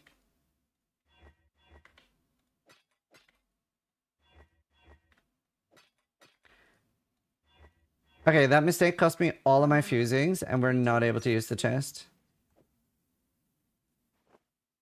So that was bad. Don't do that. This belt's kind of nice, but not nice enough. Oof. Greetings. Well, you get punished for making mistakes. That's fine. We do this for freedom. Very sad. We would have had a nice chest upgrade. At least now we have something to use fusings on. We are, however, going to go do Merclam.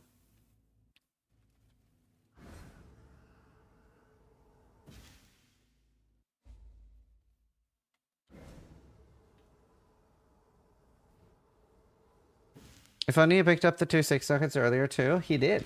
He went back for them. He went back for them. Right. We're gonna go grab the trial.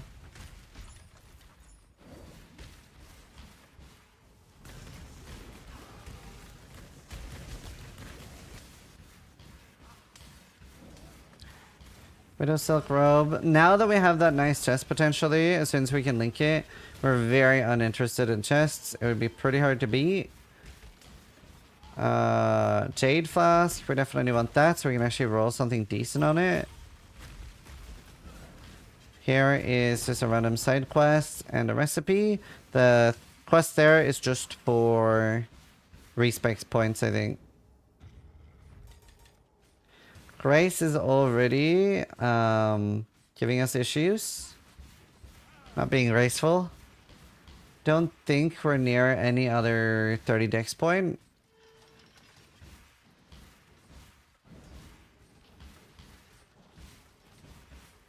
Boom! We can now complete the labyrinth. Precisely where he stands.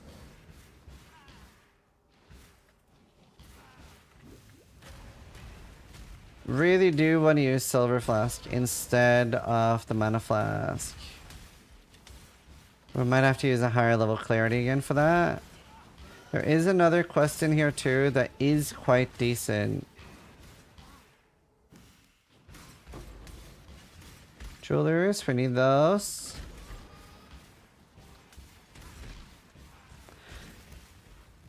Right, now there is a stone here called Forbidden Archive, and this is a quest that unlocks Sanctum for us.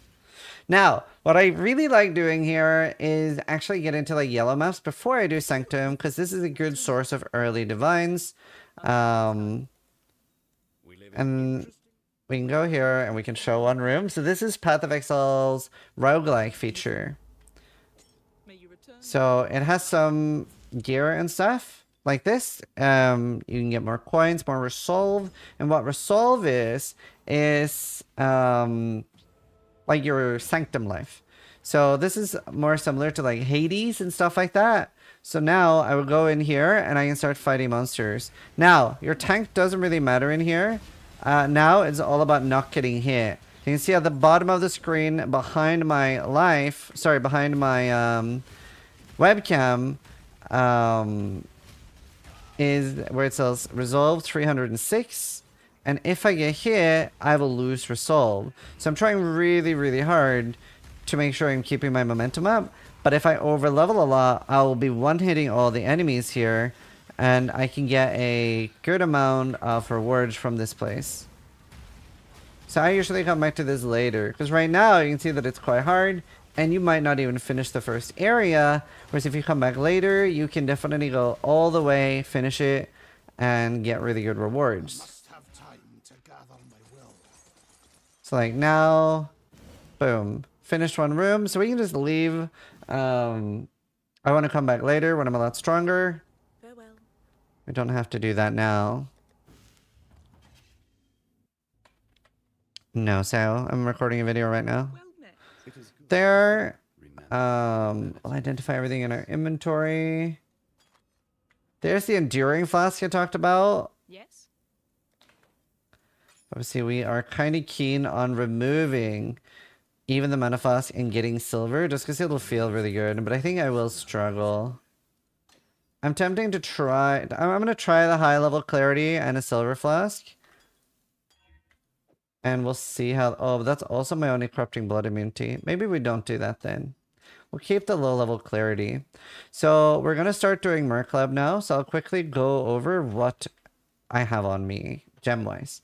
I have a standalone Clarity leveling there. We are actually using the Arrogance Clarity at level 8. Frostblink with Arcane Surge, which is my instant Frostblink. I have Eternal Blessing with Grace. More Duration Conductivity.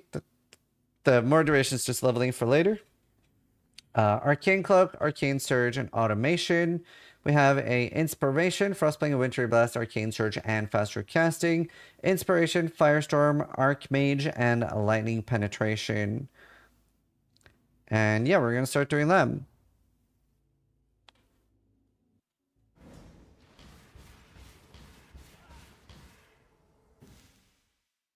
Justice will prevail.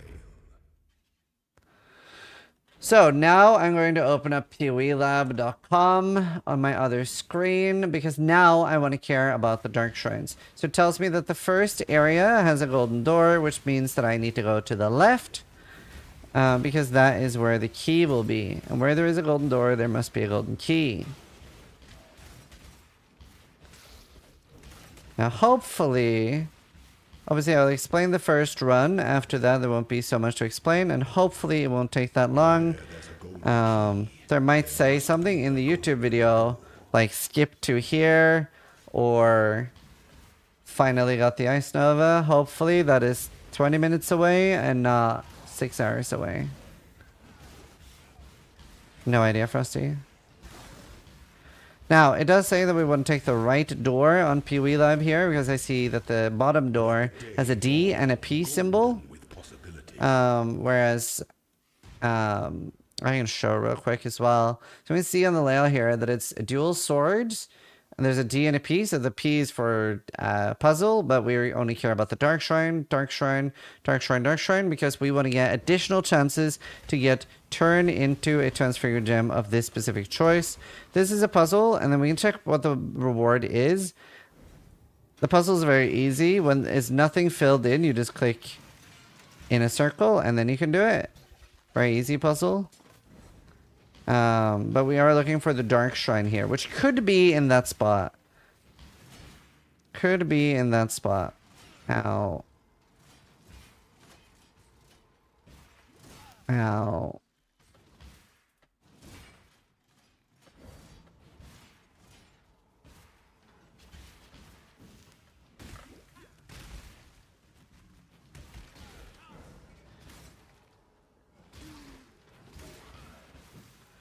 Alright, so now the Dark Shrine will be at the end because the puzzle was at the start.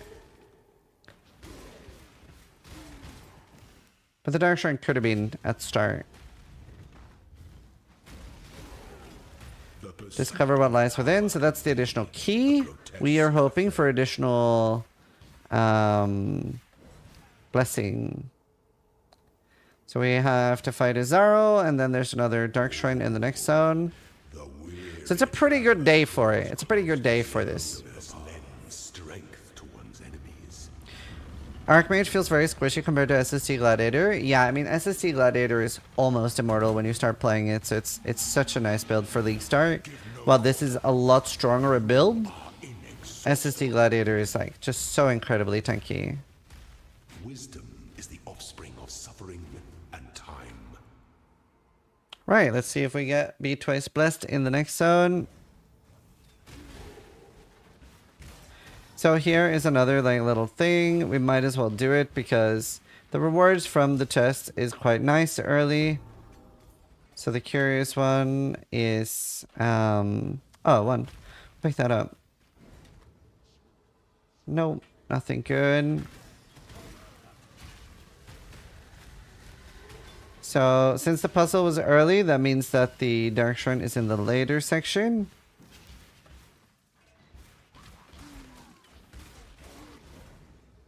So it could be either in the top right or here to the left, and it looks like it's going to be to the left.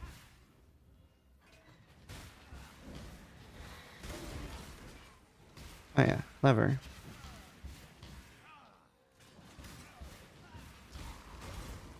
So here, there's another switch. A lever and a switch. Recover that which was lost. Now, that makes it very safe for us. Because now, there's pretty much no trap that can really kill us. Because we're now recovering life and energy, not energy shield, but life and mana. So it's very hard for us to die to traps now. There's still 2, or if we really want to try hard, 3 more Dark Shrine. No, there's only 2. But like now it's quite hard for us to die. We can stand in the majority of traps now. So like now you can see we can like run with this, and you can see that it is like you kind of have to try to kill yourself. Obviously we have the energy shield before the life starts getting taken. What level are you at this point? 67. And we are going to be here in Merc Lab now for a while, so this is how we're going to be level.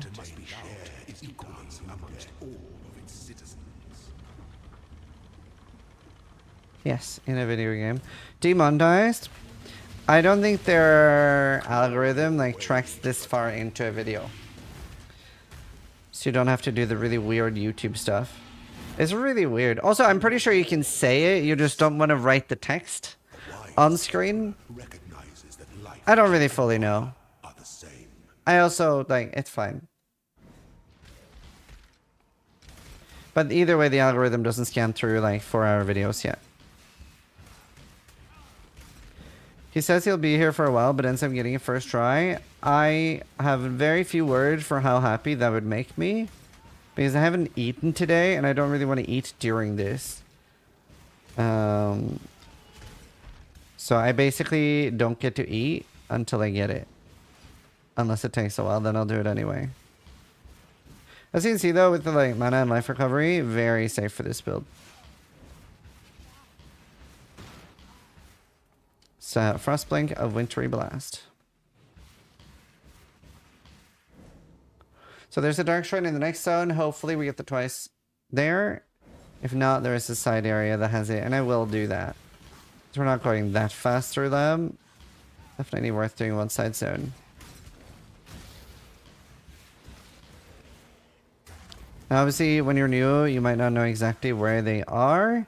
The side areas, like the secret areas. But eventually you'll memorize all of them. No, we gotta go to the side area.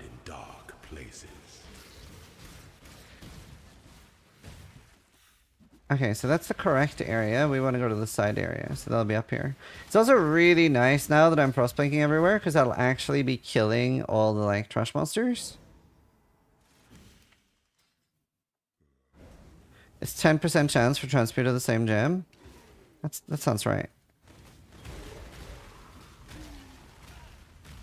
Sulfite Scarab. So, we got our first Scarab, I believe. The way that works is it'll add that content to the map you're doing. So, those are things you can add in with maps. And we'll cover that a little bit more if we use any, but you'll see it says limit on them. So some, for example, the one that like forces an essence to be on the map, will actually be able to be used multiple times on the same one. We got really unlucky. In 4 Dark Shrines, we did not get be twice blessed, which is, yeah, just really, really unlucky. That most likely is not going to happen too often. Very often you'll get twice blessed on the first Dark Shrine, which is what you want, because then you can ignore the future ones. Throne is the most devious trap of them all.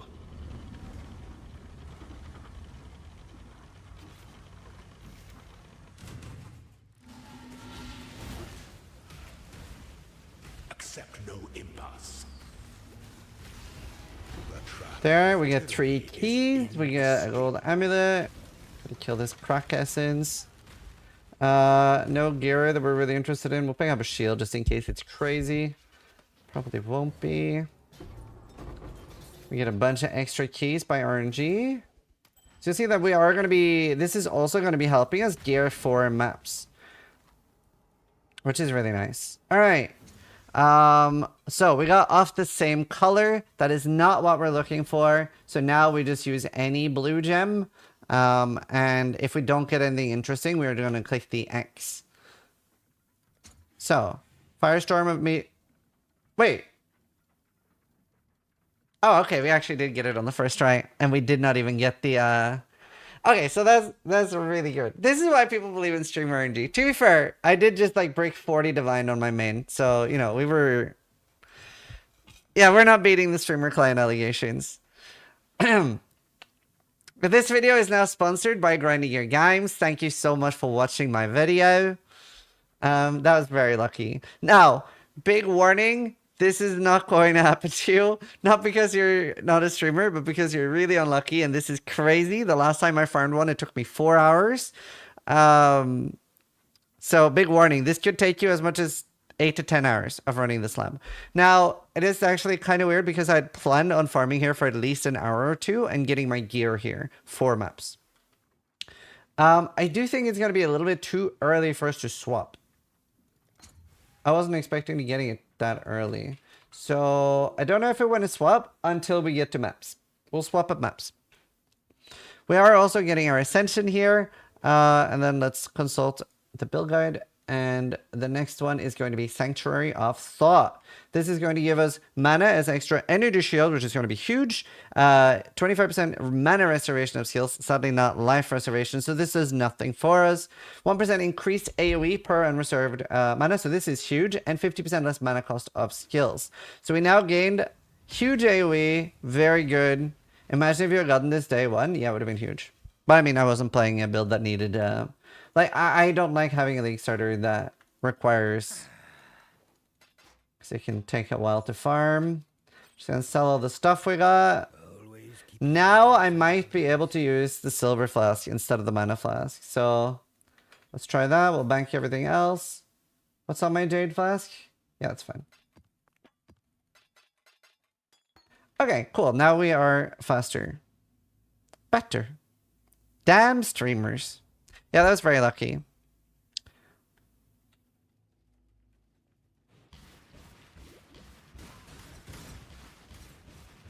That was lucky. So lucky, guys. So lucky. Just pure luck. Do you enchant the Silver Flask? So at this point, we have no enchants. We have no enchants at this point. That is later once we have Instilling Orbs. And I also don't enchant my flasks usually as a hardcore player. That's because... so there is something you can do where you can get that stat, gain charges when you're hit by an ally. Sorry, hit by an enemy. And that will keep, especially while mapping, keep your charges like really, really topped up full. And there's an enchant that like uses flask automatically when charges hit full. And that basically makes that you never again have to like hit your 2, 3, 4, 5. So every softcore player does that. Not every hardcore player. Because you can get unlucky that it uses it at bad times and that it's off when you need it. So I never do that, but most people will. So it's using something called Instilling Orb. I don't think we've looted one of those yet. But either way, very, very good for later. They're pretty cheap. They are pretty cheap.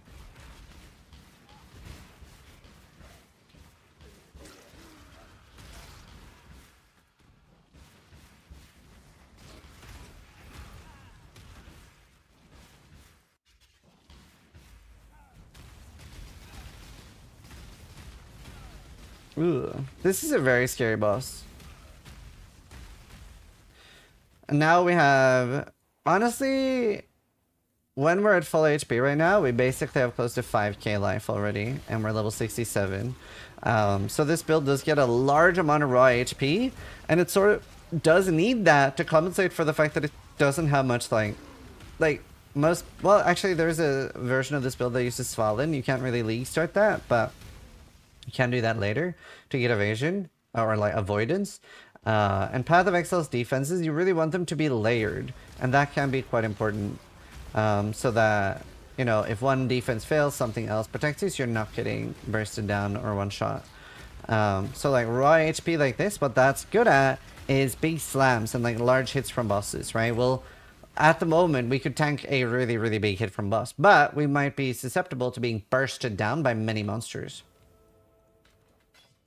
Right, we are going to see if we can get a few more fusings and try for the chest because it's so nice. For freedom.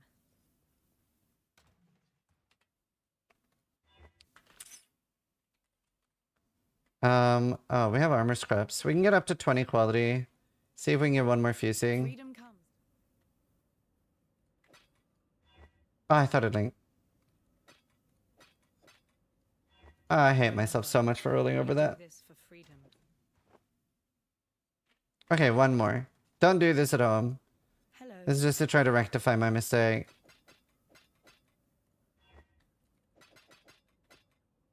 Oh my god, so unlucky. For freedom. Okay. What we can do is we don't really need Arcane Surge on this. So what I'm going to do is I'm going to switch these around. Yeah, so now I have my Firestorm set up in my helmet, and I can still use my new chest as a 3 link, and I'm just losing Arcane Surge. That's fine. I do need to craft cold resist. This is a really nice chest, so it would be tempting to use the 3 chaos craft, but it really is not that nice. Let's see. I don't even know what we have. Right, we have enough for this. 22, a little unlucky. So we still need a little bit more resists for killing Actan Kitava, because that is going to cost us. But yeah. Really nice. 2.6k mana, 2.8k life, 1,300 energy shield. So we're balling, and we're about to get even more mana, and we're about to get 10% of damage taken recouped as mana, which is going to help a little bit with that we're getting less overwhelmed. And you might have noticed already that we have dropped my mana flask. And right now with potions up, I have 4,100 evasion. And like I said previously, but I'll re-explain it again, evasion is so nice because we can never get hit twice in a row once you have like any decent type of evasion. So some monsters now might be hitting me every 2 or 3rd attack, maybe as much as like every 4th or 5th. Yeah, we have all our ascendancies, but boom, battle rouse. And we could take another mastery here soon as well. We're gonna look at the level 82 one. Actually, there's no more masteries we take. We are also going to be going over here for Sentinel soon, which helps a little bit with early gearing, because we're going to start moving towards suppression nodes. And that is very important. Suppression, like previously discussed, is a percentage chance that you take half damage from a spell, and that does indeed go to 100% chance. Another silver flask. So you definitely do want to pick up multiple utility flasks so you get good rolls. The number one mistake I see new players do is that they don't roll their flasks at all. They're basically just, they're like, even when they're in maps, they'll be their first flask from the quest. So I'm always looking to get higher item level on the flasks. It's like anything else, with the higher item level, the better rolls you can get. Or some things won't even be rollable early on. And right now, I do have reduced curse effect on my silver, so that's nice, but I would like reduced charges or gain charges when hit. Right now, they're okay. I have reduced shock effect on that, reduced chill effect on that. This one is the worst one, so I would love a new quartz flask, and then reduced curse effect. So all of my flasks this early have useful things. I don't have any corrupting blood immunity right now, so if I get corrupting blood, I would actually have to log out most likely to avoid dying. Alternatively, you could have that second life flask or a mana flask with corrupting blood immunity. But I wanted to be a little bit faster.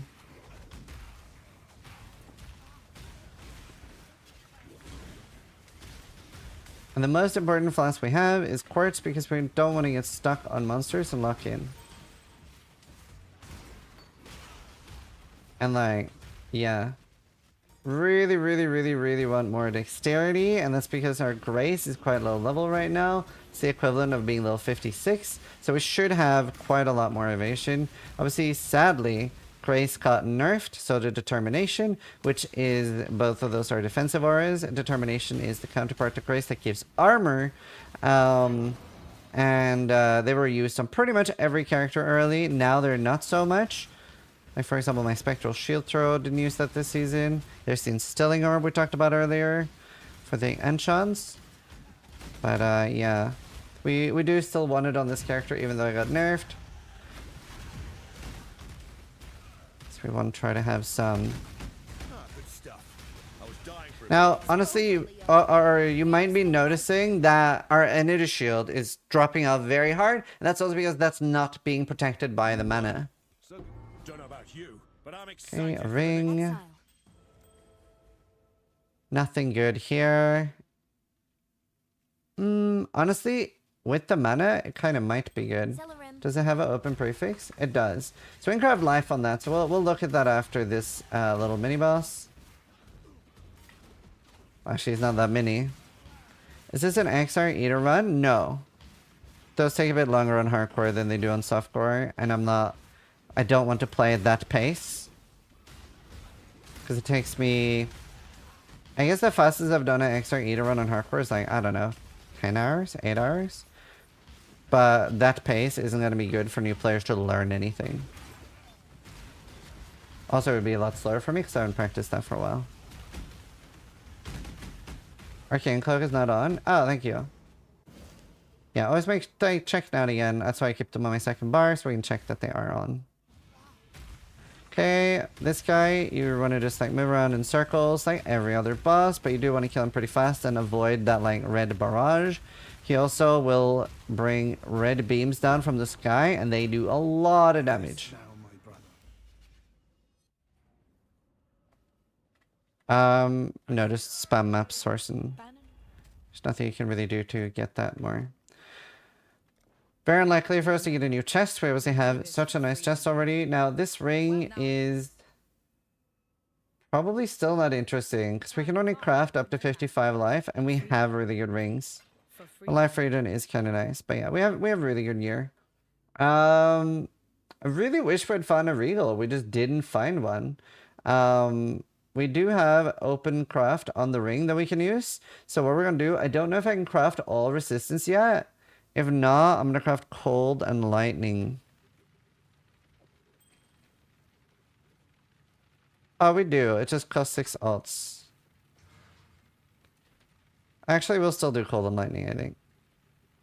Boom. There, now I am res capped for killing Kitava. Then we're going to lose another 30 res. Bow. Now we can also do such passives and see that we have 22 skill points. So at this point, if you have 22, you've followed along and gotten every side quest, etc. perfectly. And we are about to get another 2 skill points from killing Kitava. Lord of Light, I shall be honored to fight by your side.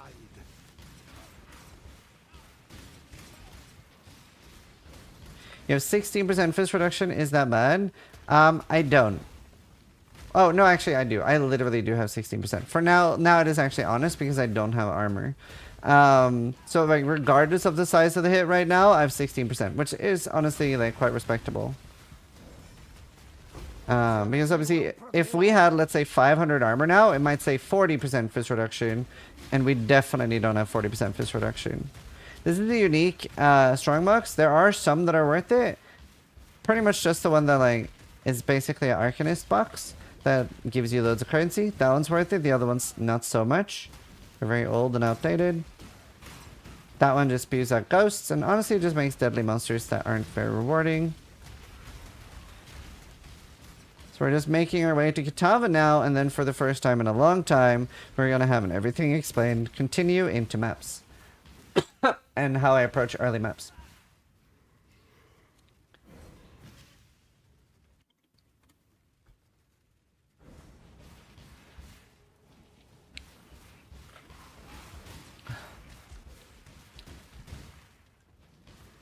So most builds do help Kraden early on. I usually always do, but I always end up respeccing that anyway. It's really nice your first like 20-30 hours and then respeccing it later. Kraden give movement speed instead. But yeah, I do end up taking skill points later anyway. I guess I just forgot that it was Kraden early on this. But I did do that at least start myself. It's just nice with the 8% movement speed early. Makes less pressure to find good boots and stuff.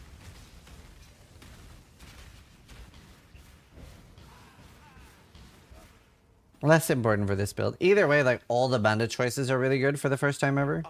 Right, here we have Kitava. We're good on res. And this Kitava is thankfully a lot easier than the Act 5 one. This Kitava is missing that like bonk slam. It only has like the red beams coming closer towards you slam. So it's a lot easier.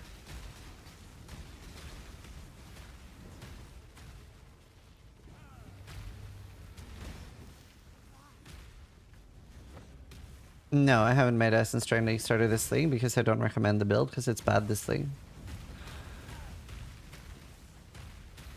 But yeah, in this version of Kitava really doesn't have any scary moves. Just that one if you walk with it.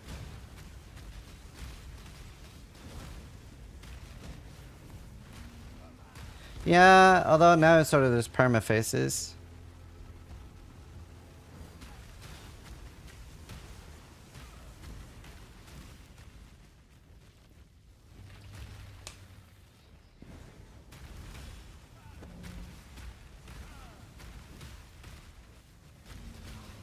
So he has that slam, and that's nowhere near gonna one-shot us.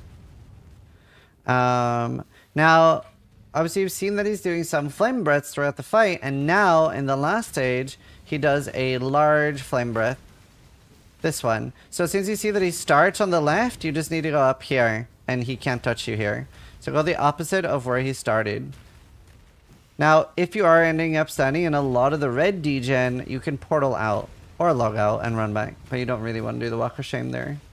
It's also like the fight is over so fast on this build because we're so incredibly strong.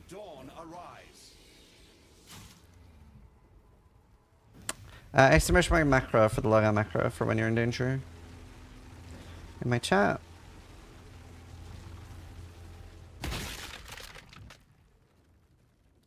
Alright. We are going to take a quick break here. I'm going to go get a bottle of water. We're going to talk to Lily. And we're going to go pick up our 2 skill points. You can see that we're now 88, 85, and 92 resistance.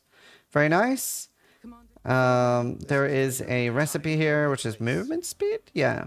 And the flasky enchants.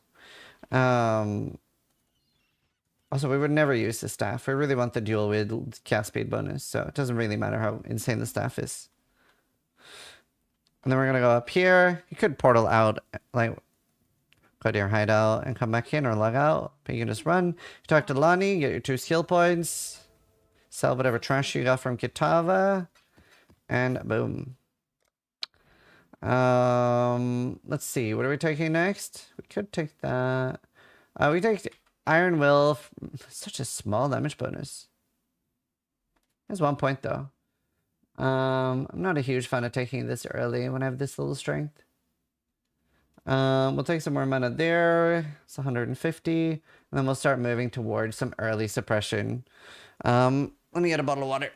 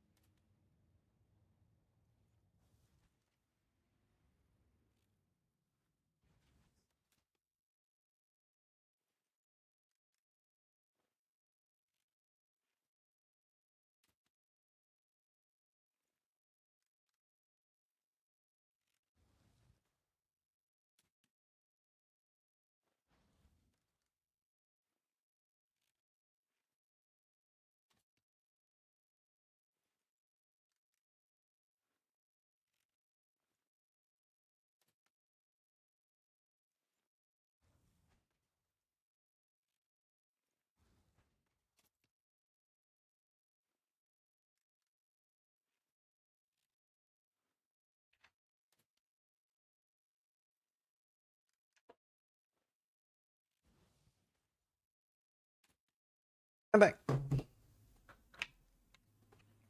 Best thing about having kids. Hearing Legos being poured out. Alright, so. This brings us to a part that I don't usually cover in everything I explained. The actual mapping system. So hopefully if you've gotten this far, you've probably realized, yeah, this game is going to kill a lot of your hours because this is when the game really hooks you. So by hitting D, you open up the Atlas screen, and we don't see much of it right now, but we can see that it's Garden, Scriptorium, Bone Crypt, and Siege. So I'm just going to pick one and hold Alt for some more information, like that I haven't completed these. And I'm going to pick Scriptorium, just a random. And identify it, it's fine. So maps are like any other item. They can have 6 stats or 2 while blue, 6 while yellow. None of these are particularly dangerous. So we're going to throw it in the map device and boom. And again, we'll double check. And slash passives. It's like we always want to do these. We should have 24 or 23 if you helped Kratin. And we're minus 35 chaos resist. So we want to be really scared of those circles we saw in Act 2 called Ritual. They are very much chaos damage. Very much scary. I really want more dexterity, which I am about to get pretty shortly. So that's good. Let's see. There, the next point will give me some dex. Now, I'm not going to click this because I'm not really caring that much about interacting with the league mechanic. I'm not even doing the gambling. We should do some gambling because every league mechanic will give you something beneficial. So we're a lot weaker than what we should be by not interacting much with any league mechanic. Now, there's no more quests. You are just going through these maps and trying to kill the boss. And there are 2 different phases to map, sort of. So you have map completion and you have map bonus. Map completion is simply when you kill the boss of the map. No rules. You just need to kill the boss. It can be on a white map. It could have no stats on it. And you will get the completion and be able to drop that map in the future. And I'll explain how drop rules work. Now the game is going to tick up in being more advanced because, well, this part just is more advanced. That's also part of why I usually don't cover this. And then the map bonus depends on what tier of maps. You have white maps, you have yellow maps, and red maps. White maps are tier 1 to tier 5. Yellow maps are tier 6 to 10. And red maps are tier 11 to 16. And we have a new tier called purple that we're definitely not covering in this. But yeah, tier 11 to 16 is red maps. So to get the bonus from white maps, you just need to do them blue, right? They can be yellow as well, but they need to be at least blue. So as long as it's a magic map, it's okay. And then, as you see, there are mechanics in maps. So there we have a Val side area, which you've seen some during the campaign. And then in yellow maps, they need to be alked, so yellow. And for red maps, they need to be yellow and corrupted. And corrupted means that they can reroll and be really scary, so they could have stats that you don't want to run on them at all. Now, early on, especially since I'm so low level, normally on hardcore I would enter maps at like level 74-ish. Now I actually might clear a little bit more and... Ooh, ow. Oh, so this is Soul Eater. It's very scary. He eats the souls of anything I kill around him.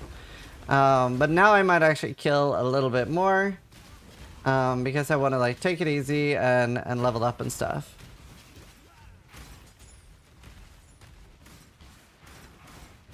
You see that we still have the Frostblink being really, really good there. And honestly, like, it wouldn't be bad still to 4-link Frostblink. You could even do a damage support on it and use it for clearing. There's nothing wrong with that at all. Obviously, I was not able to get a 4-link. I just got very unlucky, and I never hit 4-linked sockets. It was just crazy luck. Yeah. Very unlucky. Yes, putting Archmage on it is actually really nice. Like, if I had a 4th thing, I would probably put Archmage on it. If I want to use it more for clearing. Okay, so now I'll basically, like, identify things, and then... sort of like look at the ones that really stood out. So these boots, really good. High life regen, cold resist, high life, and no movement speed. These gloves are just worse than mine. However, we can craft movement speed on these for 3 Chaos Orbs. So I might... I don't know if we can fit them, but we'll keep them for later. They are quite nice. And now, I'm sorry to spring this on you. There's another skill tree. There are more skill trees too. I'm so sorry. But if you're still playing, it's probably too late for you to back out. So, yeah. So, I do have some suggested trees and stuff for the skill tree. I think right now we're just going to run... I'm not even going to look one of mine up, but I'll usually start with like Essence. Essence is really nice early on because that means that every single map I do will have at least 1 Essence. And that is going to really, really add up to our early game crafting. So like, yeah, Essence is really good. And we're going to be explaining more mechanics. Now that we talked to Kiara here, and we can go to maps. So now our hideout is where we're going to be playing from. And this is where you'll spend the majority of your time. So what I like to do is I like to have alterations, transmutes, and augs in my inventory because I'm going to be finding maps, rolling them, etc. And I'm going to be holding Alt to see if they have completion or not. And Kira can sell me maps as well for chance orbs. I previously mentioned this and why chance orbs were so valuable. We only have 10. But, yeah. So, let's see. We have... What maps do we have? We're going to take all the maps I have. So, we have all the tier 1 maps, I think. So, we don't care about buying that. But we can buy... We can buy a tier 3 at least. And we hope that one's not too deadly. That's alright. It's an armory. But we'll do the other... The other ones. We're very low on chance orbs. We haven't found many. Nothing scary there. And in the map device, you see that you can apply some extra things the first time you apply them. They're free. So Anarchy is exiles, Torments is ghosts. But eventually they'll start costing Chaos Orbs.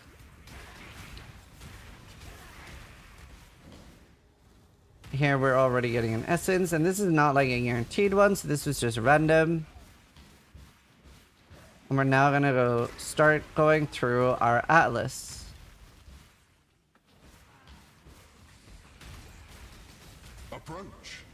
That is Ultimatum. I'm gonna recommend you skip that. It's not really worth it, especially without investing into it.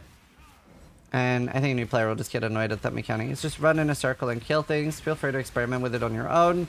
But I think I've done it once or twice this thing. And it's very, very not worth it. And you might notice right now that my map device only has 4 slots. And you might have seen streamers and they have 5 or 6. So how do you unlock the 5th or 6th map device slot?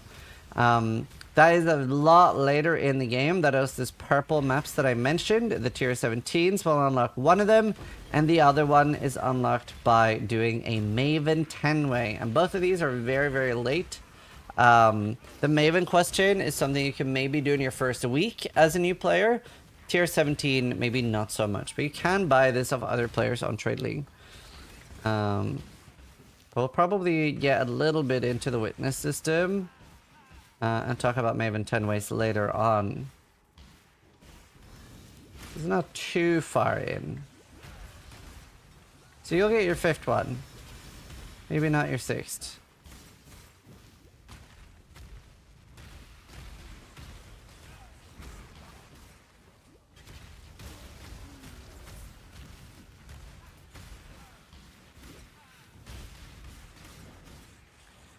And I think a lot of new players usually ask me, like, Zizaran, should I be full clearing maps? And you might see that you can do /remaining or look in the top right corner and see how many monsters are left. And it's more than 50. So that means that there are quite a lot of monsters in the map. So should I be like backtracking and killing everything?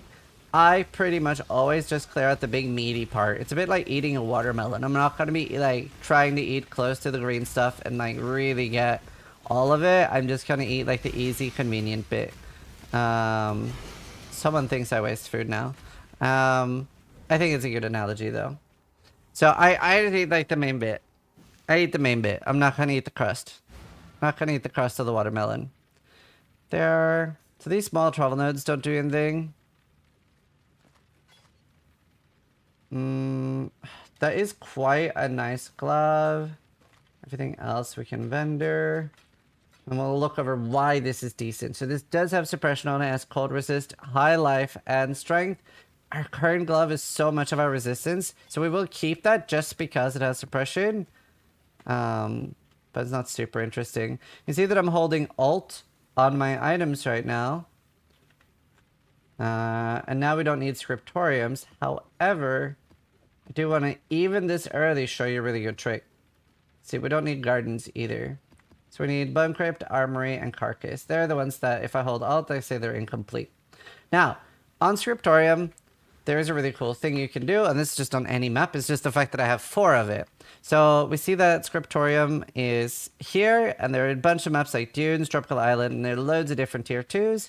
And by vendoring these, I can now get Dungeon. However, maps are a unique item in the sense that if you put them in a, like in Path of Exile's database, they have a unique item ID. All right? Like they're not like currency where, for example, the game will not be able to distinguish between any of these scrolls of wisdom. They're just a number, right? They're not in the database per se in the same way. But these, like this, let's say, in the database would be shown as Scriptorium number 1.3,242,000,042, this some other number, and this some other number. And that's important. And no matter what way that I put these into the trade window, these specific 3, no matter where I put them, will always give me a dungeon, right? However, it's a bit like playing around with a chemistry set, because if I now put this different one in, now they're giving me a lair. And if I now put in this one instead, now it's a tropical island.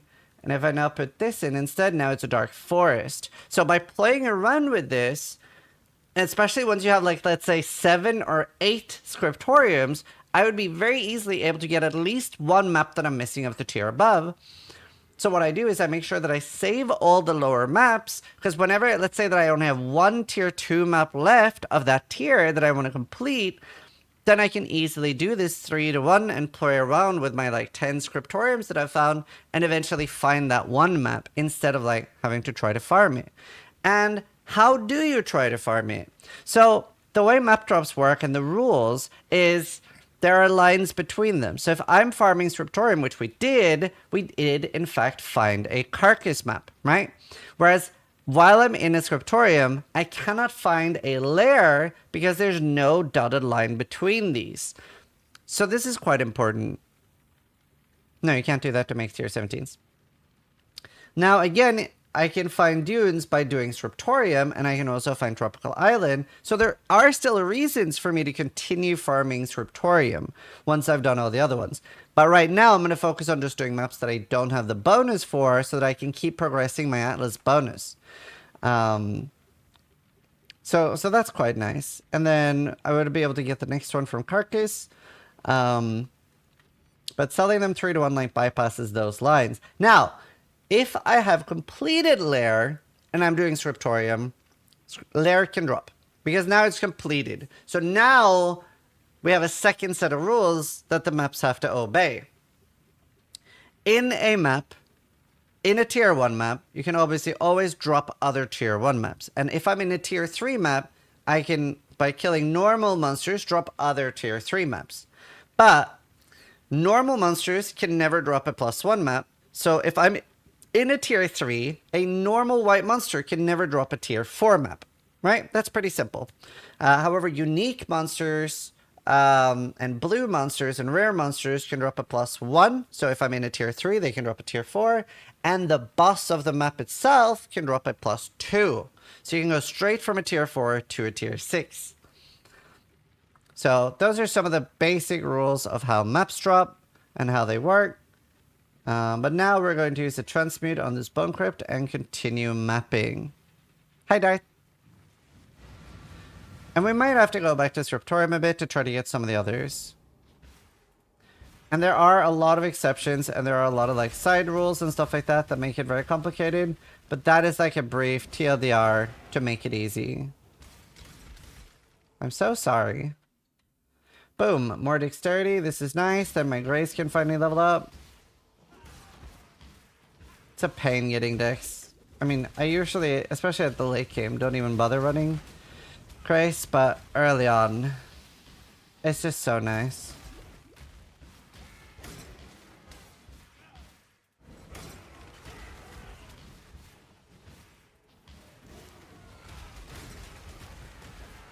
Oh yeah, we should go gamble. See if we can get some good weapon upgrades. See, even the map boss right now dies very fast. Now, there were a lot of things that we skipped during the campaign. Looting, you might have seen that I wasn't picking up 200 axes, etc. But you might notice that every time I kill the boss, I try to like loot everything it has so that I can identify everything and sell it to the vendor. Because now I want to start stacking up my alterations so that I have more things to craft with later. There. Where's Faustus? Hello, Faustus. Black market. Alright, we're just gonna buy once with all the money we have. Oh, we actually got a unique wand. Kind of rare. But it's not a good one.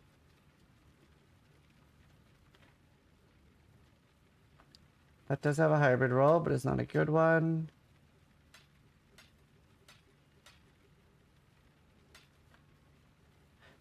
This is a profane wand, which we really badly want. I really wish we had a regal. A regal would be huge right now, but either way, we'll save that base for later. And we're going to, I'm using Frostblink and Wintry Blast, that's why it has no cooldown. Oh wow, we actually got an obliteration. Obliteration is really good. It can be really fun to use on pretty much any spellcaster build early on. I'm not going to use it, but it'll give like a big purple explosion. It's really cool early on. This is really good. Very bad base type though. Let's see. How does that compare without crafting? So we're 4,700. 4,500 without crafting anything, but has that nice juicy cast speed. Let's see, what's my worst weapon right now? This has Chaos Rest, which is kind of nice. So it would be replacing this one. And that doesn't have that much. So what I can do now is, I really wish I could afford crafting that, but we can craft this, and I really want to get that extra mana.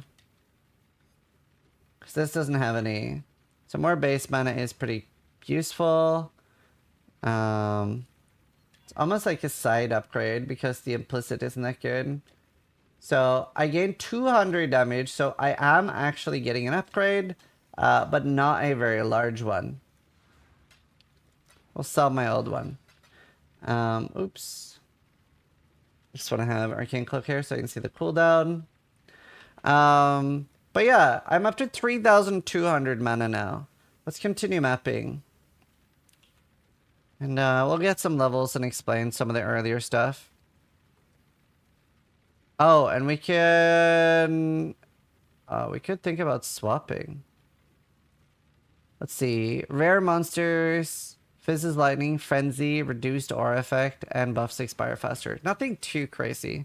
And white maps in general are quite safe. We are going to be switching to the Ice Nova, which honestly, it will feel worse early on. It is stronger, it is more damage.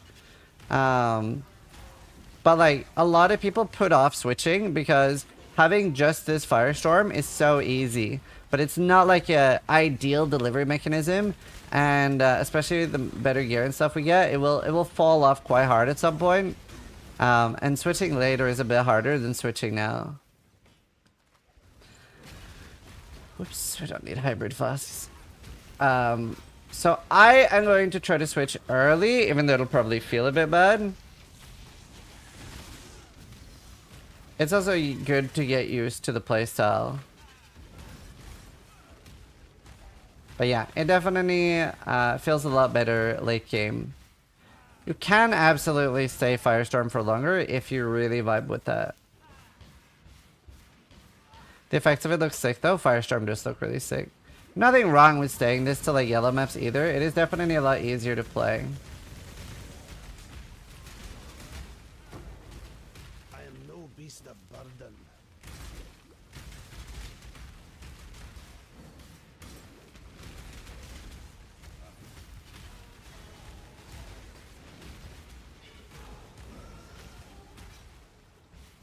We got the boss, so this map I only end up clearing like half of. I do want to show off the swap early, that's where we're gonna swap. I do want that to side mask because that's innovation ES base. So I'm like hoping that that would be good, but it wasn't. We'll leave. Right, let's switch. Let's switch.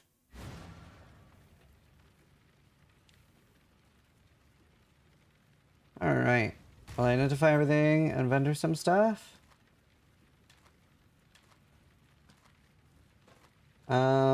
That helmet. So like right now on most like gear, if it doesn't have either a crazy amount of resistances or a really high life, I'm not even going to continue glancing at it. For once, it really at this point needs to start having like mana and cast speed. So I'm sort of like, you kind of have like key points that I'm looking for on items before they're even like worth looking at. Let's see. Do I have chromes? Chromatic. I have 3. It might be a bit too early for me to swap. What's the gem sockets I need later? Maybe I'll try to find like a side upgrade helmet. Or 25 chromes. I need more chromes to switch. Because I need Frostbolt with at least... Like, I don't always care about returning projectile, but we do want Frostbolt with at least 1 green. Honestly, I guess we could do that. We could get 1 green.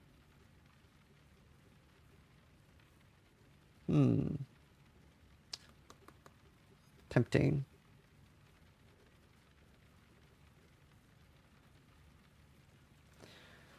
Alright, there, now we get a guaranteed essence. What about our chest? Ice Nova or Frostbolts? That is easy. Honestly, we probably can switch. Because we just need 1 green.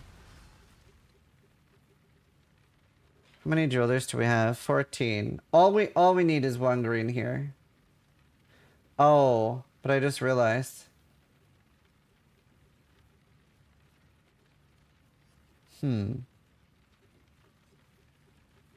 This is annoying.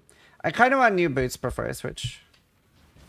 Yeah, we're going to try to find some more upgrades because right now this isn't my, it's not really open. Right, anyway, so I'll explain my thoughts. So right now I have my Firestorm here, and this is very easy to swap to the Ice Nova Frostbolts because our endgame setup is the same with 1 red and 3 blue. So that's easy, right? We can switch that very, very easily. However, since we are using Frostbang and Wintry Blaster already, we don't have a second setup. Like, it would be really nice. Obviously, we're not using this, and this can go just anywhere else. But we don't have we don't have a boot where I can get... This one does have very low requirements. If I could get 2 blue, 1 green. But I'm so unlikely to get that on that. So we're mostly looking to get either... Can I switch these around? They're paying. Okay, I was talking about side grade, so I can maybe, like, it's very easy for me to recolor my gloves to that. So if I switch to these boots, and I get, like, red, green, blue.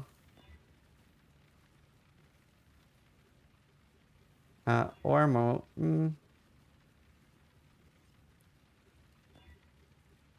No, okay, we need to pick up crumbs. So now we need to be good at picking up crumbs. I've been a bit lazy with it. Let's go do the armory.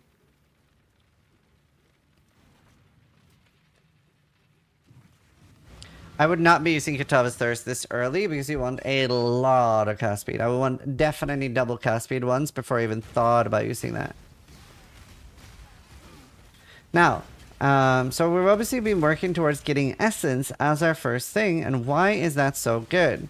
Essence is obviously guarantee a stat, but they're also like, they're a really good early mechanic to farm because they don't really get better with higher tier. So there are some mechanics that we'll learn about later, like for example, Harvest is another crafting mechanic, and I'll explain that more in depth when I find it, so I have the juice to use. But that will actually go up in like how much you're getting in like yellow and red maps. Whereas Essence, as soon as you hit yellow maps, you cannot get harder than that. So there will be no difference between an Essence in a tier 6 map and a tier 16 except difficulty. Like they aren't more rewarding. So they're really, really good to farm at low level maps. And then you're just spamming them and getting loads of rewards early.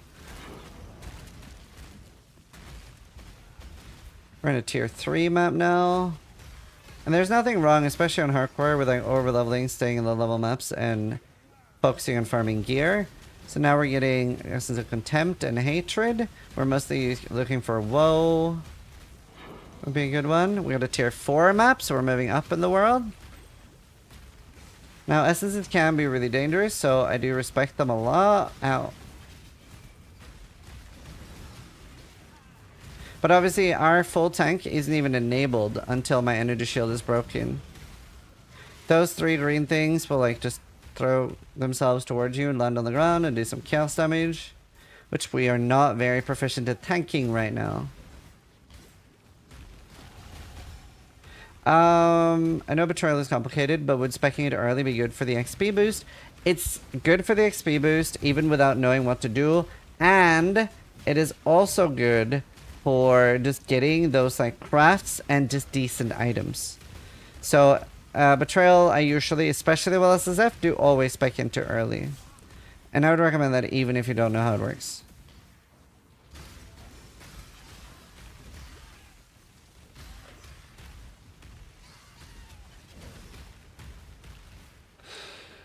Let's see.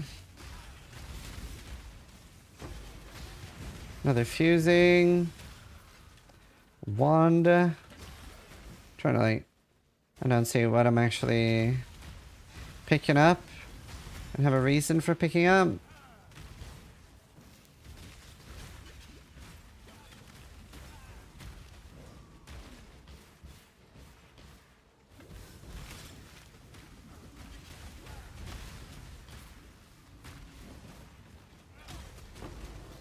Expect whetstones.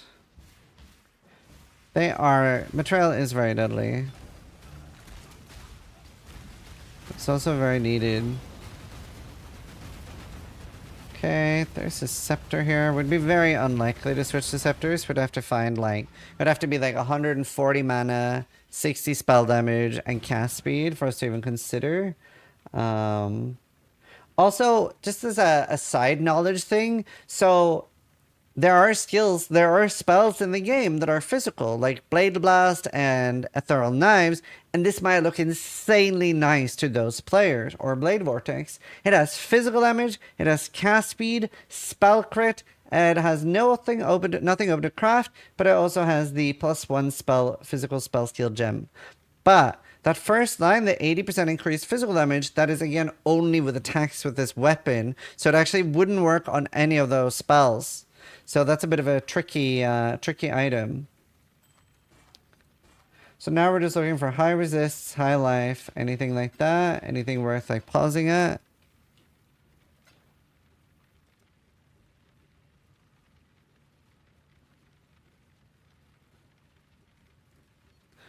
Now we can probably go towards Betrayal early because I really do want more of that. Up here, get even more decks. Let's see. So now we have Carcass. Since I have 2, we'll see if any are easier. They're roughly around the same.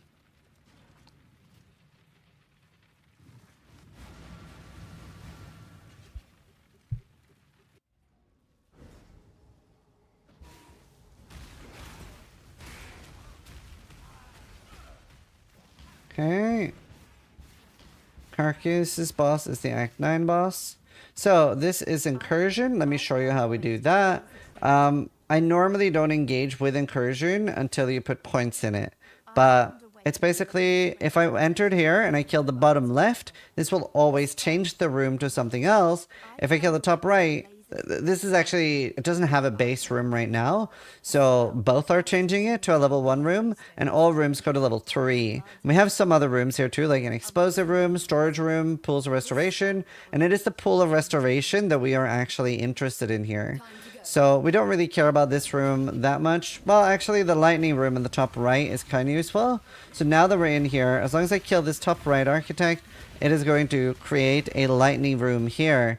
And if I kill all the monsters here, they're going to give me at least one, you're guaranteed to get one stone of passage. And now I can go, okay, it's the top left. This one is the one that I actually want to open. Pools of Restoration. So now they're linked together. So you're in the past making a dungeon in the future. Or the other way around. You're in the future making a dungeon in the past. Something like that. And then once you've done loads of those, you can actually go into the Incursion Temple and do that. And that is actually really useful for our build, because the Lightning Room can give us decent things, and the Life Room, the Sanctum of Vitality, can give us a really good amulet. So, especially for solo self-fun, we really want to care about that. If not, I probably would have skipped explaining it.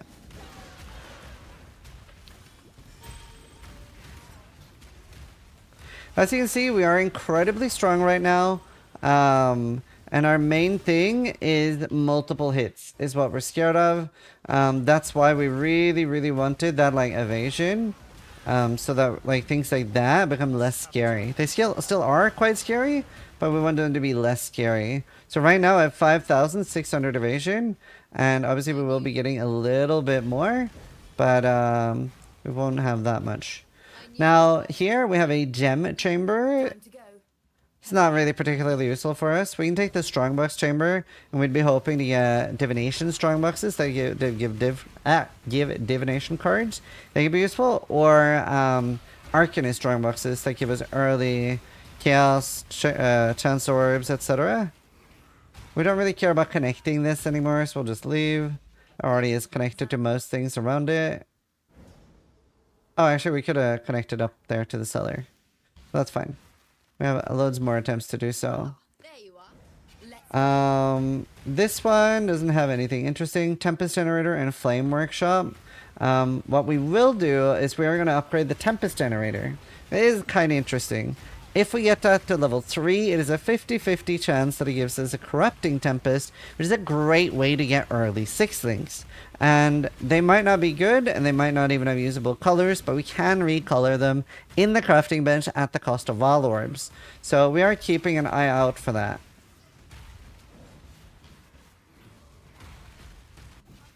Good job. So that would be good. Vinia's Token, useful divination card. Why is he yapping so much? I'm going to just say yapper. Yap, yap, yap. Just trying to teach people the game. Here we have a scouting report. We'll teach about that in a sec.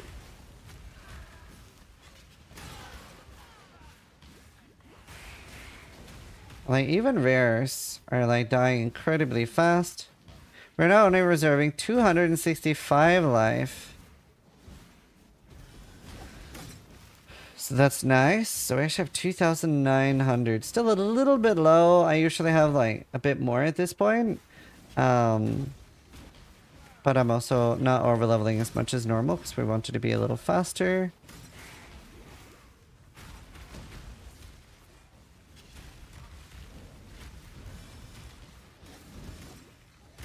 They're very scary. There you see Corrupting Blood. Now, at just 1 stack, it doesn't do that much because we killed it fast. But once you get 10 stacks, it can really, really hurt. And since we don't have Corrupting Blood immunity right now, we might have to log out. Okay, this is where the boss is. We insta-faced the boss. That's just how much damage we have.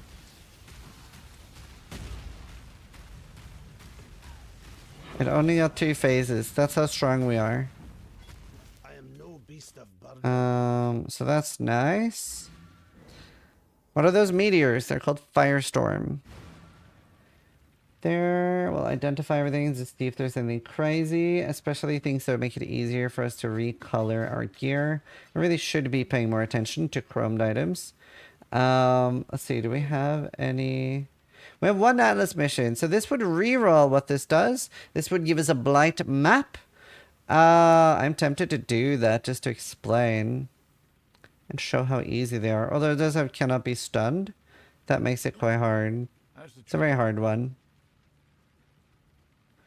Maybe we don't do that. The vendor has refreshed. It does that a few times early once you hit like 8 missions, or sorry, 8 maps done or 5 maps done, something like that. We're gonna buy the Strand map. That's a nice one. But we are not buying everything because we don't have that many chance orbs. Job never ends. Not a crazy map, so we're gonna do that. 10% chance to contain Jun, so now there's a chance that we can get Betrayal in here. Yeah, we already have Ice Nova. I just don't have the colors to swap to yet. And honestly, Firestorm feels better this early anyway. There's Cassia again. If I actually drop a blight map that I can roll, I'll do one.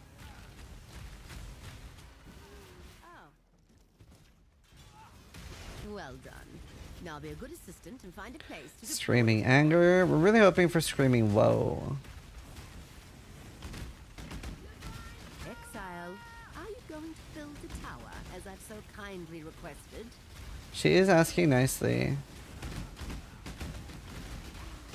Hello. They can be kind of tricky early. You might notice the layout is not ideal. Build the tower, Exile. Now. But I'm building my frost towers and I don't even have time to upgrade them, and they shut off for a second or so when you upgrade them. But I'm basically upgrading, building cold towers and stone towers wherever I can. So we did not get a blight map. We did drop just a scriptorium map. Blight map is a separate endgame map, which is just tower defense, the entire map. They're kind of cool.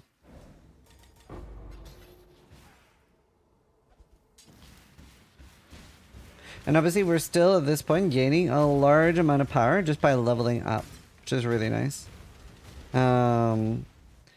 We're going to grab this. This will give us more evasion and also suppression. We won't have that much suppression early, but early suppression is not going to help us against like big hits, but it is going to help us whenever there are enemies hitting with like rapid attacks like Spark or lots of ice bolts firing at you, that kind of stuff.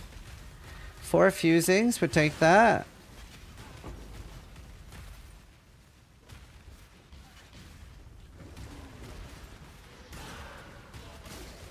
There's a lot of different dangerous monster types too. One of them is in this map, that cannibal. It's very easy to get intimidated by them throwing those Molotov cocktails at you and then backtrack into them. And this kills you. Another dangerous enemy is also in this map, those goats. Some of them have fire molten shell, like a big fire shield, and that can be really dangerous. Ow. Very dangerous.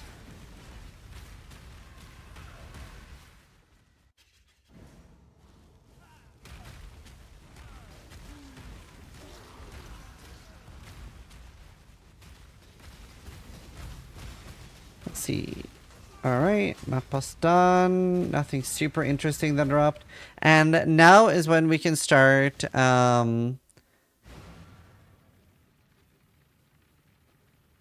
wait, what's happening in chat?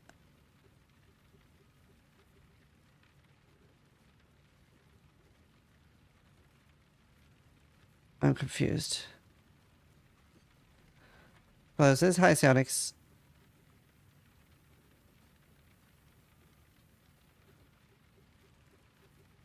Yeah, I've never played a Mjolnir build. He was being entitled, asking for your build help on a build you haven't made. I told him he can't. Yeah, I mean, I'm making a video right now to help many people. That's fair. Thanks. Let's see. Ooh, this is kind of really good. Right, so this has pure mana and hybrid mana. So it is actually not really good. We're gonna ditch it. Let's see. We have 2 oils. Nothing we can do with that. We need 3, and then we can teach you that next. Let's see. There, higher chance for Jun. Let's see. Are there any low-level maps we haven't done yet? None of these are uncompleted. Now we're gonna get our scriptoriums. And we're going to 3 to 1 them. Grab a dungeon. So that's what we showed earlier with 3 to 1. Now we're using that to get ourselves one more completion. Let's see. And essences at this point can go all the way up to screaming. And then later we'll be able to get higher essences. And essences early on need to be used on white items. But as soon as you have screaming, then you can use them on... ritual. Oh god, oh dear, oh dear. Hold on one second. We really need to block that. That is actually something we do need to block early. Once they're screaming, they can be used like Chaos Orbs, so they can be used on already existing items. So this map is like pretty scary now. There's quite a lot of things that can like one-shot us here. Because obviously we don't have high Chaos Resist, and I have not blocked Ritual yet on the Atlas, which I can show how to do soon. Can Firestorm be good in the endgame? Every build can be viable right now, but it would be like C tier at best. So like you can do all the content with every build, especially on softcore. But it's not something that would be really good.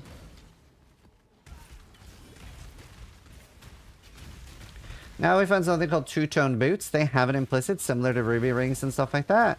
And later we have things that we can overwrite those implicits or make our own implicits on gloves, armor, etc. that don't normally have it.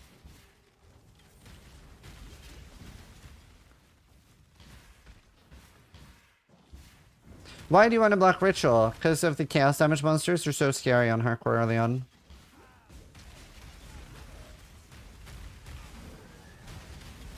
And hopefully at this point you feel incredibly strong with this build. Should be super strong. It'll be a little bit more clunky when you switch to the Ice Nova thing, but it is a really good build then. So we're just selling most things for alterations. At this point we can do the cage we have. I'm always trying to just keep moving forward. Honestly, I guess we can go up here. So I'm not going to care about Breach, but I also want to block Ritual.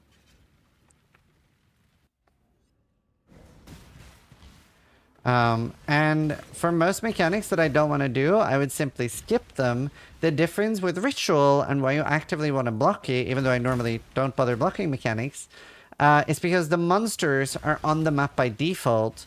So as long as there is a Ritual in there, then those monsters are around the Ritual and they can one-shot you. So Ritual is one of the mechanics you actually want to block early on until you have 75 Chaos Rest. They're very dangerous. Very, very dangerous.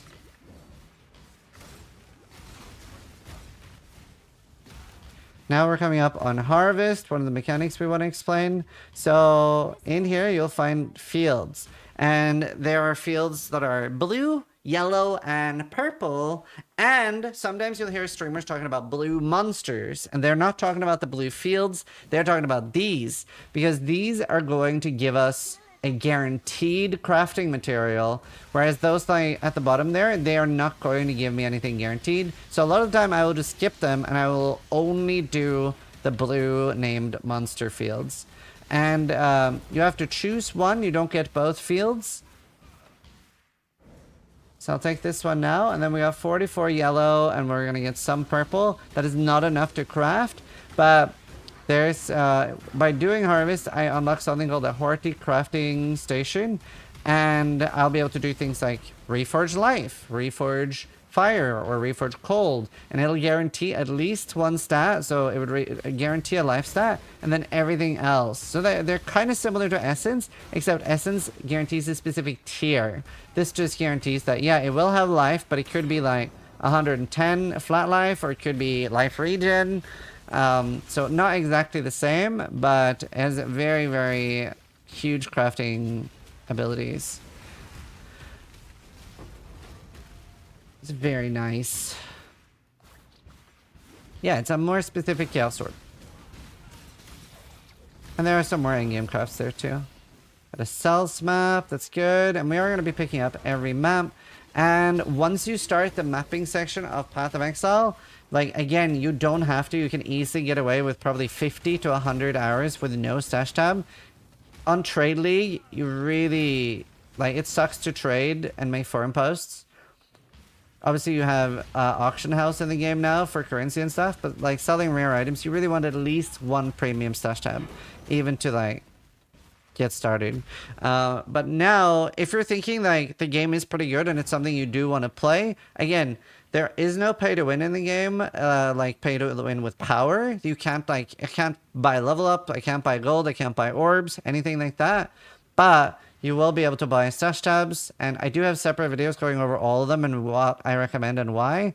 But the absolute really important ones is at least currency stash tab and map tab and maybe one quad tab. So that's like 4 stash tabs in one, and this makes it easier to trade with other players. Like the currency tab, this is up to 5,000 of each orb. The map, you can hold up to 72 of each map.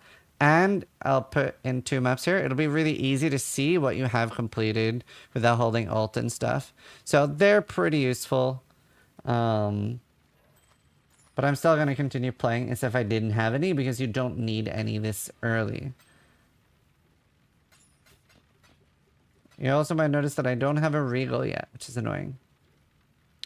Okay, we're going to move up here and block Ritual next.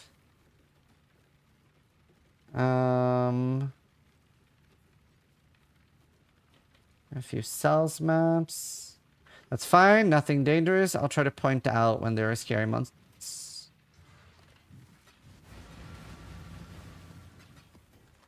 There.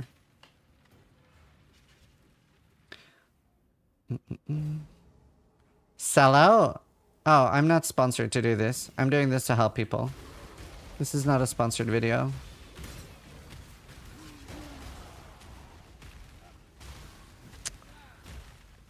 Is it true that we'll be carrying our stash tabs to PoE 2? That is correct. Any stash tabs you get in PoE 1 also carry over to PoE 2. Same with cosmetics.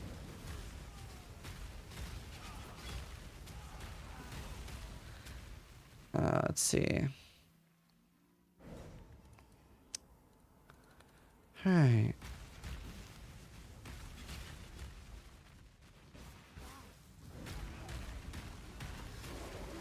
Does that mean we'll have the same currency in PoE 2 as PoE 1? No, the tab will probably look different, because we already know that we aren't going to have alterations in PoE 2. So the tab will look different, but it'll have its same purpose.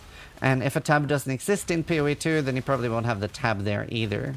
Like maybe Metamorph isn't in, or Delirium, some other in-game mechanic, then yeah, like you will lose that. Is there any flasking and something against bleeding? Yeah. So you can roll that on both life and mana flasks. Okay. Picking up elemental flasks like Ruby, Topaz, and Sapphire can be pretty good for killing bosses later.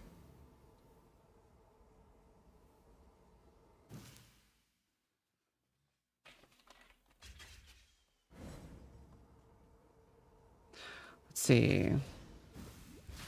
Man, that guy that Madiki banned earlier actually started whispering Madiki pissy remarks. He messaged him, nothing new, the streamers that always claims to be the most helpful barely do it at all unless it's for profit for YouTube. SMH, some people. I feel like I spend my entire day helping people. I mean, right now I'm recording a video to specifically help people. People are crazy. Yeah, it was Celty WD.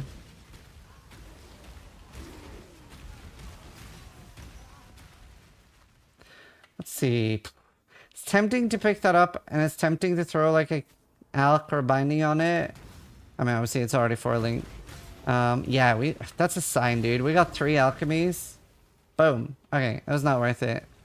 But I'm like trying to get like colors to switch over to my little Ice Nova.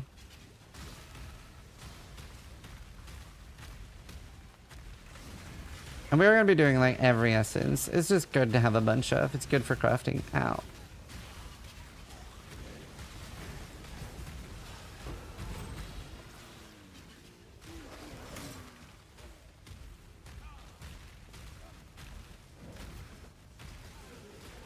He was basically asking you to do math for him because he couldn't work it out on a build you've never played.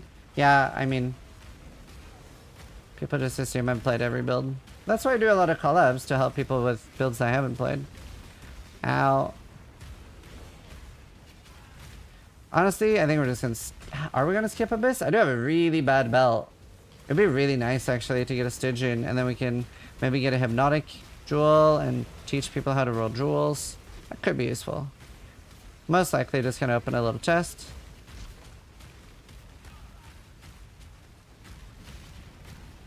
Yeah, there's the chest. Maybe we get a Hypnotic. Searching. It's not what we need. We're kind of full. We're just gonna leave that unique there. So if you're coming from some other games like Diablo, etc., like uniques are the end-all be-all, whereas in Path of Exile, rares are the end-all be-all. So you might see that people are ignoring uniques and stuff a lot of the time, and that's pretty common. They are good to pick up for shards and stuff like that, but it's very specific, the uniques that are good. Alright, I kind of full cleared this map, but whatever. Why connectivity instead of cold res curse? Because we don't do any cold damage. And even later when we use Ice Nova, we still don't do cold damage. This is a lightning build. It's because all the damage is coming from Archmage. Holy fuck. That is nice. 20 more life and more res, so it makes it even easier to res cap. So I definitely want to craft lightning res there. And we are going to 4-link that. That is quite nice. Honestly, we could armor scrap that. It's a nice helmet.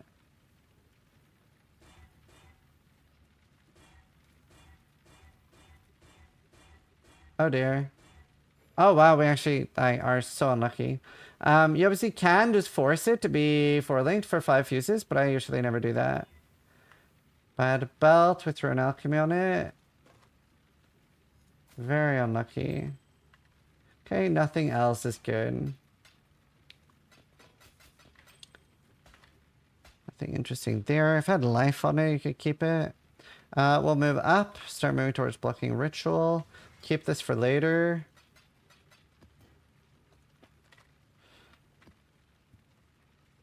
Oh, let's see.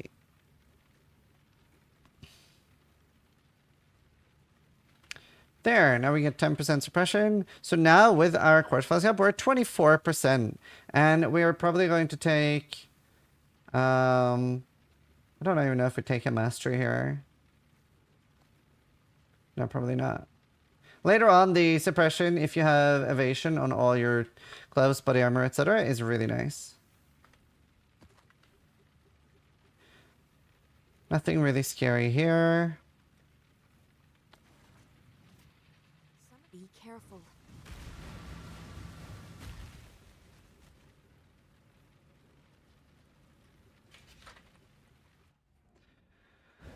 No Mage Bane. We will be taking Mage Bane next. Alright.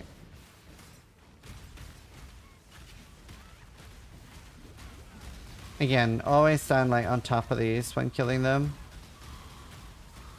I'd like to at least like, I don't want to go too far, but I want to at least like do the Ice Nova swap and then like play around a little bit more.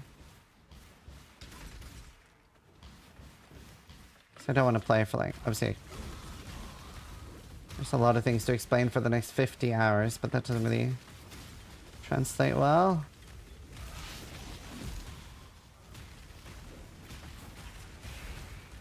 Okay.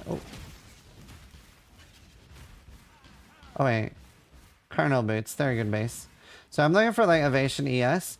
Already now you could think about getting a more strict filter.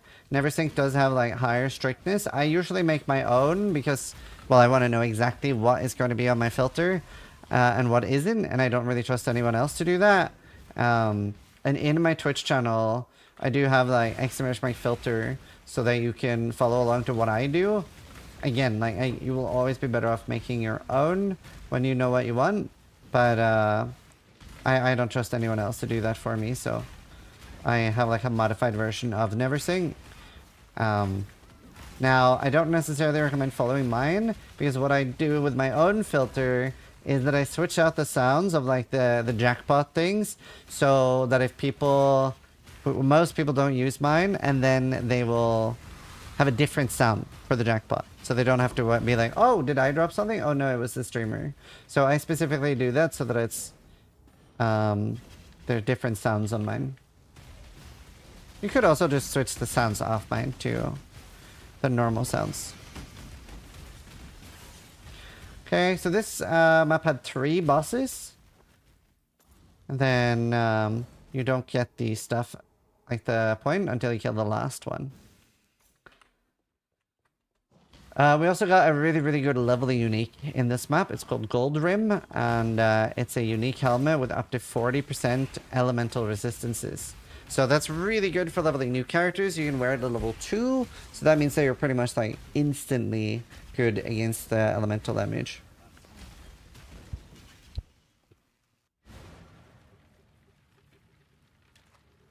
High cast speed, decent spell damage, cold damage to spells, no mana. Can craft mana, but cold damage to spells is kind of whatever. I don't really care.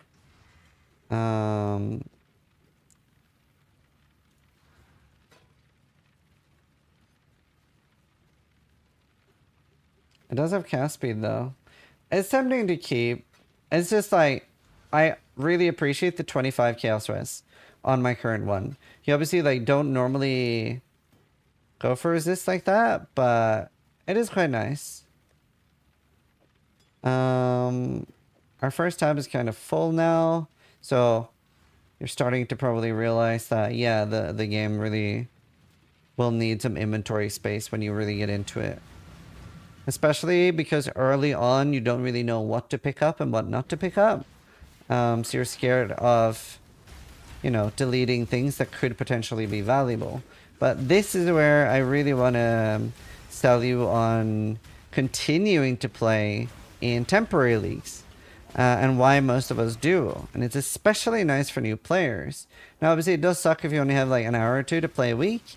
But what's so beautiful about playing the temporary leagues and having that full reset is that there are no mistakes you can make that actually matters. Because let's say, for example, you accidentally get rid of a divine orb, which is worth a lot, but you don't necessarily know that early on. Or, like I mentioned, that one divine orb is worth roughly 150 chaos orbs, and one mirror calandra is worth, on software I don't even know anymore, like somewhere between 200 and 400 divine orbs. So that's like something you'll only find every 4,000 or 5,000 hours of gameplay. Oh, there's 600 now. That's crazy. On hardcore they're only 180. But anyway, so they're worth a ton of divines. So they're worth a lot. And let's say that you did find one and use one. That mistake doesn't really matter when you're playing temporary leagues, because, well, you're getting a full reset. You're losing all your stuff anyway.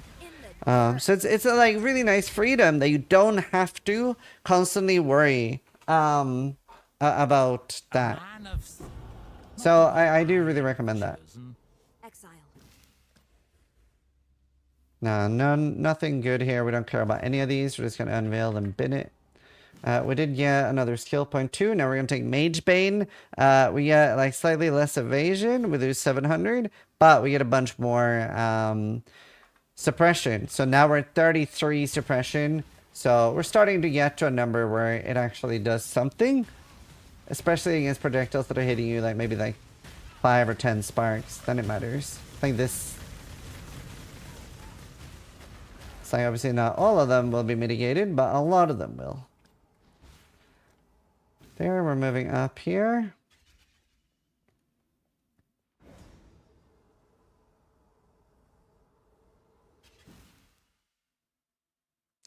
By the way, sis, don't forget to mention the new player gear picture you made. Do you see? Oh, I don't have a link to that because we made that last season. You're right. That is really useful. I wonder if Madiki or Scry can find that, or you. The like cheat sheet for gear. So we made like a what is good cheat sheet. Go on. Absolutely brutal. Your deal's a deal. How's the dash always off cooldown? So that is, again, Frostbite of Wintry Blast. So this is Breach. Very scary. You can get overwhelmed easily. A bunch of monsters run towards you as soon as you open it. And you just have to like sort of like, well, kill as many as you can and hope you don't get killed. Thanks. I'll show it on stream.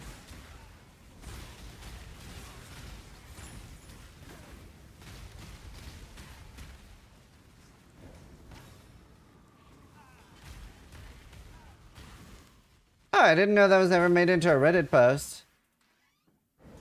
That's cool. Oh, that did really well on Reddit. That's nice.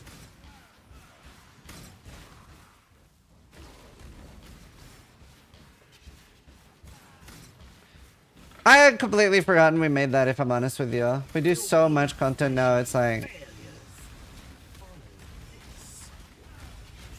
kind of wild. Now, Betrayal is very scary. It has so many sub things that are kind of hard to figure out.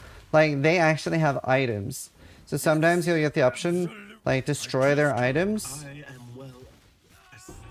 But honestly, just right-clicking them and executing them is pretty useful. Because you're getting loads of good unveils. Nothing we care about here. Ah, the double damage one would have been okay. Nothing here.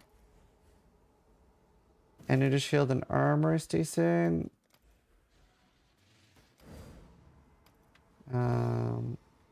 Alright, no other betrayal items.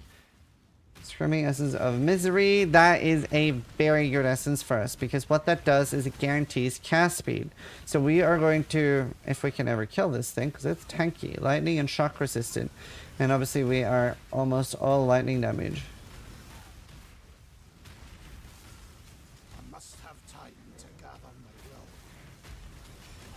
Scary.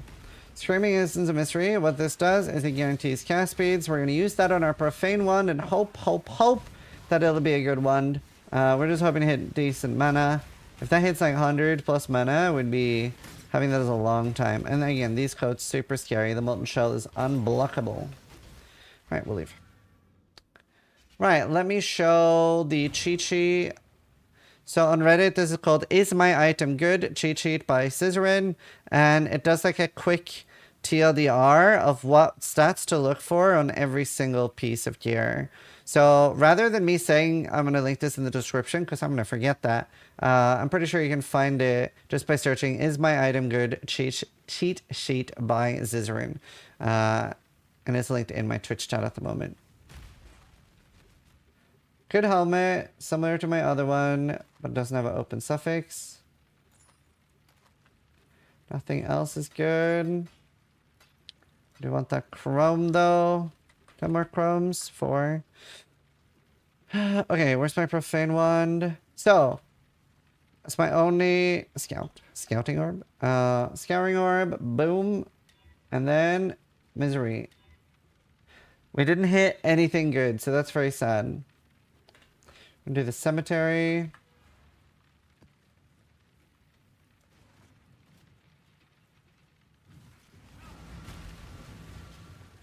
Yeah, absolutely, David. If you can post it, try that. Actually, I might have to post it on YouTube.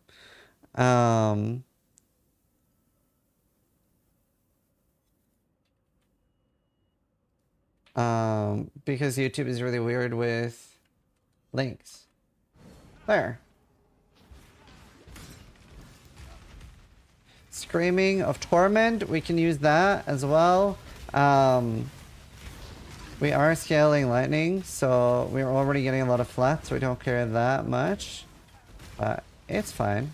We got Betrayal again, and obviously like we've seen, we can unveil stronger versions of the craft than what we can actually craft later. So these can actually be pretty good items. They can be pretty good. You my strength, ally. You win. Let's now, since we are doing Betrayal a little bit more, Sometimes you'll get the option to kick somebody out of the syndicate like this and betray them. And you always want to do that until you get a guy called Gravatius. And once you have Gravatius, he is really, really good to move to transport. And I'll try to explain roughly how to move people now. That's the only thing you need to care about. Nothing else matters. And at level 3 in transport, so I'll explain this now. He can give you a full stack of a divination card, which is very, very, very powerful. So I don't care about anything else. All I'm looking for is kicking people out and getting Gravatius, and then just unveiling crafts so that I have more access to more crafting tools.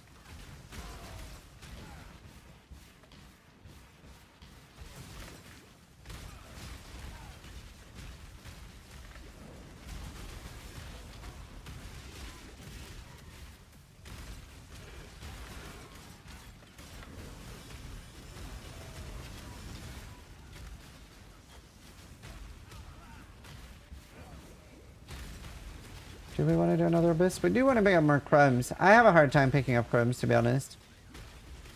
So I'm so used to ignoring them, but I kind of always ignore them.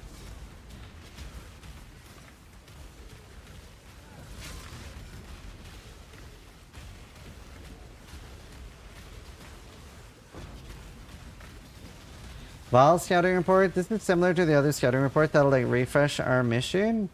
Also, I'm going to give you a tip here with Soul Eater of not doing anything, because eventually this will lose all its power as long as I don't kill anything. So you'll see it'll start shrinking now.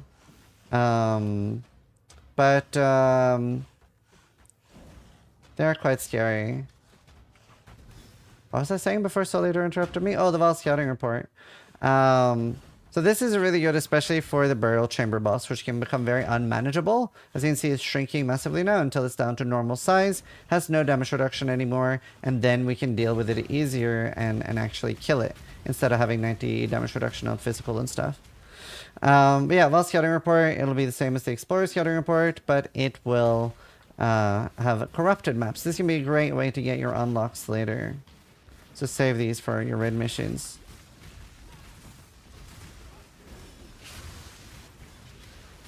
There you saw the explosion from the Revenant. They're very scary. We don't have life leech at the moment. We can't get that for a while.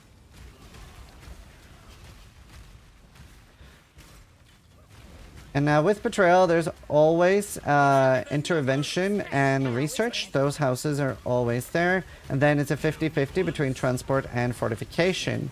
It's not exactly 50-50 because what it does is if you need transport, then you'll get fortification. And if you need fortification, you'll get transport. So it's a bit of a sense detector. It'll sense what you need and give you the opposite.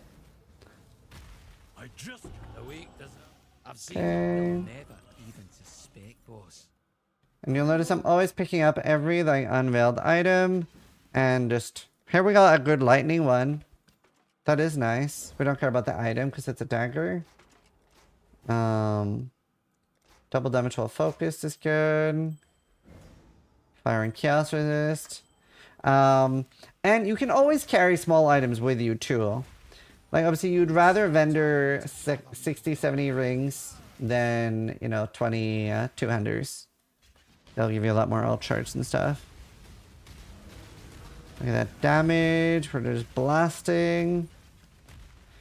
We're hoping at the moment to get new gloves, new boots. So what is focused? And focus is something that only appears when you have it crafted or unveiled on an item. So that said, double damage while focused. So that would give me a hotkey or a spell. And when I cast that, it would double my 20% chance to double the damage. Let's see, we can sell some of my old stuff now to make more space. Once you have like very few tabs like this, you want to be a little bit more careful. We can try a little bit again. We really want to hit just like one blue on this. Does that work? I don't know that it does. We want one blue. But also green. This works. Perfect. Okay, now we're talking. Now we might be able to switch. Do we have more? We have 2 more crumbs. But either way, we can now switch this around. So, Now I'm going to... We don't have 4C. That's fine. We'll craft the bad one for now. We can recraft that later. In fact, with Betrayal, we're going to find a good one soon. A good craft. Let's see. We're still res cap. We're going to have Grace with Eternal Blessing. And Arrogance with Clarity. We still have a low level Clarity. Don't want to waste too much of our life on that right now.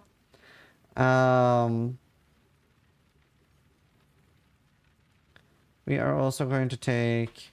What else are we taking right now?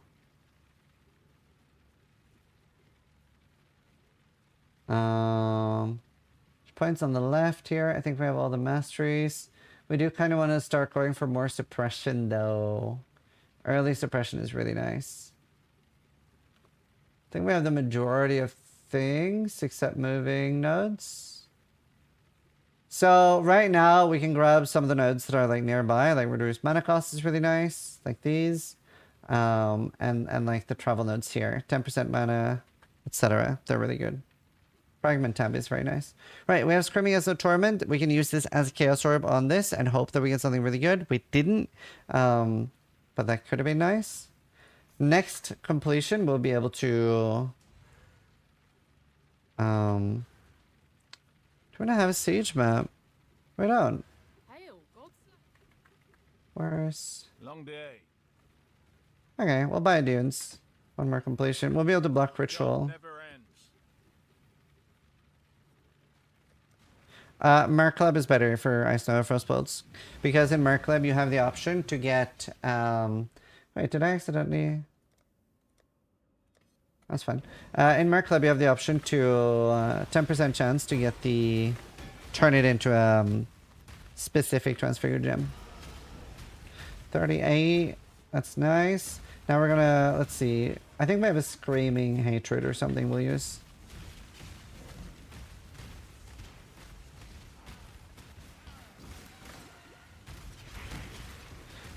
Nice. So we'll be picking up pretty much every currency and stuff. You really, for a long time, won't be able to have enough. Wailing Woe. So Wailings at this point we probably wouldn't use much. We'd be saving up for 3 and using, selling 3 of them to get a Screaming.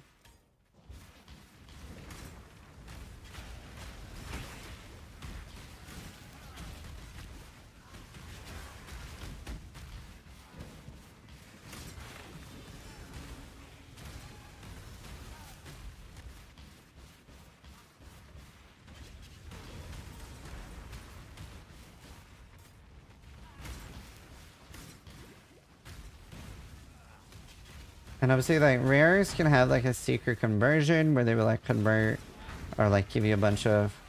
I can't really do Fractured Gear so much anymore. They kind of removed that. Harder to get Fractured Gear now.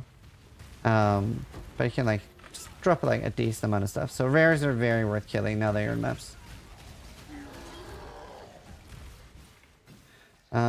Let's see. Is there any more chromes here? I might need a few. Then we're going to switch to Ice Snow or Frost Bolts.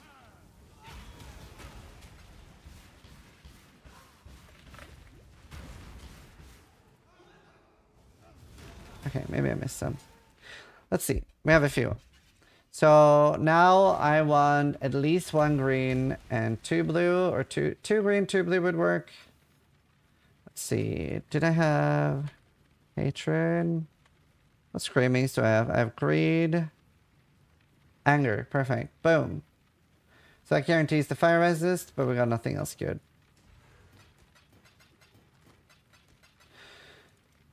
Now we get to block Ritual. And then, yeah, let's chrome this. Perfect. We'll take that. Now we got to link it. I'll armor scrap it to get a bit higher chance. Finally, at 4 link. Been some luck at least. Right, so now we are going to switch. We are going to do Frostbolt. We don't need any particular level on that. We don't care about that. We want greater, multiple projectiles. Returning projectiles is nice, but it's not the end of the world. It would be nice though, so I do kind of want to recolor that. And we want Arcanist brand. I don't like this for clearing. I only use it for bossing. But I'll show it anyway. And then we're gonna do Ice Nova. Oh wait.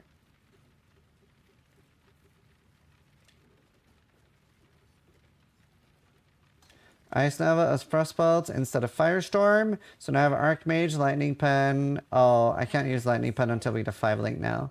So I will keep that in my alternate gems to be leveling. Now we want Spell Echo. So now we have Ice Nova Frostbolt. I want to put this on W. That's normally my key for that. We still have that. We're not switching to like Frostbite or something. I want to take a quick break and then we're going to show how this plays. Why not Greater Volley? Preference. Pair back.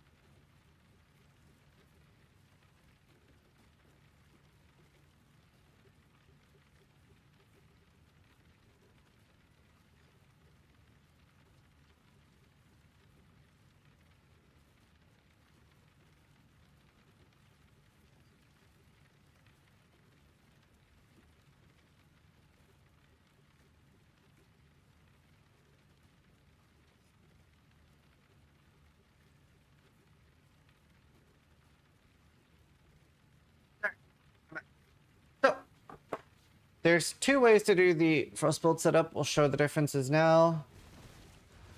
And you'll also see why switching early is a little bit clunky. Also, this is the stat that's really bad. If I open this map, I simply die. So we want to roll over that. The other one I rolled over too, multiple projectiles, also very scary. Poison, we're negative chaos rush right now, kind of scary. Magic monsters, completely fine. So let's open the map and explain how this plays now. And this is why you really want a lot of cast speed. Now, there's a few ways to play this. And I would normally have greater projectiles in here too. It makes it a little bit nicer. So now I would basically be throwing the frostbolts like this. And you can see like our damage is insane, but not everybody likes how clunky this can feel, especially with lower cast speed. And on bosses, it's a lot different. And later, when you get Akitawa's Thirst, it's a lot different because then it's a 1-button ability. Ooh, Platinum Scepter. That's really good. I don't know if it's worth it. It kind of is. That's actually a really good singularity. And obviously you can see I do a lot less damage when I'm just right-clicking. I specifically need to cast this on the Frostbolt. And the level of the Frostbolt doesn't really matter because like it's our Ice Nova that's dealing damage. Now there is a different way to do this too, and this is how people typically do bosses, and that is using Arcanist brand. So that makes a brand on enemies, and that brand will keep casting Frostbolts. So some people like that more. I found that too clunky for clearing. I hate it. It's amazing for bossing. So I'll show that on the boss now. Yeah, here's the boss. I don't want to curse this boss. This is terrifying to curse. If I curse this boss, it does like a big curse explosion. And that's very scary. But for single target, this is really nice. And you can see I have crazy damage now. Actually crazy damage now. And that'll continue to get better. So I would probably be using a few more chromes and trying to get returning projectiles can feel quite nice. Because I feel like, scary. Because like even with my cast speed right now, this doesn't feel too bad, like casting this, especially with the Onslaught Flask. But I really early want to try to get profane ones for the, you know, it would be 28 more cast speed from the implicit. And cast speed's so huge for this. It's a big multiplier to our damage. A must-have.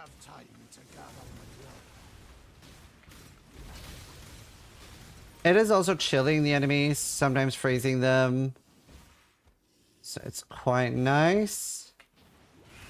But you want to like, you don't want to be on top of the enemy. You do want to try to like cast this while you're moving towards them kind of jam. Honestly, it feels better than I thought it would. It's just because like the damage is so obscene. So like we're sort of just like walking with it. So I don't like using Arcanist brand, but you can. And obviously like we have like Spell Echo is level 1, right? The support gem. So this will get a lot stronger too. So I would recommend switching early just because you'll get more used to it. And yeah, it's nice.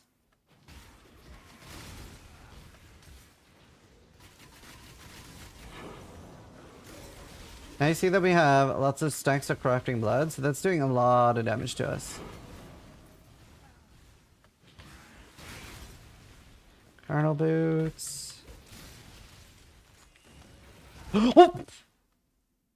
Oh, thank fuck I logged out in time. Okay. That was scary. That was scary. Woo! Extra my macro. That was close. I'm so used to playing like immortal builds. We're playing with fire. Actually, I'm playing with lightning. I'm lightning damage. Nah. Yeah, very scary opening boxes sometimes. It's also like something that changed this patch is our early defenses were absolutely decimated. So we have lost like so much early defense. So early on most builds, we are very squishy. So what was so bad there was I didn't have my Frostbolt out. And obviously this Ice Nova does like no damage at all. It's like the missing 2 support links. So this might be an old dad, but he still has his reflexes. Thanks.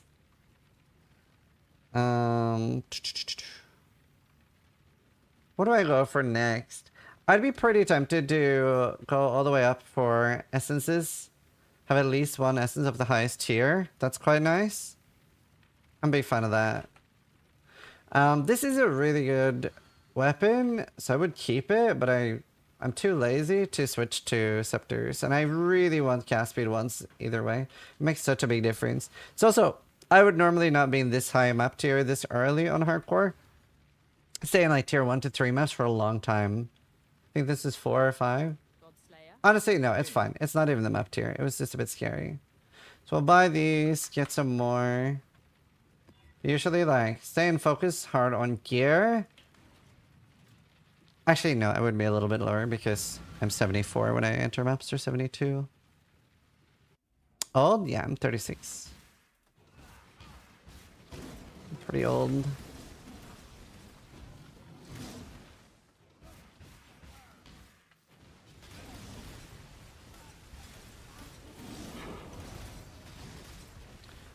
But yeah, I think we'll be pretty much good to go for the video after showing the swap here, so hopefully showing a little bit more of early maps will be interesting to people.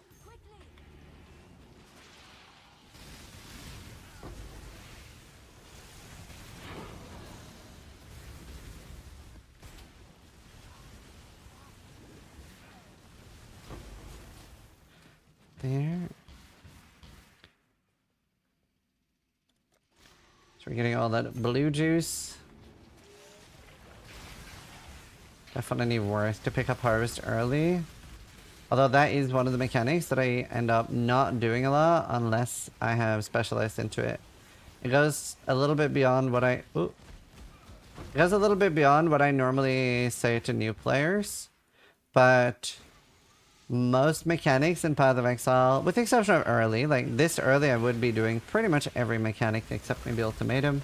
But fairly quickly, once I'm at like red maps or like late yellows, there's a lot of mechanics that I stop doing unless I put points in them. And that's because like Path of Exile is sort of infinite, right? Like you're not going to run out of stuff to do, so you have to prioritize like where is my time spent the best.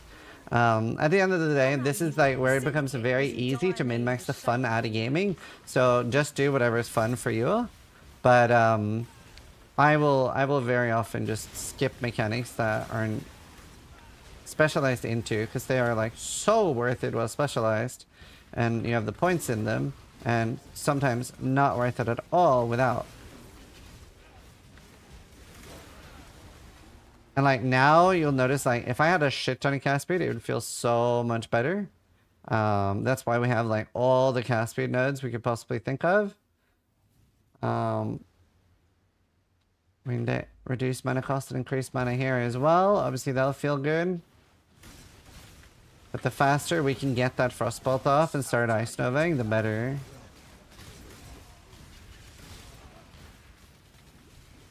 Think I feel bad about what I did? So I don't think we've seen Garishis yet. But we have a few unidentified ones. Yeah, Garish is very, very powerful. He literally single-handedly, once you have him at level 3, and we'll explain that next time I see Betrayal, change your wealth in the league. Like you could get like some of the like super in-game items single-handedly off Garishis. And a few of my viewers have had that this league. So that's definitely one of the things we recommend. So I'm actually going to skip that essence, because it's just a low level essence, but it's on the scary monster with that like bear. So we're just skipping that. We don't need that. Sometimes it can be good to skip low level essences that aren't interesting anyway. Here we have Cassia. We're definitely going to do that. Now, here's a good thing.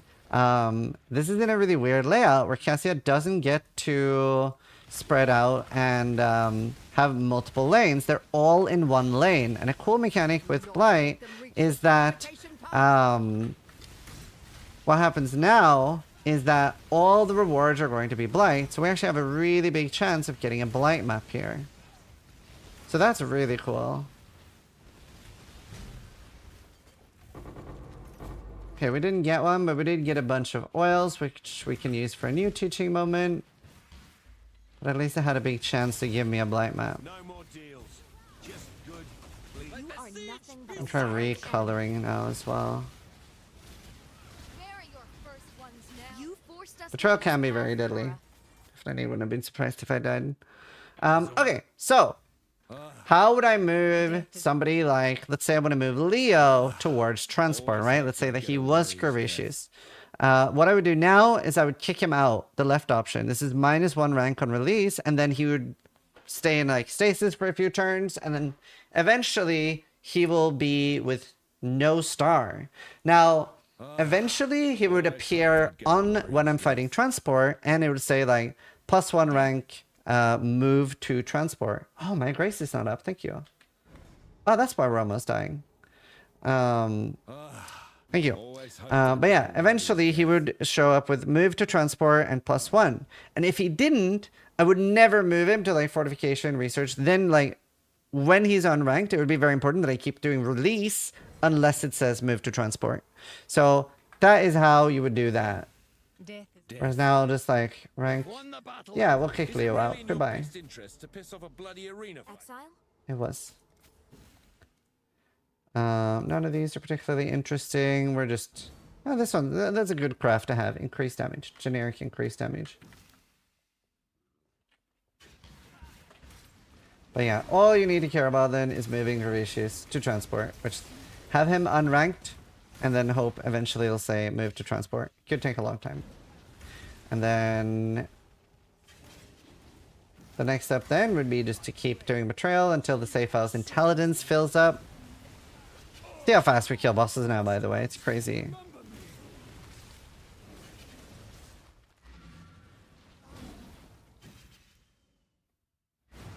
But yeah, so I'm checking again. Grace, Clarity, Automation, all are online now. +1 cold. Nothing really important there. And we don't really care about gem levels that much. It's not very big for us. So none of these items are particularly important. We do want to unveil that. You can have some good unveils. Frenzy on kill, that is a pretty good one. That is a really good one. Keep your eyes. And the craft for this would just give me minimum 1 frenzy, whereas this is frenzy on kill. So honestly, that would be tempting to use. If I was software, I would definitely use it. Right, what about blight oils? How do they work? So right now I have 1 green, 3 brown, 3 orange, and 2 clear. But I don't really have the things that my build guide recommends. So what I'm going to do is go to a website called blight.rallies. So you just search Google Blight Calculator, and then I enter 1, 3, 3, 2, and it displays every notable that I can anoint right now. And this is really useful. So now I can see that I can anoint Quick Step, which is actually quite good. It's 10% suppression and 6% movement speed. So I really like that. And I'm like, is there anything else that I really want? Not really. So I could like save up, but I'm actually going to go and anoint Quick Step. So the way I do that is I talk to Sister Cassia. Anoint items are insanely good amulet. Obviously, we want a new one at some point. But this is a cheap anoint, so we can do that. And now what this does is I actually get Quick Step, even though that's all the way here. I get that. So I get a free skill point that's unconnected to my tree. And there are obviously some really good ones. But now I got that. So that's useful. Very cool.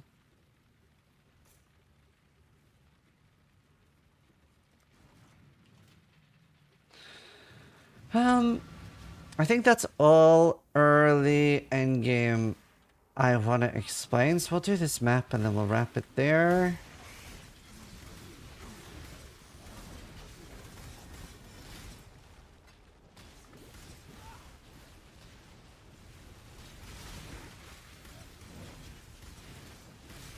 Honestly, I really should consider just doing this as a longer series, like Pestilido's raid series. But it's so energy taxing, and I really want this character to respec to Spark later.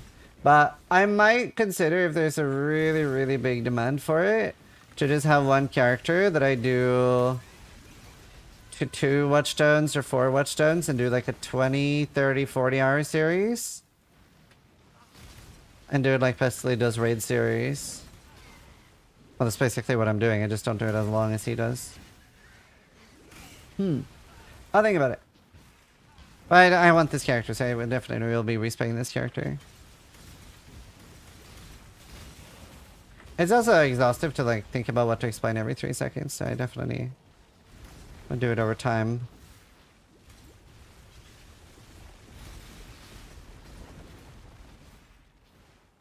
I'd be sick with this guy. Maybe I don't transfer him. I'll see. We'll see how the second episode does when that's up. But I'll wait. I'll wait with transferring him. So I can make him a Spark character in 3 hours anyway.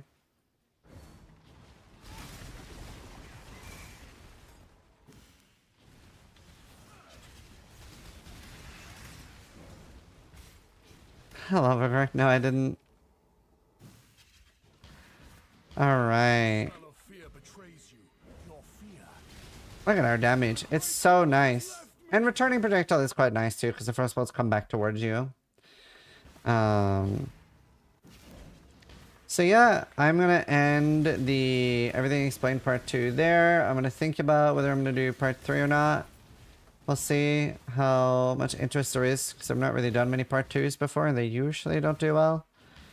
But I'll think about it.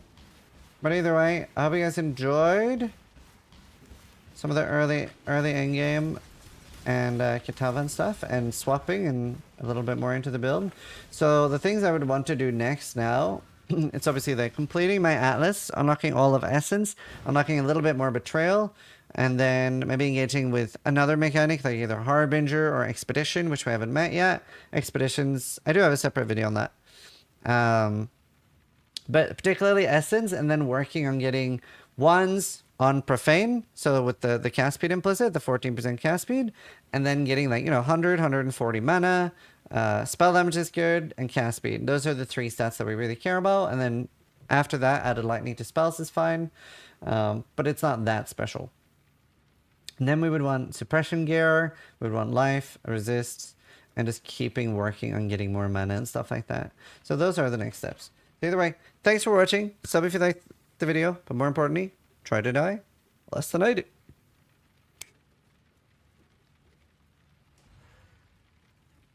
All right, we'll end it there. He said it.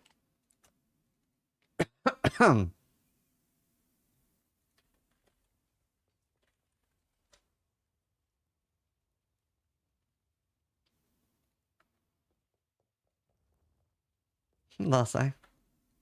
Is the battle pass worth it if you like cosmetics? Like, it only gives you cosmetics. The stuff that gives you in-game stuff, that's free. And you don't have to pay for that. You only have to pay money for the cosmetic part. Hold up, nothing ended? Well, if people were watching the YouTube video in a few days, then it ended for them. Oh, this current cosmetic? Yeah. Celestial and Dominator.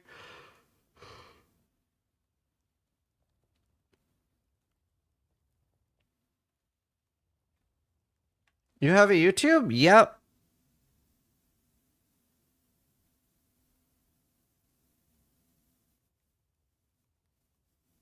I do. I'm hungry. I haven't had food today.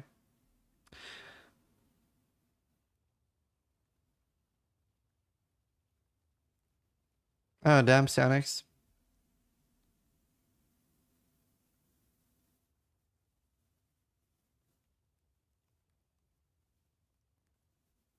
So this is YouTube channel is how I found him and made it here to Twitch. Yeah. Also, thanks so much for all the alerts during that. 2XA, thank you for the sub. Vajin, thank you for the 30 months. Dory, thank you for the 50 months. Following Bleed, last rate, found a mistake unless I'm dumb. And yes, the council no mistake is a mistake. You're right. Thank you for the chair. Crazy of All 9, thank you for the sub. Feja, thank you for the sub. Dita, Raining Day, Sir Oleg, Rotten, Bluey, Beeftown, Saoli, thank you. Thank you for the subs during that. Oh wow, Sai, that's crazy high. Do you think people know you more from YouTube or Twitch? Twitch. It's just like I have the stats. It's like I have the unique viewer stats. Like more people know me from Twitch for sure. They're getting kind of similar though. Definitely growing hard on YouTube.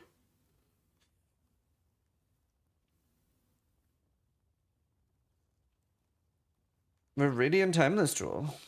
It's not Meridian Timeless Jewel. Do you mean the Glorious Vanity one? It's only the stat I say in the video, the +1 cold rest. I thought this was ending. I might end soon. Crawler, thank you.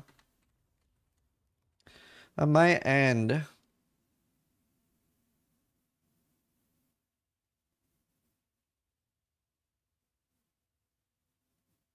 Also, for those that know Gayuri from our community, he is currently in the hospital, so his wife is keeping me updated on how he does, so hopefully he does okay.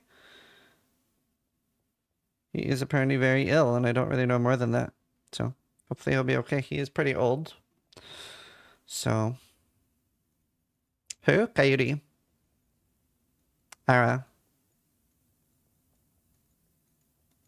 So, I'll keep you updated on that.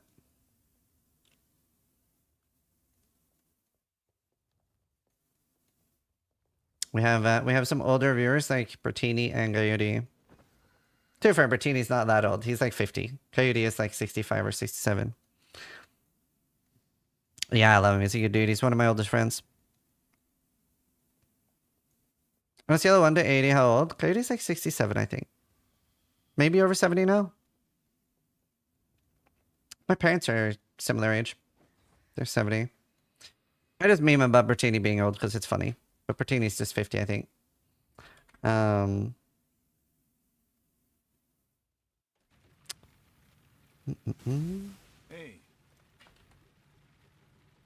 I see some wild temples. One of our scouts Cannot be leached from. That does kind of suck. I don't want to deal with that. I will do that. We do have a lot of older people in our chat. Tuna used to play Eve with somebody that was like 80.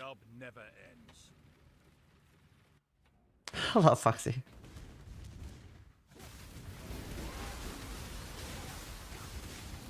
Oh, I'm on dog shit filter.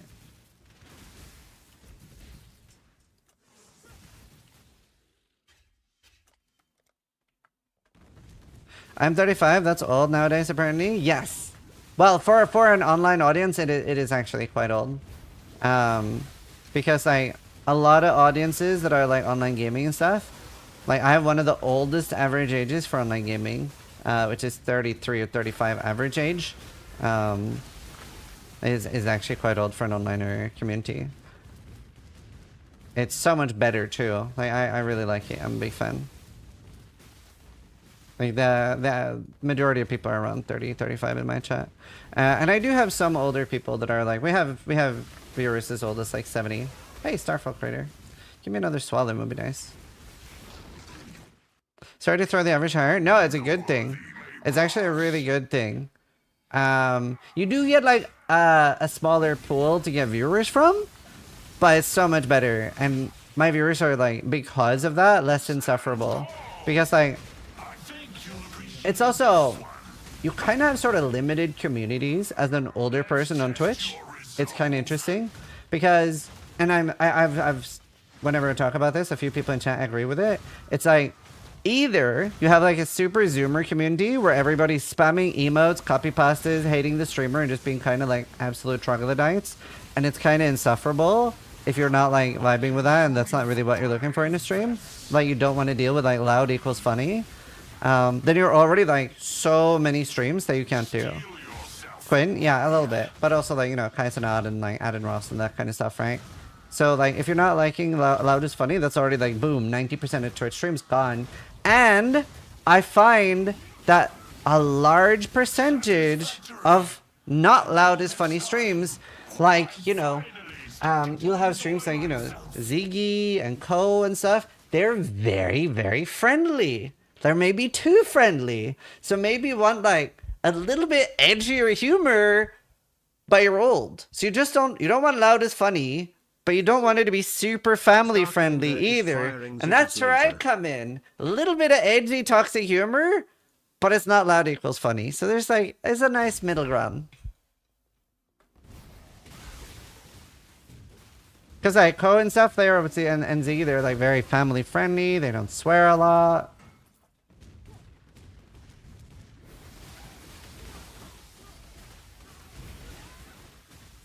Nice, RP. And a good mix of disappointing gameplay. Toxic is okay. Quinstyle takes it over the... yeah. You're very selective and you're not safe for work. That's why we're here. Yeah! Sis can't swear. You know, I've never ever seen a research paper that explains why swearing is bad or why you shouldn't swear in front of children. I've in fact only seen the opposite. I've like actually tried. You won't escape me. And it's like, children swear, adults swear, both are scared to swear around each other. Really weird to me, always has been. How can spell suppress here be crafted? With great difficulty and mostly just luck. Baotown is firing Ziz's laser. Tradition is why. And he doesn't even see it. I raised my ass over here. Oh, that's a bit too dark. Pirate software is amazing. One of the best streams I've ever run to. Pirate software is great. Getting Foible in SF? You don't. You go for a amulet from Incursion.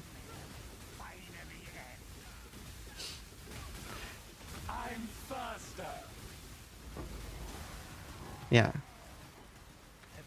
Alright, I should see if I can sell my... oh, sip.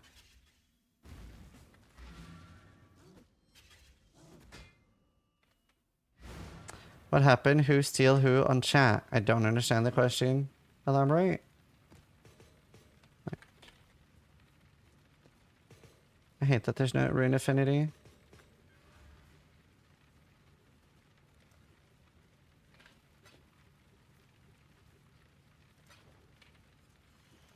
Alright. Hi underscore im underscore JJ. So did people enjoy that I went to maps with everything explained? Months. When I first started PO in 2017, I was looking for a creator that was informative and I could learn from / ask questions. But also one would call me a puppy dumb butterfly while educating me. So here I am and here I stay, people happy. Thank you, thank you. Thank you so much. Thank you, JJ. Appreciate it, man.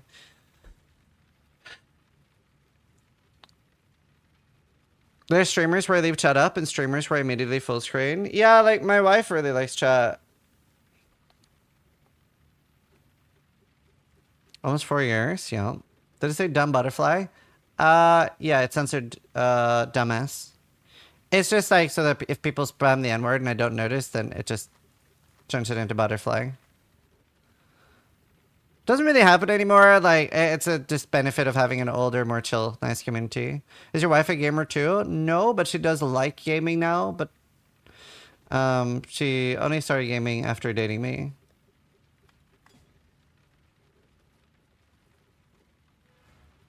Okies.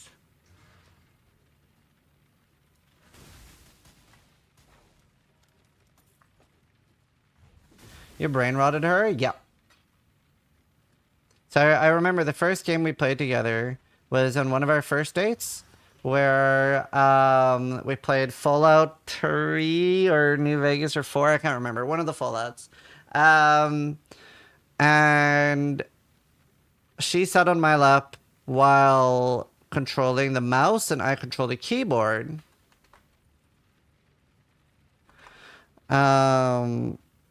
And she hadn't really played games before. So as soon as we had to stop very quickly. As soon as she saw the first cockroach, she screamed as if she was being murdered. And she started like overheating. Like she got so warm, she started sweating. And she literally went to like 50 Celsius. And I was like, what the actual fuck? And her palms were like wet. So she got so scared. So we couldn't do that. And same when we eventually like got her a PC and like we played 7 Days to Die together. Every time she saw zombies, she would just scream. And we would have to like go help her. They played with me, Jeremy, and Helena. And we would basically have to like play like a mission where it's like protect Helena. And now she'll like dunk on zombies and stuff. So she's gotten more comfortable with it.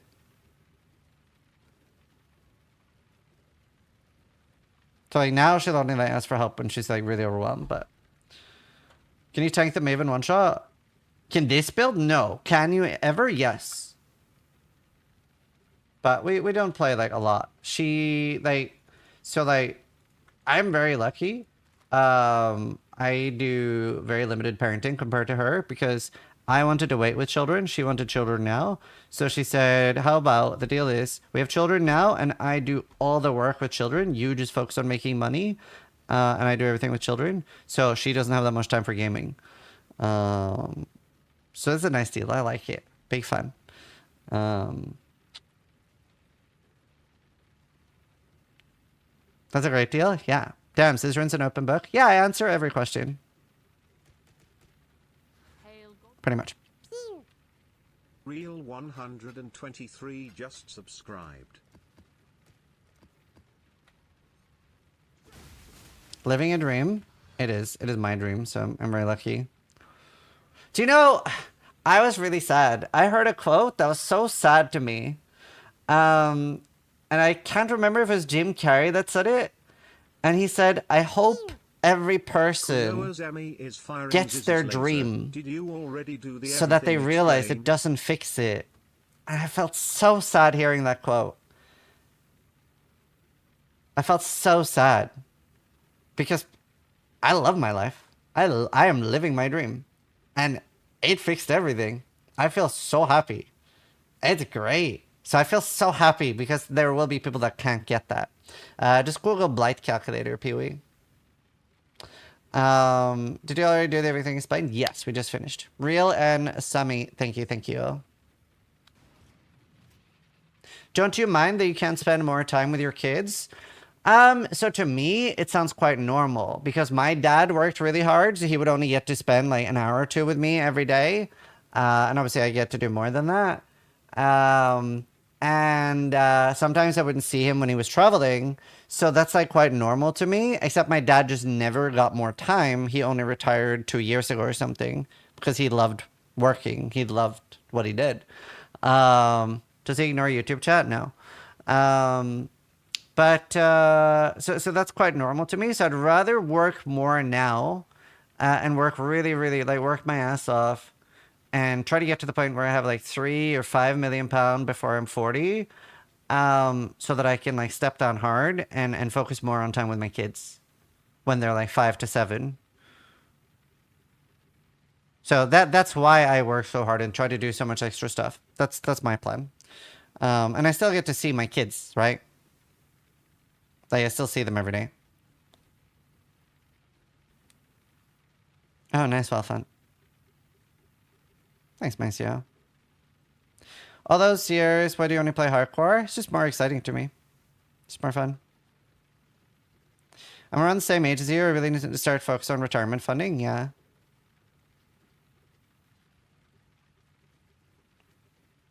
After farm stack decks, get 60 per map. Oh, nice. Good luck. Is there a good site with top tier build? Maxroll. That's a lot of good builds. And also just content creators have a lot of really good builds. Thanks for sharing this. No problem. I'm pretty much an open book. Alright. Thinking about maybe ordering food today. It's more fun because your life is uber easy mode softcore. That is actually true. I've talked about that too. Because my life is so easy, I think I want, like, it's nice to have a challenge somewhere, but if you're getting skull fucked by life, you probably don't want to get skull fucked by the game as well. Like, my life is, like, I've had very little adversity throughout my entire life. It's pretty much just been getting bullied. So, like, being born white in Norway, there's just very little chance for adversity, I guess. Who said you don't swear? I swear loads. You're doing good for sure, sis, but you did grind a lot. Want to say it's deserved? Sure. But, okay. So a lot of people that are in fortunate situations, everybody wants to believe that everything is 100% grinded out. That everything is 100% self-earned, and everyone wants to think that they're fully bootstrapped, right? Like everything, like, oh, if I grew up like poor in like a third world country, I could have done it all over again. Where that just really isn't the case. I think that I could have done streaming over again in a lot of different scenarios, but like, for example, right? My parents were like upper middle class. Like my dad was probably making like 50 to 70,000 pound a year. So I didn't grow up poor. Like, and that is very powerful because when I started streaming, I could literally, like, I had enough money to, like, if I was just burning my money, I could go, well, I thought I could go for a year. I couldn't. I was about to go bankrupt at 6 months. But at around 6 months, it was very make or break. And True Kryptonic, CRA, they were like donating loads, which was lucky for me. And because of that, I was able to keep streaming. But the alternative was that if I went broke, I could move back home to Norway and I wouldn't be homeless, right? And that makes all the difference in the world. So it's not whether my parents helped me or not and kept sending me money for me to stay afloat. Just the fact that I had the option to not be homeless made it safe. I had a guardrail to really go hard. I had a backup plan. So I really hate Arnold's speech where he's like, oh, you should never have a plan B, because if you have a plan B, you don't push as hard. It's like, I wouldn't have pushed any harder if the option was being homeless, because I was already white knuckling it, because the idea of not succeeding, the idea of not being famous for me was so big. But we didn't have any generational wealth. Like, my parents grew up very poor. My dad, like, pulled us out of poverty into middle class. And then I'm putting us past that, hopefully. But I don't think you need a plan B. You don't need a lack of a plan B to succeed. It just adds stress, in my opinion. Like, the fear of failure alone should be enough for you if you're really motivated. I guess it kind of is generational wealth, but it was more the fact that I didn't have to be homeless. But yeah. They're in a place to support you? Yes. Correct. Sure, we agree. Semantically disagree, but yeah, I agree with you.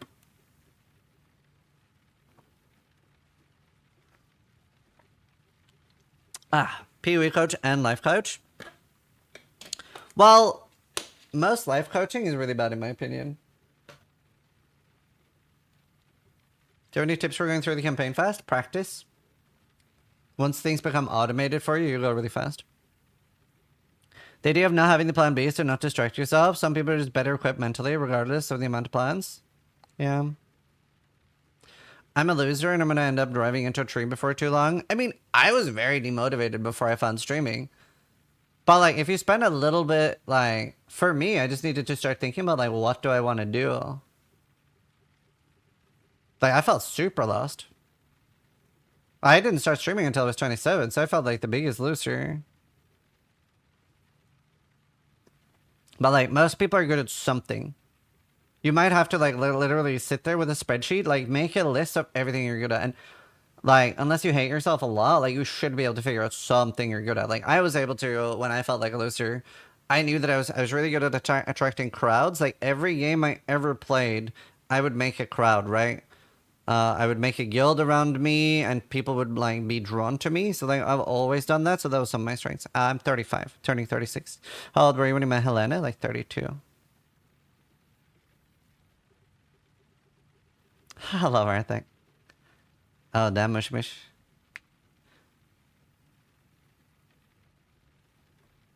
I just signed a new job contract with 100k Swedish kronor a month. My plan is to save for a house next year. Dude, that's awesome. Congratulations. That's badass.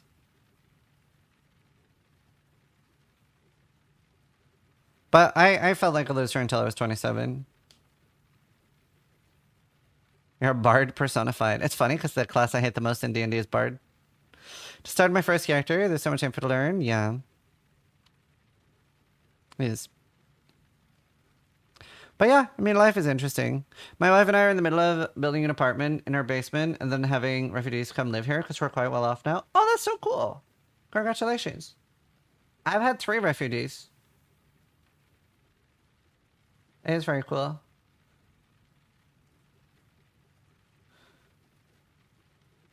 People don't know how lucky they are. I do. I make lists usually every month of things I appreciate.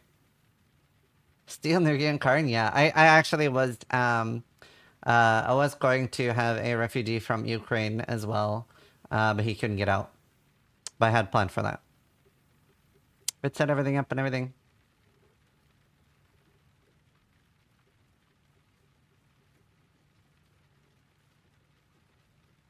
No, I have no idea. I'm just speculating on 326. I think I might stay in Belfast after studies. Dude, isn't it so nice here? So nice and so safe. Been wondering, is your outro clip the one that was I was just about to go to bed? Are you putting on a different voice? Oh, I don't know.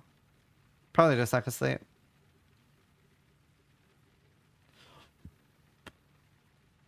Kiki's is my editor, so he's talking on Twitch.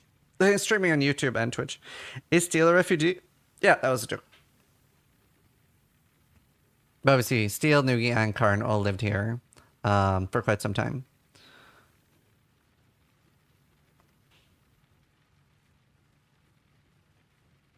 I mean, I have hobbies. I play games for 33 years, and I play guitar for 25. I graduated college with a biology degree and wanted to go to dental school, but I got a D in AP Physics, and so I don't get to continue without repeating. I'm just happy.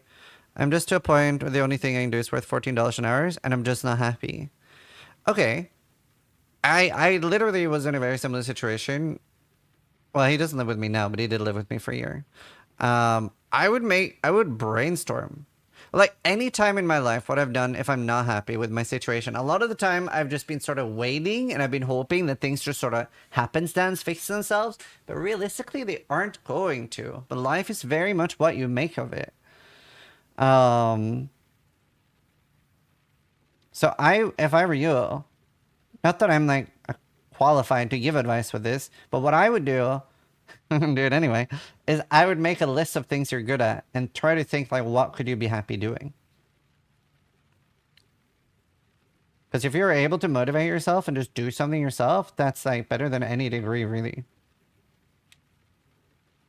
Just find something you're obsessive about.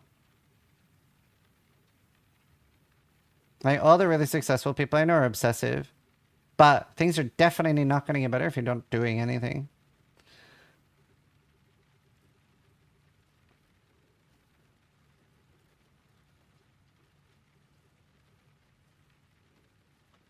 And like you can work towards something on the side while like doing something you hate for money.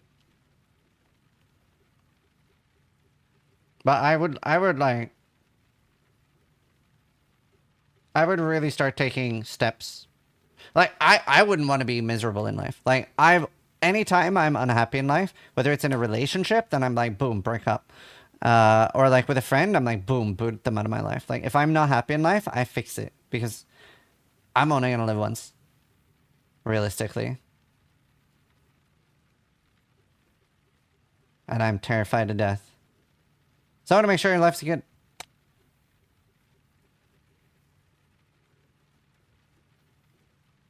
It could be way worse. You can know exactly what you're good at and want to do and have insiders in the industry, but have such a bad imposter syndrome that you just never work up the motivation.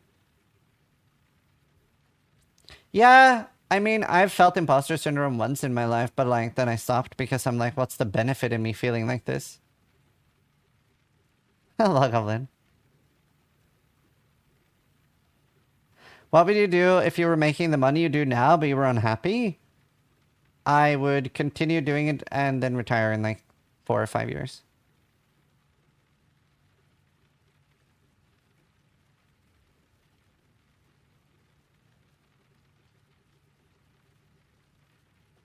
Are you happy right now? Extremely. I'm the happiest person I know.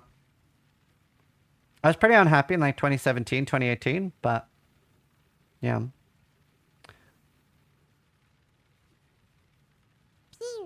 Yeah, just make a Lightning Strike character wheel when you have that much currency. Lightning Strike's super fun. It's an expensive build. An RF's not going to go that far. No, that sounds awful, no? That sounds super old build.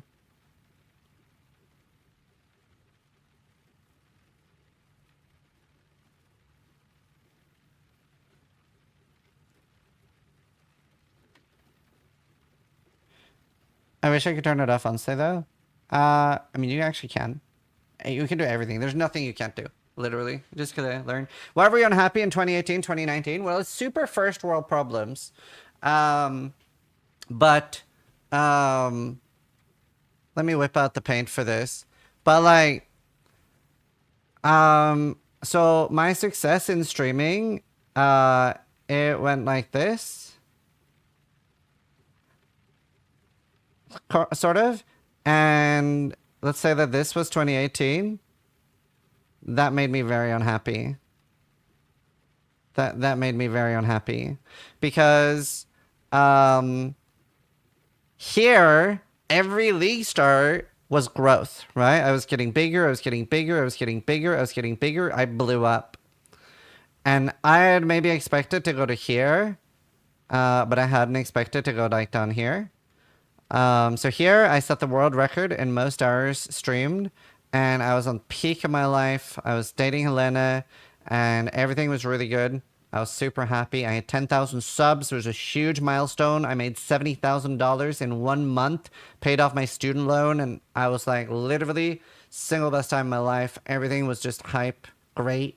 People wanted to meet me when I went to TwitchCon. Everyone's like, oh my god, you're Zizaran, right? And like peak life.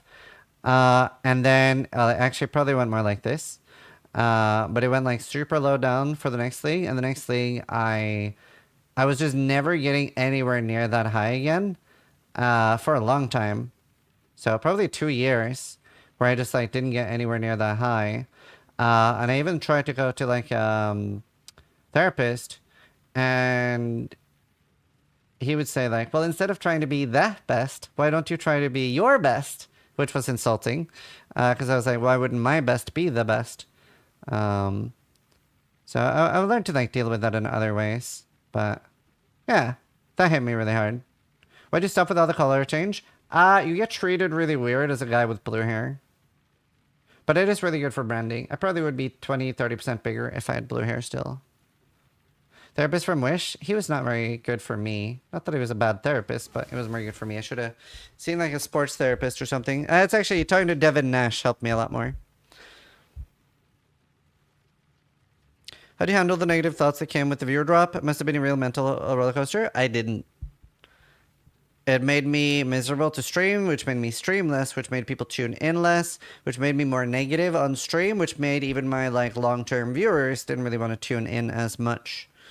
So it definitely hurt my stream a lot. But now I deal with it pretty easily. It also helped that I hit a second peak, because during a subathon I hit 13,000 subs or something. And I realized that those peaks might be far and few between. And more importantly, you don't have to... It's not that my best can't be the best. It's that I don't have to be the best all the time. Like, for example, right? If you're the world's best at, you know, lifting or jumping or whatever you're the world's best at, you're not going to be the world's best forever. You can't be the best forever. That helped me a lot. God damn it. I'm too lazy to grind gold today. I really just want to go eat. Just enjoying talking. So, I don't know, just also maturing, getting older, talking to Devin Ash a lot.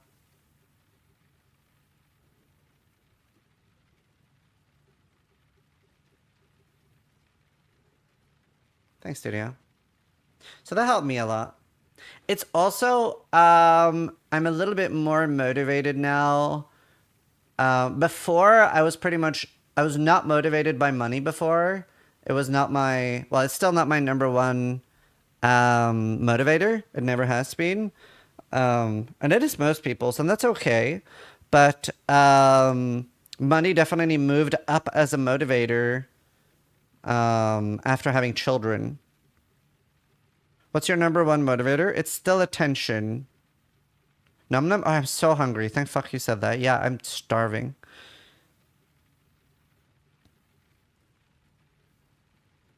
Our league starts always your highest earning months. Yeah. But yeah, attention's my number one main motivator. Order something? No, my wife said num num. That means that she's gonna help me get food somehow. Like, you want to be a star? Yeah, like fame and attention has always been like the main motivators for me. Like, for example, one of the coolest moments for me this year was how insanely packed my meet and greet at ExileCon was. Because I thought it was big, but I was still taking my time with it. And then people started rushing. And I was like, wait, I'm almost done with my meet and greet. And they were like, sis, this is just the VIP line. So like attention's always been like a really, really huge thing for me. And it's like, it is a little weird to me because I've had several people now be shaking while meeting me because they're nervous. But it's still really cool. Like, I'm a massive attention whore. Glad to hear how candid and honest you are about that. Watch out for people who try to exploit that. Thanks, I do. Lady Azure, thank you for the 6 months. Oh yeah, and the Vile Staff Cock. I don't think that's good. Carnivas, thank you for the 14 months. Was shaking for days. Yeah, Best was very chill when I met him. He was just my guide, basically, for a few days.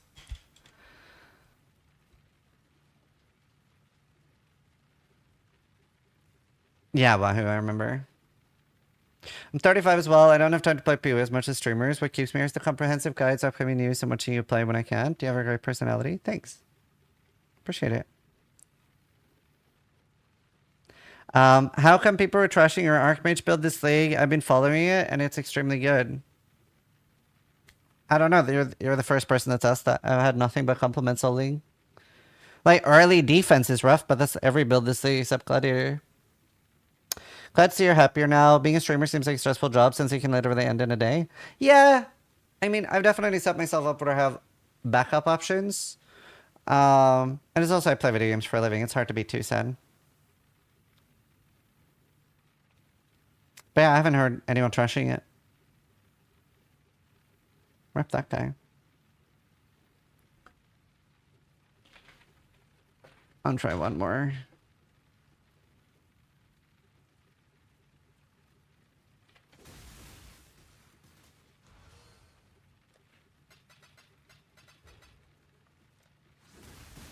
But yeah, no, I have not heard anyone trashing it. Oh, nice. Close, great. So when you're done with streaming, what will you do? Investment banker? No. Okay, I have a few like dreams for like things I would want to do. So I would like to do more consulting for companies. Obviously, I did consulting for Twitch for a while with the Safety Council, and some other companies have expressed the interest in hiring me as a consultant. I would really like to do that. I would eventually like to move into potentially game development and have my own game.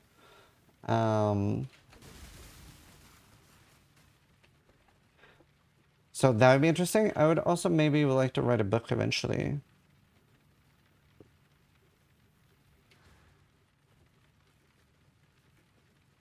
Would you do that for GGD? I would do consulting for GGD, but I would never like work as in like having somebody be my boss. Did they pay for being an ambassador? Oh, Twitch ambassador does not pay. The Twitch council did. You have to say anything about burnout and finding what you really like to do? Push as hard as you can while you're not burning out. You're going to burn out eventually, but then try to find ways to make it interesting. Like, I quit playing PoE whenever I'm not enjoying it anymore.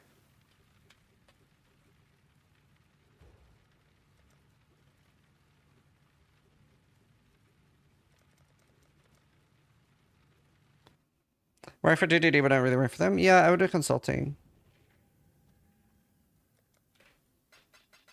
Like, I really want to do consulting. I want to do game development eventually, and I want to write a book. I appreciate that even though you're a self-admitted attention whore, you don't go out of your way to get it in the most stupid way like most attention whores. Yeah.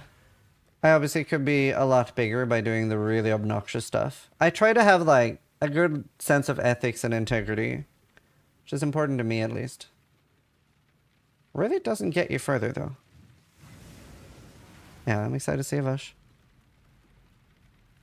Book on what topic? Oh, like a Lord of the Rings style book.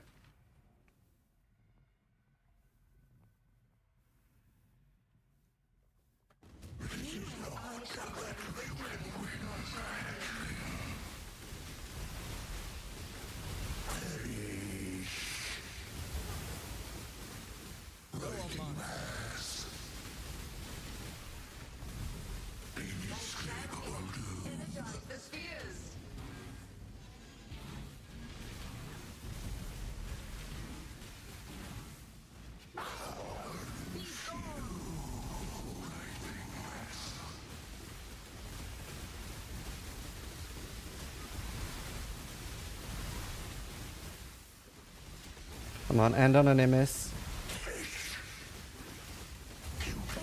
Fucking helmet.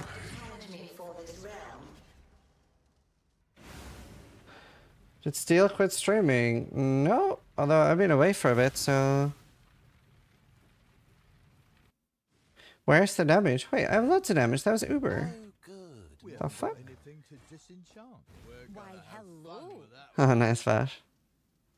That's cool. Oh, I'll send him a message. Maybe go for a walk with him today. Did they have a mean grade for Chris? No, Chris wasn't there. Just Jonathan. From the boss. Oh, right. No, Magnus. Yeah, fishing for Nimbus. Yeah, I don't know. Integrity is pretty important to me.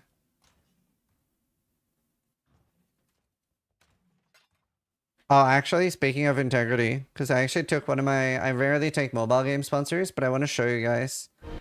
It was actually surprisingly good. It's a pretty safe mobile game. I want to show you guys the intro Kiki's made.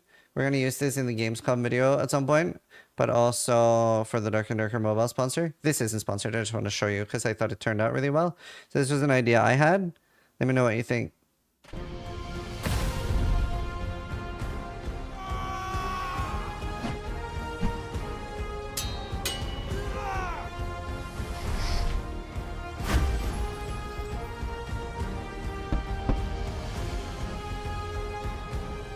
I'm done streaming, so I'll show you later. This is AI? No, screw you.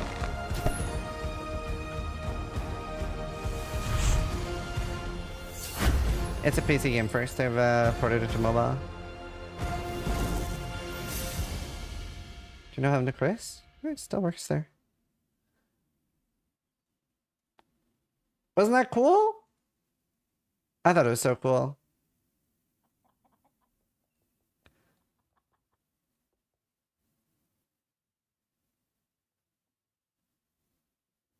Yeah, I was the wizard. I thought it was so cool. I was very excited.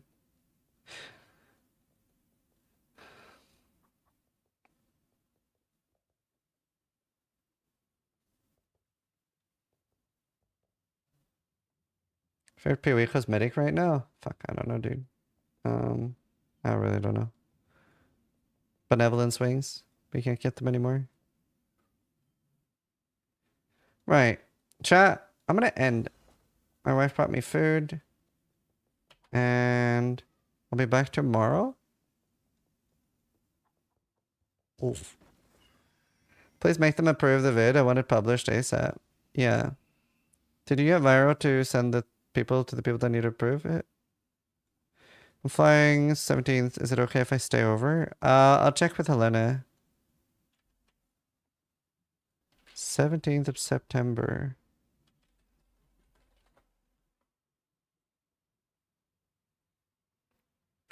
Can you use magic to make Steel Mage stream on schedule?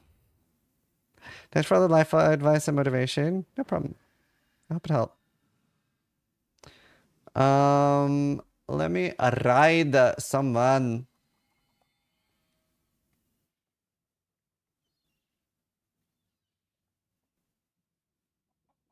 All right, let's raid Noogie. I'll see you guys later. Thanks for watching. Try to die more than I do.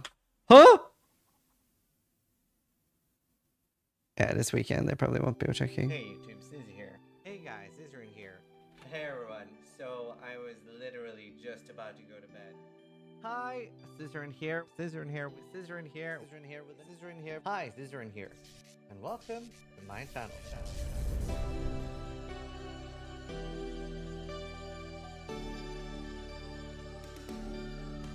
One day he'll just say try to die. I'll be really pissed one day. Try to die.